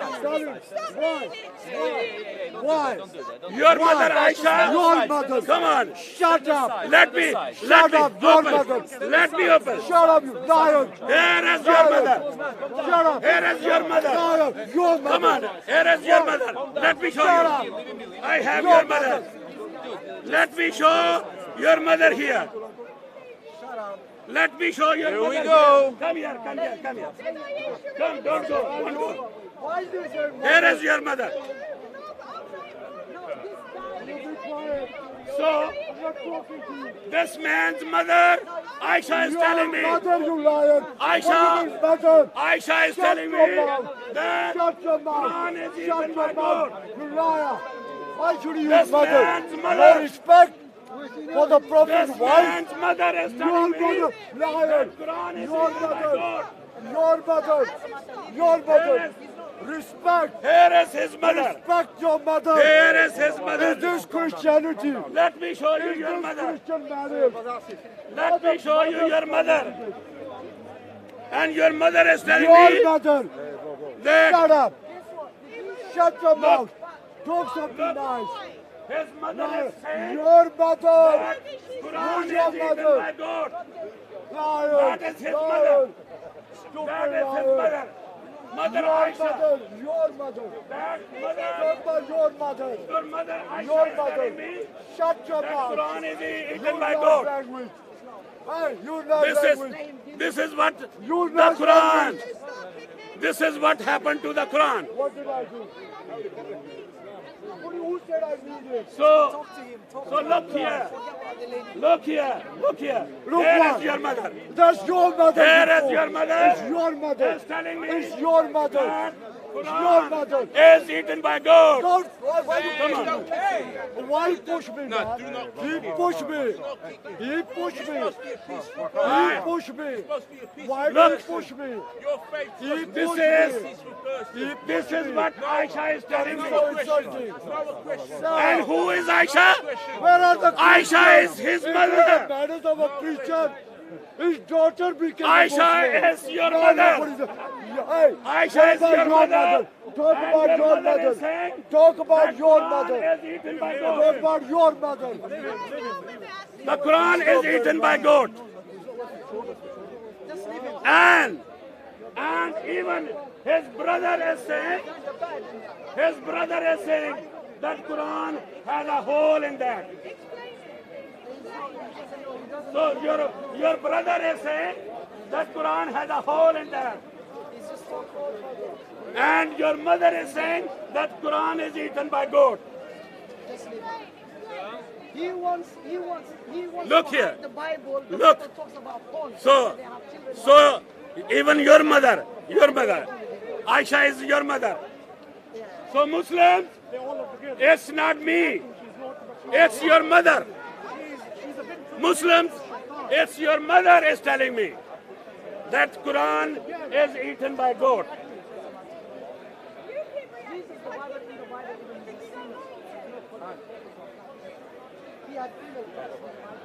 So this is how the Muslims are behaving here. Because we show the mirror and they see their faces in the mirror. But why did your daughter become a Muslim? Why your daughter is enjoying muta? I'm not Muslim. I'm not Muslim. I'm not Muslim. I'm not Muslim. So I'm asking you a question. I'm asking the question, same. If I just told you I'm not Muslim. It doesn't make.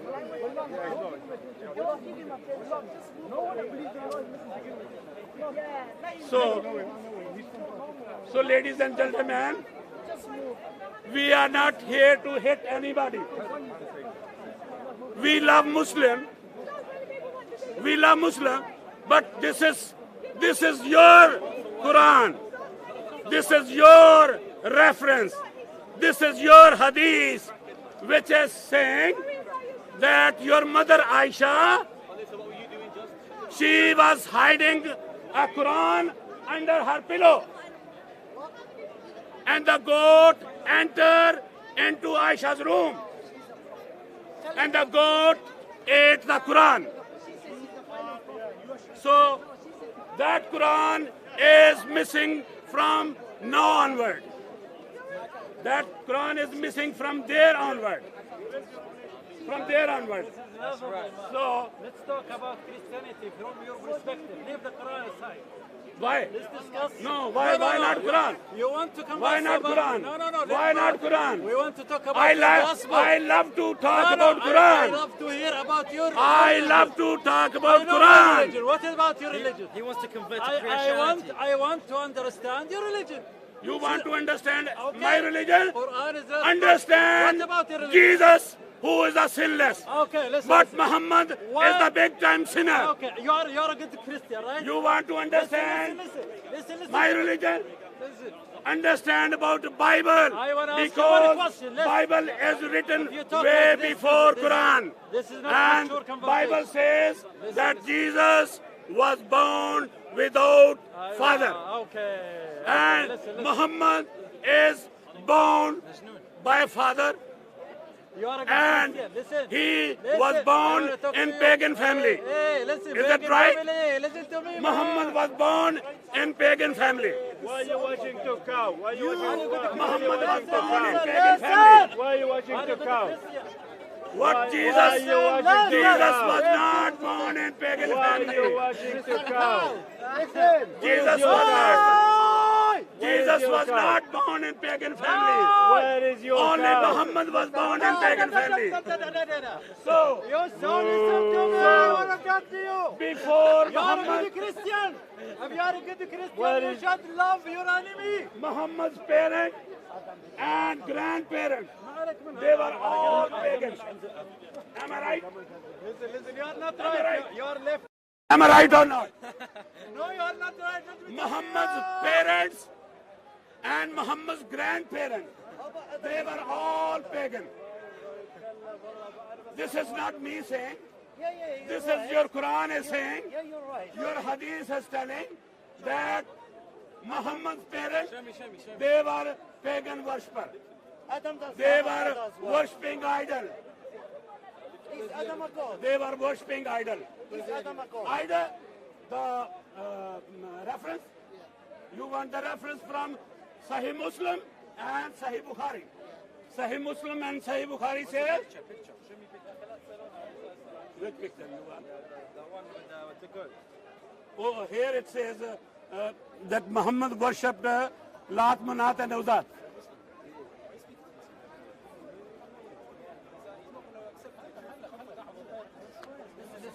Where is the truth?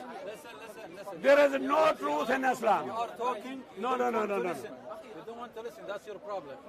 Are you a good Christian? What do you mean by that? Are you a good Christian or not? What do you mean by that? Do you love your enemy? Yes, I do. Jesus says. Okay, what does the gospel tell you? When somebody slap you on this side, then the other side. Did you slap on my... Do you believe in that? Did you slap on my... No, do you believe Did in that? you slap on I am my... asking you. Did you slap? Do you believe in that? Did you slap? Do you believe in Did that? you slap? Do you believe in that? Did you slap? Do you believe in that? Did you slap? I will slap you. If you don't... Do you believe in that? Did you slap? Did you slap? No. Do you believe in that? Do you believe in that? Did you slap? I am asking you, do you believe Did in you that? slap? When somebody Did you slaps slap? you in the face, Did you you slap? see the other face? Don't Did touch you me. slap? Don't touch me. Did you slap me? Don't touch me. Did you slap me? If you, I don't If you slap don't I am slap me, asking- then I am- I'm not going to listen no, to you. No, I am Okay. asking you. No. Perspective. Listen, Muslim. Perspective. Listen, you Muslim. Don't believe your own gospel. Islam. You are hypocrite. Islam You are a liar. cannot be true. You are a liar telling us Cannot be about true. lies. You know You why? are a hypocrite. You know why? You believe Islam in cannot be true. You are believing Because something you can't do. Allah cannot save Muhammad when he ate poison. When he ate poison in Khyber, Allah couldn't save Muhammad. If Allah couldn't save Muhammad, how can he save you, Muslims? Who can save you? Only Jesus. Only Jesus can save you, because Jesus came down on earth to save you. To save you. Allah cannot save you. Muhammad cannot save you. Muhammad is dead in the grave, must be stinking. Must be stinking in the grave. So, Jesus died on the cross and he rose on the third day. So, Jesus is far better than Allah, far better than Muhammad. So, you all need Jesus, not Muhammad, not Allah. No one else can save you except Jesus. So come to Jesus and accept him as your Lord and Savior. Put your hands up. As your Lord and Let me give you Savior. the best advice. Don't listen to this man. Oh, Just let's move away. don't listen Quran. Let's just move away. So I'm speaking from the Quran. I'm speaking from the Quran. The Quran says, whoever brings the false revelation cannot be a true prophet. Look, Muhammad brought satanic verses. Shaitan put false revelation on Muhammad's mouth. and Muhammad received it, accepted, and practiced on these verses. So, Surah 53 says, Lat, Manat, and Uzat, three daughters of Allah, and their intercession is must for Muslims. What does intercession mean? Intercession means to be a mediator. So, Lat, Manat, and Uzat has to be a mediator for Muslims to take their sins to Allah, to Blackstone, So, Lat, Manat, Uzat, they are there to take Muslim sin to Allah, which is black stone in Kaaba. So, Muslim friends, don't die without Jesus. Don't die without Jesus, because Jesus said, I'm the only way, the truth, and the life. If you are sincere to have eternal life, then Jesus is the only way. And Jesus is the only truth. Don't die without Jesus. This is my message for you. God bless you all. Thank you, brother. Thank you.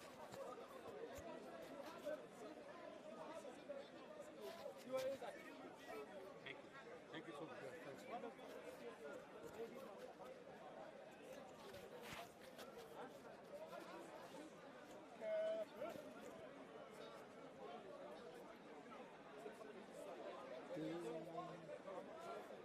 Hello. Hello.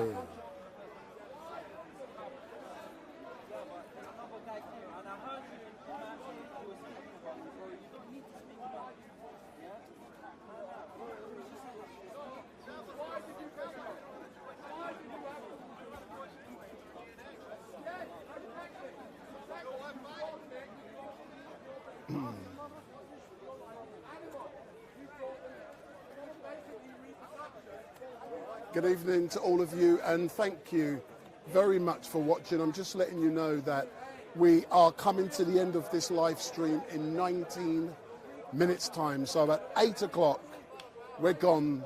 We're off air. Hold on. Yo!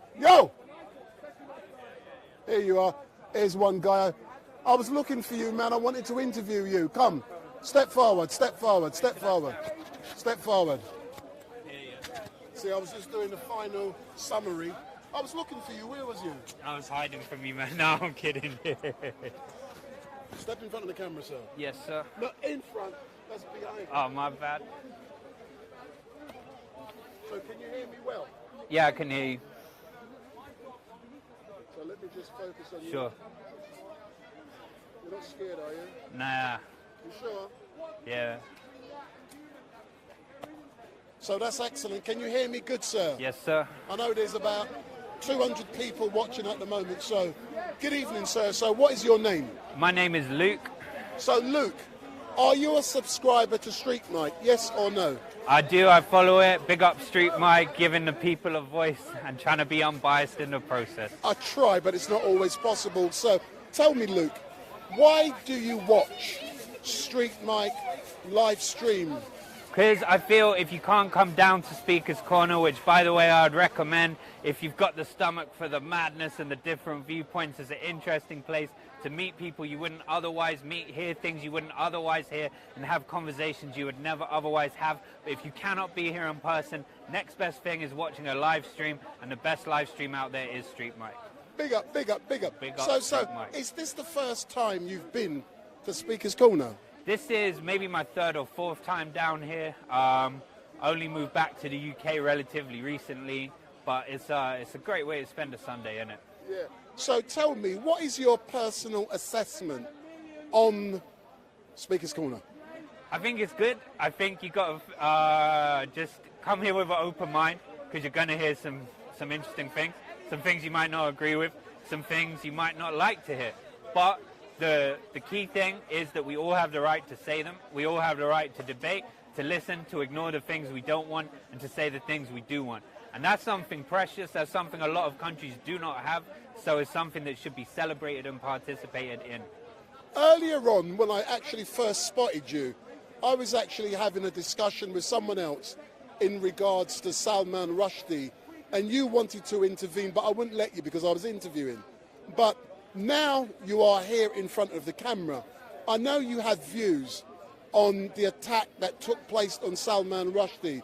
Can you let me know what your views are on that issue? Absolutely. The message I would like to share with the watchers today is that most mainstream Muslims and Muslim organizations do not condone violence in any form, including against Salman Rushdie. I personally do not. He should not be attacked. No one should attack him. We have freedom of speech, freedom of expression. He has the right to write the book. You have the right to hate that book, protest against it. You do not have the right to stab him in the neck. This is a Shia Iranian fatwa, which the vast majority of British Muslims, like myself, do not agree with. So please, anyone watching this, do not think that is what all Muslims think or agree with, because we don't. How did you feel when you discovered that Salman Rushdie had been attacked something like 34 years after the Ayatollah handed down the fatwa? I was shocked, to be honest, because it was obviously a very big deal back in the day. He was under You weren't alive then, was you? Pardon? You weren't alive then, was you? Barely, but, you know, I like studying my knees and that. Back in the day, he was under constant protection. He was under, I think, 24-hour guard from the UK. So I was a bit shocked, really, that in a country like America, where they're armed, where they've got guns, that it was allowed to slip to the point where someone could rush him on stage and, like, stab him up 30 times or whatever, and he's going to lose an eye now, apparently. So I was just really shocked that it had happened. A, because it's been so long, and B, because it took place in such a, like, armed country. But, you know, I did say to people, I was looking forward to some Muslim heavyweights down here to condone the behaviour. And thankfully, a number have eventually arrived. And I take back some of what I said, but some of the regular people, the Shamsi weren't here, the Ali Darwa weren't here. But there could be genuine reasons why they weren't here. But one question I will ask you, because you said that you are a StreetMic follower. Mm-hmm. I'm going to ask you, you know, I try to be impartial. Yep, it's not always possible. Why is that important for you, impartiality? I feel because there are so many people and channels here of all stripes and persuasions that want to present things in a very narrow angle. They want to potentially edit their videos. They want to potentially show things that only show things that make them look good or agree with their point, but they want to remove the things that either make them look a bit silly or contradict them or give another perspective. And from my perspective, what Speaker's Corner is all about is hearing everything. You don't have to agree with it, you don't have to like it, but you should at least listen to it. And StreetMic does give you that chance. You know, you can hear a Muslim speaking on StreetMic, you can hear a hardcore Christian speaking on StreetMic, you can hear, I think, this guy over here who doesn't believe people should have children. Like, where else are you going to hear that? Live here on StreetMic. Yeah. And you know, son, that is the positives. Now, it's important you learn from what people say, because if you watch me, you will know that originally I did not engage with people online, because I believe my role is to engage with people in front of me like you. Over the last month, I've started to engage with people online, and also, for examples, I get them to ask contributors questions. Have you ever seen me doing that kind of engagement? Yeah, I've seen you ask, like, does anyone in the chat have a question for this person? I've also seen a couple times where people start moaning about something and you say, this isn't the channel for you, go elsewhere, please. Yeah, when like if you say something like in the middle of a thing, they're like, oh, why'd you cut them off? It's like, it's my channel, I'll do that, and that's fair. Yeah, exactly, they can't tell me what the fuck to do. They'll go elsewhere, and I agree with you. But it's not always about talking about what's good. What don't you like about what I do? I have nothing against it personally, right? I don't like some of the people that you cover, but that doesn't mean... Well, go on, Bob the Builder. How you doing, mate? But Bob the Destroyer, as you call him. But what I absolutely do believe is people should hear him. People should understand where he's coming from, even if it's just to be able to challenge him accurately, and so we can make our own views. And I'll even flip that round. Like, I personally like and rate Ali Dawah and respect him, yeah? But if you don't, I'd rather you're doing that because you've listened to him yourself, rather than you've made an opinion based on someone else you've heard. One thing I do like, I don't like to give my opinions, but I will now. I do like Ali Dawah, and I like the way he conducts himself. I like the way he behaves. I like how respectful he is of others. And one thing he does, and I've yet to be able to do it yet, he comes down here and he doesn't have debates. He just watches and observes. And when you do that, you learn. Sometimes I come down here purely because I'm a photographer. Okay. I leave this behind and I just come with my camera, taking pictures, looking through the lens, and you see things completely differently. But not having the equipment here is something I'm going to do. I haven't been able to do it yet because people are relying on me to live stream. Yeah. But I'm going to come here without this. I remember, I think recently you had a cameraman with you, innit? Because maybe you could get someone to take over the stream for a bit. You can go incognito and do some, like, watching through the camera. And you know something? I did. Away from doing this, I get paid a lot of money to live stream events during the week. Yeah. So by the end of the year, I'll have 6 people doing this for me. Sure. One of the persons who was with me, I purposefully did not show who that person was. But that person was the biggest live streamer in London. Nice. Very nice. But what people don't understand, most people who come here, or those who may have 1 million followers, I don't give a shit. They hardly earn anything on social media. I get thousands every week with the stuff I do, and I'm trying to reach out to some of these big, with lots and lots of followers, because they're so committed to what they're doing, they don't make nothing. Yeah. And I'm trying to show them, forget social media, forget YouTube, forget Facebook, develop a brand like what I'm trying to do, StreetMic LiveStream. Yeah. So I actually come down here to see this stuff here. Yeah. That's actually new stuff that I was using today that it failed. Hence the reason my stream went off earlier on. Okay. And I had to switch it off and start because I come down here and I practice different techniques. Sure. Say that again? I'm live stream, so I'm currently on YouTube and Facebook twice. So I'm and also on Vimeo. So I'm live streaming on 4 networks at the moment through that device there. Just live streaming Speakers Corner? Yeah, I've been live streaming since 3 o'clock non-stop. Every week. Every single week. Sometimes I do 8 hours. That's the power of the equipment I bring with me. And I connect to different mobile telephone networks. What am I doing now?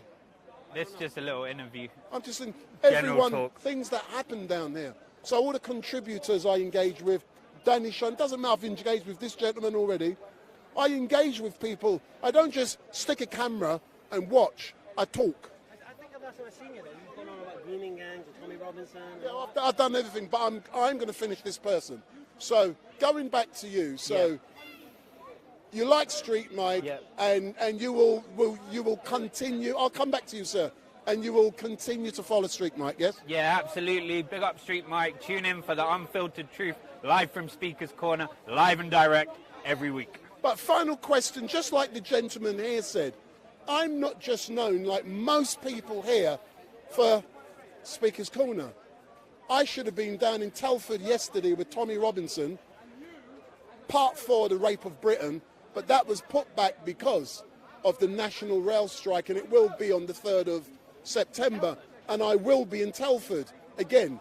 So, do you like the fact that I do different things, not just Speakers Corner? Yeah, I mean, if what you do is film and put things out there, then anything you do in that is building your craft. So, if you see my stuff, I do a lot of political stuff. And most of the politicians, I engage with them in the political parties. I do all that as well. I don't just come here. Yeah. Well, that's good. Got to do what you got to do. Excellent stuff. But thank you very much. I'm not going to swap over to this man. Just like I said to you, there's nothing worse than what I like when I'm engaging with someone interrupts. Yeah, and people are just curious about what you're doing. Yeah, but they don't understand. I'm one-to-one with you, just like you tried it with me earlier on. And I said to you, come, let's have an interview, sir. Sir, and I know you've got on a recorder, so therefore you're recording. So I've got no problem with that. So let's no. So sir, let me ask you a couple. You're lucky I don't normally give my opinion. So let's talk about down here. What do you like about Speaker's Corner? I like engaging with opinionated people. I like taking somebody who believes something to be true, and it's their whole worldview, and I love crumbling it. I hear you, but one thing you'll find with me, I try not to give an opinion, and the reason why I try not to give an opinion, I engage with everyone down here, and I believe they have a right to say what they need to say. And the people watching, they're trusting that I'm going to be I try to be impartial with everything. Hence the reason I don't care what religion you are. I engage with everyone. I'm not. It's not like I just engage with Christians, Muslims. If you saw me today, I've engaged with everyone, and I love doing it. Fantastic. So you're a big believer in free speech? Yes, I do believe in free speech. I may not agree with everything people say down here, but they have the right to say it. Only here or anywhere? Here. What if they can have free speech outside of Speaker's Corner? With that free speech comes certain responsibilities. So you don't believe they do have free speech? No. I believe people have free speech. Say for example, someone says, I don't like you, so therefore I'm going to kill you. Okay. That's someone having a free speech. Right. But there's a consequence in regards to what they've said and how they've said it. What about just insulting people? Say that again? What about insulting people? Can I be honest? People can insult me. I don't Not give you, a not you. No, but in general, yeah. Here, you can insult people. What about on the street, someone insults your mother? There are occasions where insults cannot be tolerated. I do respect the fact. Here, you can say what the hell you like about me or my family. It runs over me. You get what I'm saying? Because I do appreciate you can say it.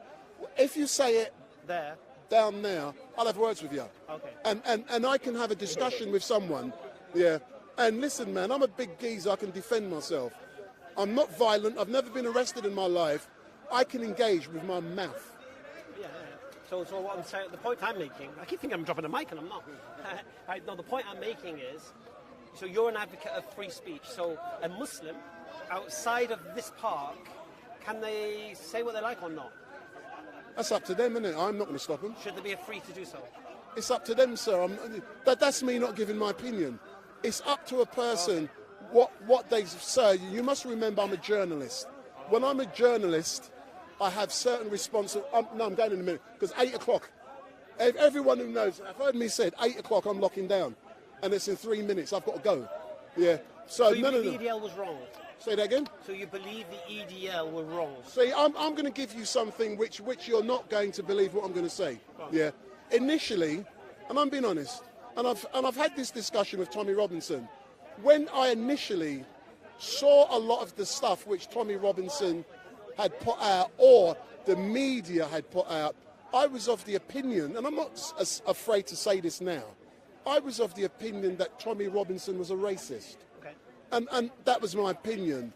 After conducting my own independent research, and I was influenced, by YouTube video that he made, or the Oxford Union had made, that influenced me in regards to his aims and objectives. And when I eventually met him for myself, and I told Tommy Robinson myself, I don't believe you're racist.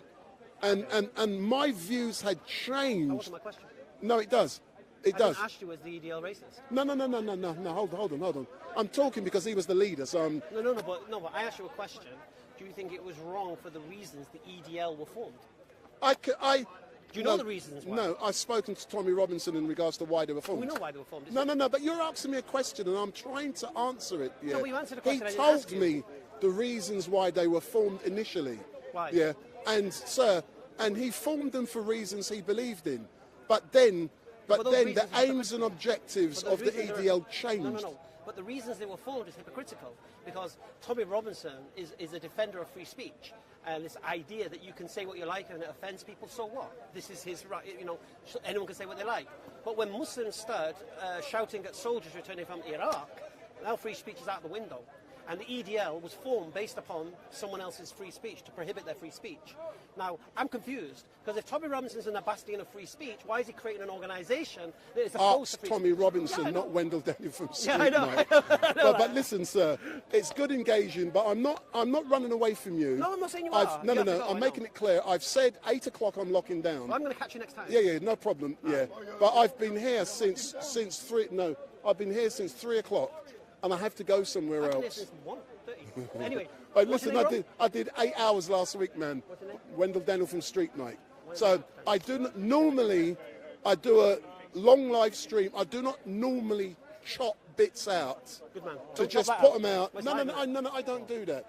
I don't normally do that. Yeah, every now and then. For example, 2 weeks ago with Hatun and Jay, that was a long interview. Yeah, regardless if you like it or not, I just did that bit separately afterwards because they wanted a copy. But under normal, say there's a fight or something, normally I wouldn't go to my live stream and chop it out just for engagement, because I believe that's fraudulent. I do really believe. Chop it out? No, to chop it and just to upload it, just to get engagement. Just to get engagement. I don't do that crap. I give people everything, like I've given people 5 hours, and it's up to them, and I'm happy. Do you know me on Friday night on my channel? For 8.5 hours, I had a stream inviting non-Muslims to come and challenge Islam. How many came on? Yeah, loads come on. All right then. But listen, I've got to go because I've got to be elsewhere. But we can engage another time. I'm here every Sunday. But next Sunday, listen, sir, I'm not here.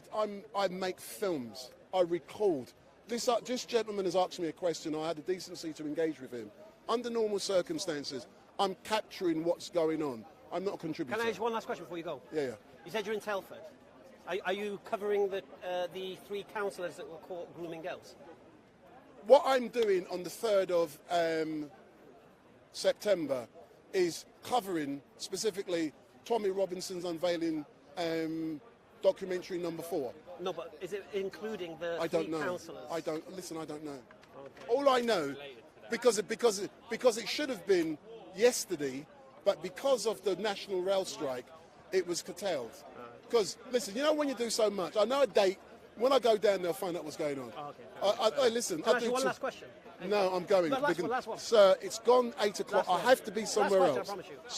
Go on, For everyone who's watching, last question. I am locking down now. Sir, I've made it clear. Next week, yeah. It's a scary question, I know. I get it. And what is great is that you can follow StreetMic on YouTube and also on Facebook.